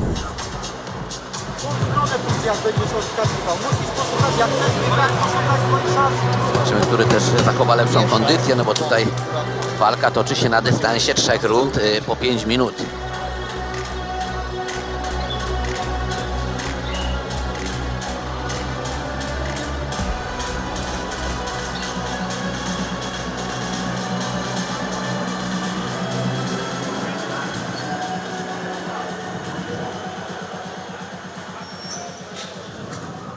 Panowie, fight!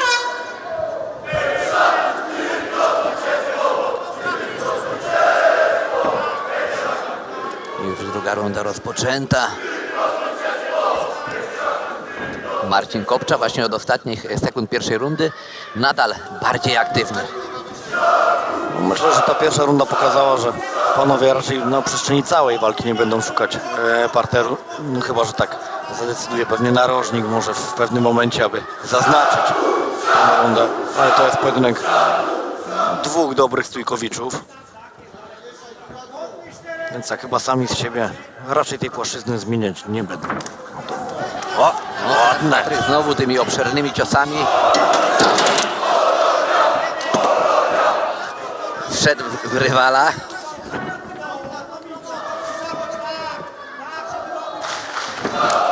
Ładny low kick w wykonaniu Patryka. Może to jest broń właśnie na Marcina Kopczę. Właśnie te low kicki, żeby troszeczkę osłabić jego mobilność. Po raz kolejny wysokie kopnięcie. O, ładne to było. Marcin Kopcza legitymuje się rekordem 2 zwycięstw, 1 porażki. Ostatnio pokonał Wojtka Demczura na FEN 54. Ma również 1 remis w swoim rekordzie. Teraz po raz kolejny próba ataku z wyskoku. Ale nie daje zaskoczyć się w żaden sposób Patryk Krzak.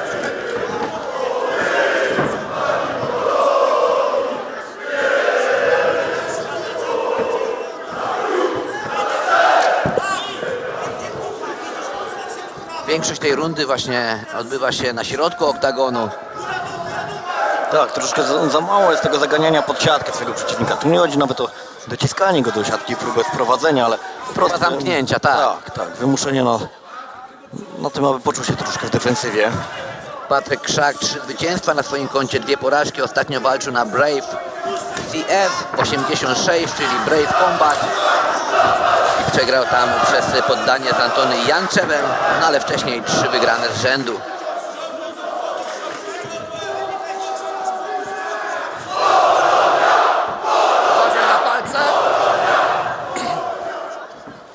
No na tą chwilę, tak jak mówię, bardzo wyrównany pojedynek. Ciężko wskazać, kto może właśnie prowadzić w tej walce, bo i z jednej i z drugiej strony mamy podobne ataki, podobna intensywność tej walki jest z obydwu stron. No obydwa jak kopią, są bezpośrednie kopnięcia. Szkoda, że nie są nieco zamaskowane właśnie ciosami, ponieważ może lepiej by docierały. No teraz widzimy ładny taki skok z sierpem, ale też miał zapędzonego pod klatkę Marcina. Patryk dał mu odejść, odzyskać środek. Brakuje mi tutaj zdecydowanie szachowania swojego przeciwnika w stójce.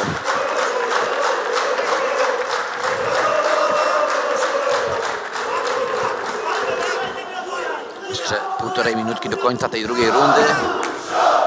Chyba takiego sidekicka w wykonaniu Marcina Kopczy. Aj, bardzo ładny sierpowy teraz ląduje na głowie Marcina.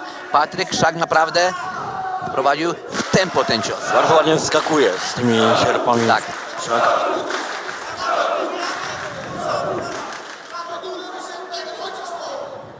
No, ale dalej to jest takie wszystko bardzo bliskie. Myślę, że tutaj ani jeden, ani drugi nie może być pewny, że te rundy są zapisywane na jego konto. Tak, tutaj tak jak Artur właśnie wspomniał, żaden z zawodników nie może być niczego pewien w tej walce, bo wszystko dzieje się w oktagonie na zapałki. Teraz delikatnie Marcin Kopcza zepchnął pod siatkę Patryka Krzaka. No ale czy pójdzie za ciosem i na razie jest kopnięcie, taki middle kick. No ale znowu walka wraca na środek oktagonu.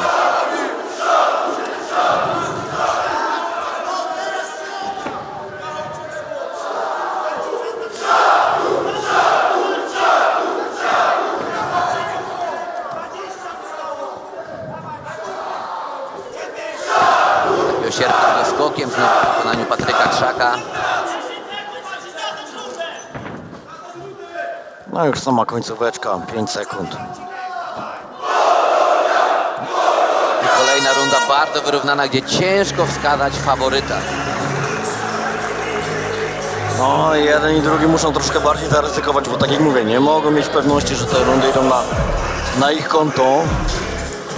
No tutaj trzecia runda, żaden z nich nie może kalkulować, bo niestety ciężko tutaj domyśleć się nawet, na kogo mogli sędziowie punktować. Może być tak, że jeden sędzia dał na Krzaka, a drugi na Kopcze. Dokładnie tak. Tutaj niejednogłośność u sędziów wcale by mnie nie zdziwiła. Mimo wszystko walka taka pod pełnym respektem, ale ciekawa dla oka, bo jeśli już idą akcje, to są one efektowne, tak jak sierpy Krzaka Woskokiem czy high-kicki w wykonaniu Marcina Kopczy. Albo na jego mogą wyprowadzić.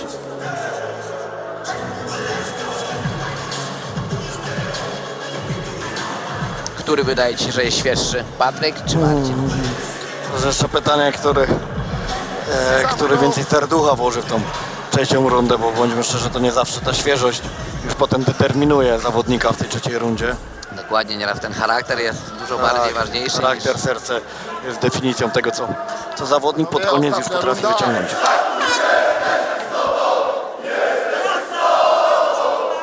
Rozpoczęliśmy ostatnią rundę podczas main eventu dzisiejszej gali w Bytomiu. No ale wydaje mi się, że narożniki zmotywowały swoich zawodników, bo tak troszkę podkręcają to tempo, mimo że to trzecia runda. No nawet jeżeli nie przed czasem, to ta runda może być naprawdę decydująca. Oj, teraz jakie rozcięcie. Nie, to rozcięcie na czole, tam było zderzenie głowami. No i ta krew cieka. No to już na pewno będzie przeszkadzało Patrykowi, bo ta krew mimo wszystko będzie wlewała się do oka, co będzie utrudniało mu widoczność. Widzimy tutaj sektor, który przybył dla Patryka Krzaka.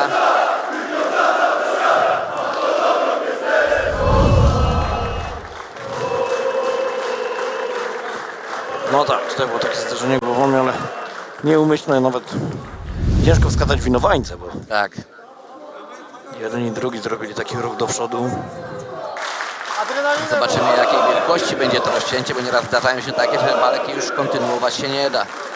Jeżeli by taka sytuacja była, czy ta walka nie będzie mogła być kontynuowana, ponieważ faul był nieumyślny. Będzie decyzja techniczna po 2 rundach. Tak, po 2 rundach.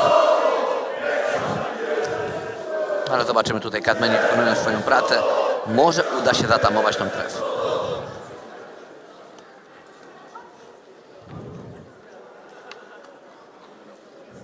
Też zawodnicy na pewno sobie odpoczną w czasie tej przerwy. Wydaje mi się lepiej zregenerować na dalszą walkę, która zostanie być może wznowiona. Tak, jeżeli walka zostanie wznowiona, tak jak mówiliśmy, no tutaj trzeba podkręcić tempo, trzeba podkreślić tą swoją przewagę, ponieważ ani jeden, ani drugi no nie mogą być pewni tego, że wygrywają na kartach punktowych. Ta runda może naprawdę zdecydować o wyniku tej walki. Rozcięcie już zatamowane, ale wiadomo, że przy pierwszym uderzeniu to może od razu puścić.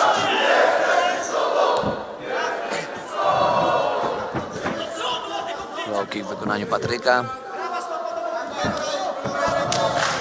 Znowu próba tego sidekicka w wykonaniu Marcina Kopczy. Kopcza troszkę za mało używa tej swojej tylnej nogi. Wydaje mi się, że tutaj te kopnięcia raz na głowę, raz na wątrobę rzeczywiście pomagałyby mu bardziej ustawić tę walkę.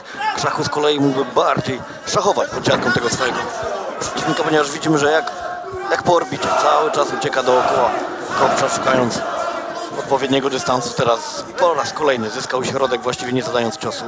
Tak jest, ogólnie ta walka opiera się głównie na takich pojedynczych ciosach, nie ma ponowień, jak jest ręka to później noga, jak jest noga to później idą ręce, tylko właśnie mam takie pojedyncze rzucanie, albo pojedynczych sierpów, albo pojedynczych kopnięć. High kicka właśnie z tylnej nogi Marcina Kopcza, ale dobrze zblokowana przez Patryka Krzaka.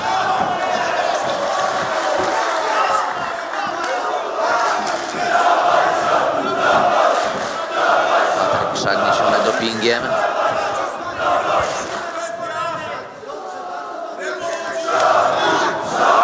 ten sierp ładnie wszedł.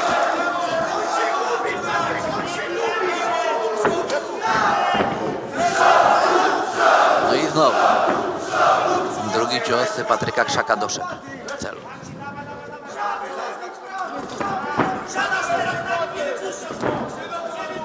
Marcin Kopcza widać, że ma dobrze opanowaną tą bazę techniczną, tak jak właśnie Artur wspomniał, zbyt rzadko ich używa. O, teraz Próba sprowadzenia w wykonaniu Patryka. bardzo mądry ruch strategiczny, ponieważ gdyby to się udało, To wtedy mógłby oczywiście zaznaczyć u sędziów swoją przewagę.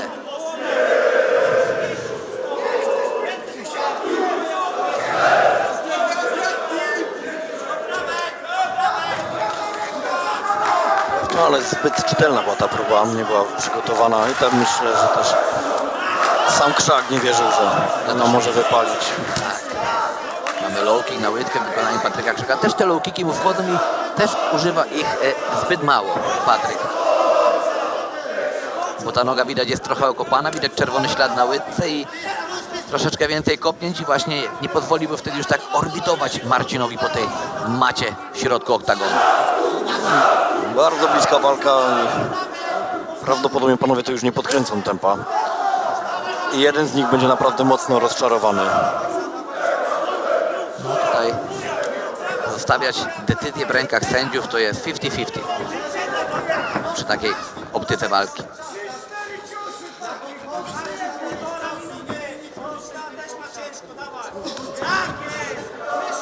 Półtora minuty do końca, no idealny moment, aby tutaj teraz podkręcić tempo, zaznaczyć końcówkę. Może nawet spróbować sprowadzić. Tak, tylko najlepiej, gdyby właśnie chciał ktoś prowadzić właśnie po akcji, że są ręce, idzie noga i wtedy, kiedy zawodnik jest skupiony na obronie, spróbować wejść w te nogi.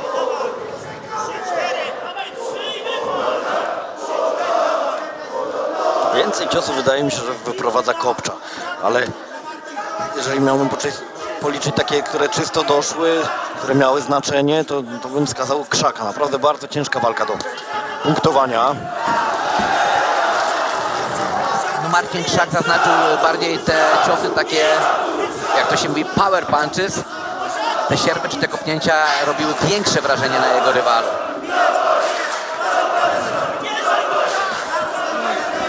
No, tego rozcięcia na czole oczywiście nie możemy brać pod uwagę, ponieważ to jest zderzenie czas, tak, zderzenia z głowami. No ale zobaczymy, może jeszcze któryś z zawodników właśnie pójdzie, żeby zaznaczyć tą rundę, jak i całą walkę na swoją korzyść. Ostatnie 13 sekund, zaraz wybije dyszka, właśnie ją słyszymy.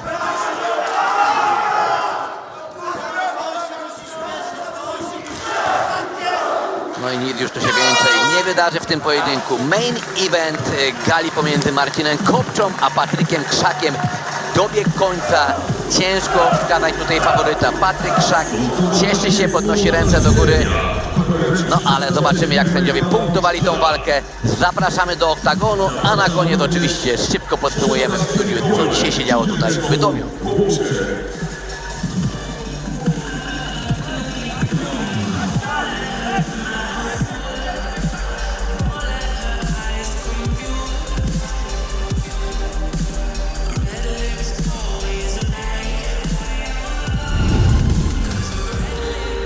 Trzecia runda była twoja i pierwsza, druga też.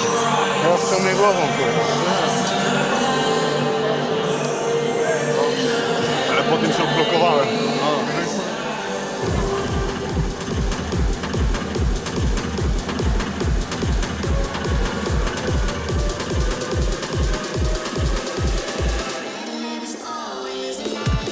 W tej rundzie, kurwa.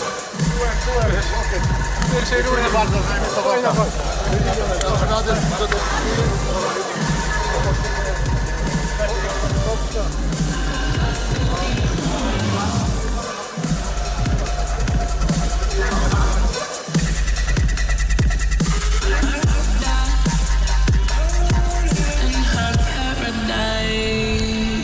Panie i panowie, main event dzisiejszej gali wygrywa jednogłośną decyzją sędziów Patryk Krzak!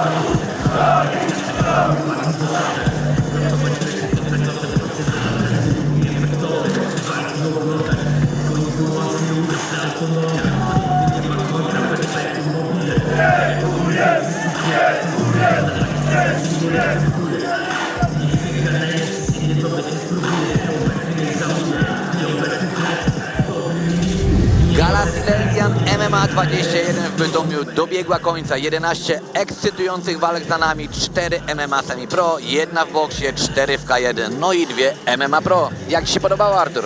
Tak, to była na pewno bardzo dobra, udana gala. Fajnie, że Silesian MMA wróciło do Bytomia. No i fajnie, że z taką udaną galą. Jeśli miałbyś podkreślić taką jedną walkę, no to ja już mogę powiedzieć, że dla mnie to był pojedynek Patryka Nikiela i Szymona. Myślę, że tak. To był bardzo dobry pojedynek, ale dzisiaj cała gala obfitowała w dobre pojedynki. Dziękujemy wszystkim za obecność na transmisji. Pamiętajcie, Silesian MMA 22 już 24 maja w Amfiteatrze w Ustroniu, a 12 kwietnia gala VIP 11 w Mysłowicach. Komentowali dzisiaj dla Was Artur Kornik-Sowiński i Sebastian Szczerek. Dziękujemy, do zobaczenia, do usłyszenia.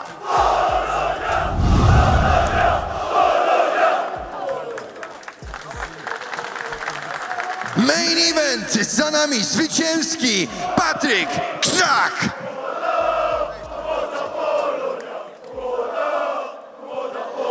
Szanowni Państwo, main event dzisiejszej gali za nami. Wszystkie walki miały już miejsce. Z tego miejsca chcielibyśmy bardzo serdecznie podziękować za udział, za doping, za obecność. Nie pozostaje nam chyba nic innego, jak zaprosić Was na kolejne gale, a mianowicie VIP 11, który odbędzie się 12 kwietnia, Mozir, Mysłowice oraz Silesian MMA 22 w Ustroniu na Amfiteatrze. Tyle na dziś. Dziękujemy, że byliście z nami w Bytomiu.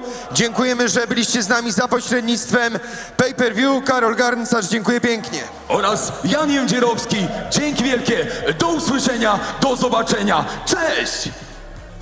Then watch me do it again. Tell 'em I can't take no loss. My team hold nowhere else, no. Aiming for the top, can't make it by myself. I ain't taking no loss. I ain't taking no loss. Look, come on, always win. I ain't taking no loss. Look, come on, always win. I'm winning again and again and again, and it's all on repeat. I'ma just sit at the top 'cause I'm running it, dog. On me, I don't know defeat. Had to get back on the phone. I told them don't play with my name 'cause I know that it rings. They want my spot at the top with the crown and they ask who's the rocket. I tell them it's me.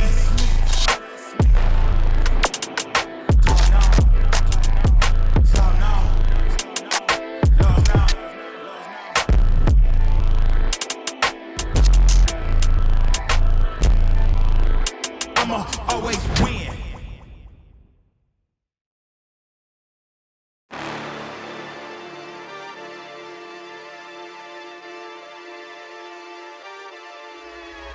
Hold up, why do they doubt the kid? I'm about to prove them all wrong again.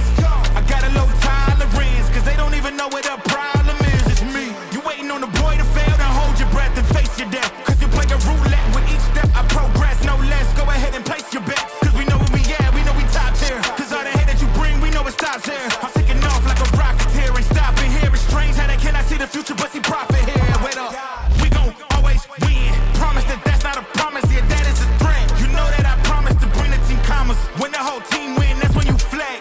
Win, and I'ma do it again. Watch me win, then watch me do it again. Tell 'em I can't take no loss. My team hold nowhere else, no. Aiming for the top, can't make it by myself. I ain't taking no loss. I ain't taking no loss. Look, I'ma always win. I ain't taking no loss. Look, I'ma always win. We already know that we the coldest. Watch me heat it up, let me focus. I'm going toe to toe with foes. I know they notice. I kick in doors, they only hope for closing. Why? 'Cause they know I go again. And when they get it dry, I'm the one that can make it flow again. Talk to me nice, my team they ready to go again. Running into us, we'll gladly send you home again. We don't talk, better know the grind gon' match my walk. I'm a cheat code, I don't take no loss. Making no sense, run up the scope, 'cause all I do is win. And I'ma do it again. Watch me win, then watch me do it again. Tell 'em I can't take no loss. My team hold nowhere else, no. Aiming for the top, can't make it by myself. I ain't taking taking no loss. I ain't taking no loss. Look, I'ma always win. I ain't taking no loss, no loss, no loss. Look, I'ma always win. I'm winning again and again and again, and it's all on repeat. I'ma just sit at the top 'cause I'm running it, dog. On me, I don't know defeat. Had to get back on the phone. I told them don't play with my name 'cause I know that it rings. They want my spot at the top with the crown and they ask who's a rocket. I tell them it's me.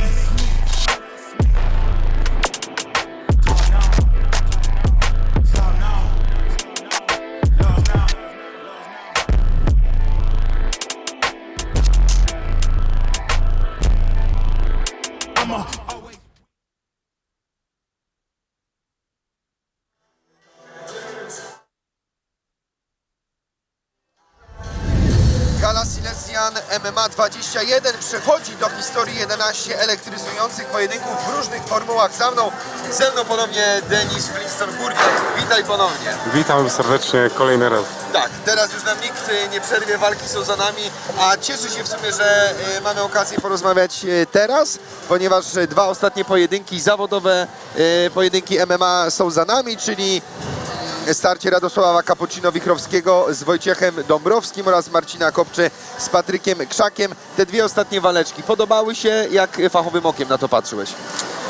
No podobały się, no przede wszystkim czekałem na walkę wieczoru, bo walczył tutaj mój klubowy kolega. Bardzo czekałem na tą walkę, tym bardziej, że wygrał, to tym bardziej się cieszę. Wykonał plany założone przez trenerów. Jest złoty puchar i czegoś też więcej. Słówko jeszcze powiedzmy o co-main evencie, ponieważ Radosław Wichrowski-Cappuccino, podopieczny między innymi tutaj razem z Michałem Materlą w narożniku prosto ze Szczecina z klubu Berserkers Team przyjechał. Pewnie wygrał z Wojciechem Dąbrowskim, to jest zawodowy debiut tego zawodnika właśnie tutaj na Silesianie, to na pewno też duża sprawa. Tak, tak, no co mogę powiedzieć, Radek bardzo zachowawczo i bardzo, że tak powiem, przemyślanie kontrolował Wojtka. Nie napalał się, robił sobie wszystko powolutku. Przez 3 rundy punktował, że tak powiem, Wojtka i wygrał. Jedynie co można przyznać Wojtkowi, że ma waleczny charakter, dał z siebie wszystko. Wiadomo, że my tutaj możemy sobie oceniać, tam w środku jest zupełnie inaczej. No jasne. Bo ja na przykład bym od ciebie dodał, że mógłby troszkę więcej próbować wchodzić po klatce do góry, żeby były momenty, gdzie Radosław go kopał i mógł sobie próbować może do tej stójki częściej wracać, nie? No właśnie, ciężko mu było tak się wymknąć Radkowi. On go tak osaczał, jak taki lew, który dopadł już trochę Ale tak jak mówię, my możemy sobie tu oceniać, a tam jak jest coś w środku, zupełnie inaczej jest. No ale widzisz, cieszę się, że jesteś ze mną, bo fachowym okiem zerkasz na to i też wiesz więcej niż przeciętny kibic, który to oglądał. No dobrze, no to na koniec pytanie, kiedy Ciebie możemy się spodziewać z powrotem w klatce i gdzie to będzie? Czy już możesz coś zdradzić? Dokładnego terminu nie mogę podać. Mogę powiedzieć, że mam już zaplanowaną walkę, mam przeciwnika i... Powiedz chociaż jaki rejon Polski. A, to nie mogę. Nie możesz. Za dużo zdradzę. Za dużo zdradzę. Ja wiem, ale też nie mogę niestety tego powiedzieć. Myślałem, że ty coś tutaj uchylisz, rąbka tajemnicy naszym widzom. Szanowni Państwo... Mi tam minusowe procenty nie są potrzebne. To jasne, lepiej wziąć pełną pulę niż oddawać. Tak. Denis Flintstone-Górniak był moim i waszym gościem, podsumowując na szybko to, co działo się podczas Silesian MMA 21 w Bytomiu, 2 dzień marca, niedziela. Kończymy ten tydzień, wchodzimy w nowy. Dziękuję raz. Dziękuję bardzo za zaproszenie i mam nadzieję, że jeszcze się zobaczymy na takiej imprezie w Bytomiu. Na pewno. 3 razy Silesian MMA gościł w Bytomiu. Myślę, że każda ta wizyta była udana. Czekamy na kolejne. Karol Garncarz, dziękuję bardzo w imieniu swoim i w imieniu również Sebastiana Szczerka, Artura Kornika-Sowińskiego, którzy pracowali dzisiaj i w studio i komentowali ten pojedynek. Bytom, dziękujemy. Dobranoc. Dobranoc. Running into us, we'll gladly send you home again. We don't talk, better know the grind gon' match my walk. I'm a cheat code, I don't take no loss. Making no sense, run up the scope, cause all I do is win. And I'ma do it again. Watch me win. then watch me do it again. Tell 'em I can't take no loss. My team hold no L's, no. Aiming for the top, can't make it by. Always win. I'm winning again and again and again, and it's all on repeat. I'ma just sit at the top 'cause I'm running it, dog. On me, I don't know defeat. Had to get back on the phone. I told them don't play with my name 'cause I know that it rings. They want my spot at the top with the crown and they ask who's a rocket. I tell them it's me.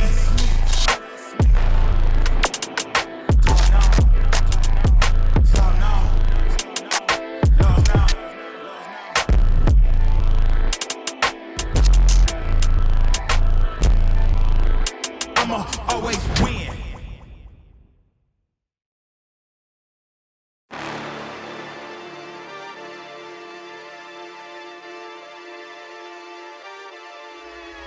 Hold up, why do they doubt the kid? I'm about to prove them all wrong again. I got a low tolerance, 'cause they don't even know what the problem is. It's me. You waiting on the boy to fail, then hold your breath and face your death. 'Cause you play a roulette with each step I progress, no less. Go ahead and place your bets, 'cause we know where we at, we know we top tier. 'Cause all the hate that you bring, we know it stops here. I'm taking off like a rocket here, ain't stopping here. It's strange how they cannot see the future, but see profit here. Wait up, we gon' always win. Promise that that's not a promise, yeah, that is a threat. You know that I promise to bring the team commas. When the whole team win, that's when you flex. Win, and I'ma do it again. Watch me win, then watch me do it again. Tell 'em I can't take no loss. My team hold no L's, no.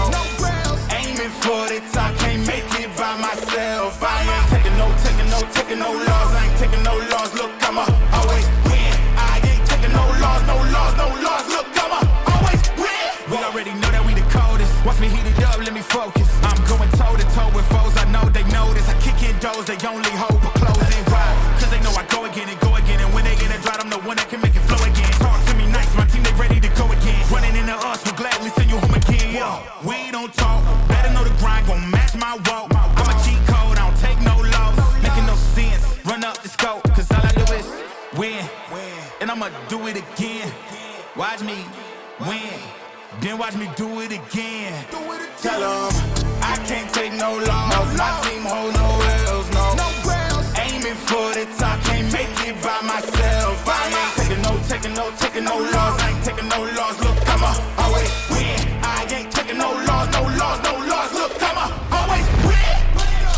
I'm winning again and again and again, and it's all on repeat. I'ma just sit at the top 'cause I'm running it, dog. On me, I don't know defeat. Had to get back on the phone. I told them don't play with my name 'cause I know that it rings. They want my spot at the top with the crown and they ask who's a rocket. I tell them it's me.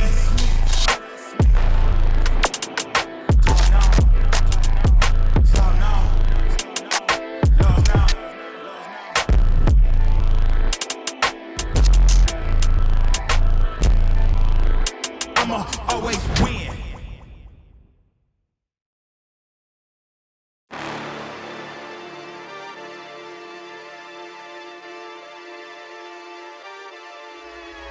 Hold up, why do they doubt the kid? I'm about to prove them all wrong again.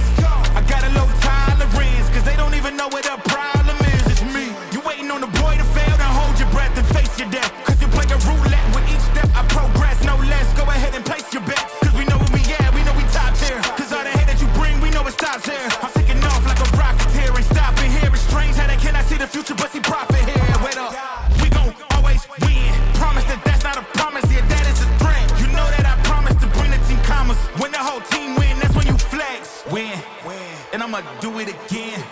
Watch me win, then watch me do it again. Tell 'em I can't take no loss. My team hold no L's, no. Aiming for the top, can't make it by myself. I ain't taking no loss. I ain't taking no loss. Look, I'ma always win. I ain't taking no loss. Look, I'ma always win. We already know that we the coldest. Watch me heat it up, let me focus. I'm going toe to toe with foes. I know they notice. I kick in doors, they only hope for closing. Why? 'Cause they know I go again and go again. And when they get it dry, I'm the one that can make it flow again. Talk to me nice, my team they ready to go again. Running into us, we'll gladly send you home again. We don't talk, better know the grind gon' match my walk. I'm a cheat code, I don't take no loss. Making no sense, run up the scope, 'cause all I do is win. And I'ma do it again. Watch me win, then watch me do it again. Tell 'em I can't take no loss. My team hold no L's, no. Aiming for the top, can't make it by myself. I ain't taking no loss. I ain't taking no loss. Look, I'ma always win. I ain't taking no loss. Look, I'ma always win. I'm winning again and again and again, and it's all on repeat. I'ma just sit at the top 'cause I'm running it, dog. On me, I don't know defeat. Had to get back on the phone. I told them don't play with my name 'cause I know that it rings. They want my spot at the top with the crown and they ask who's the rocket. I tell them it's me.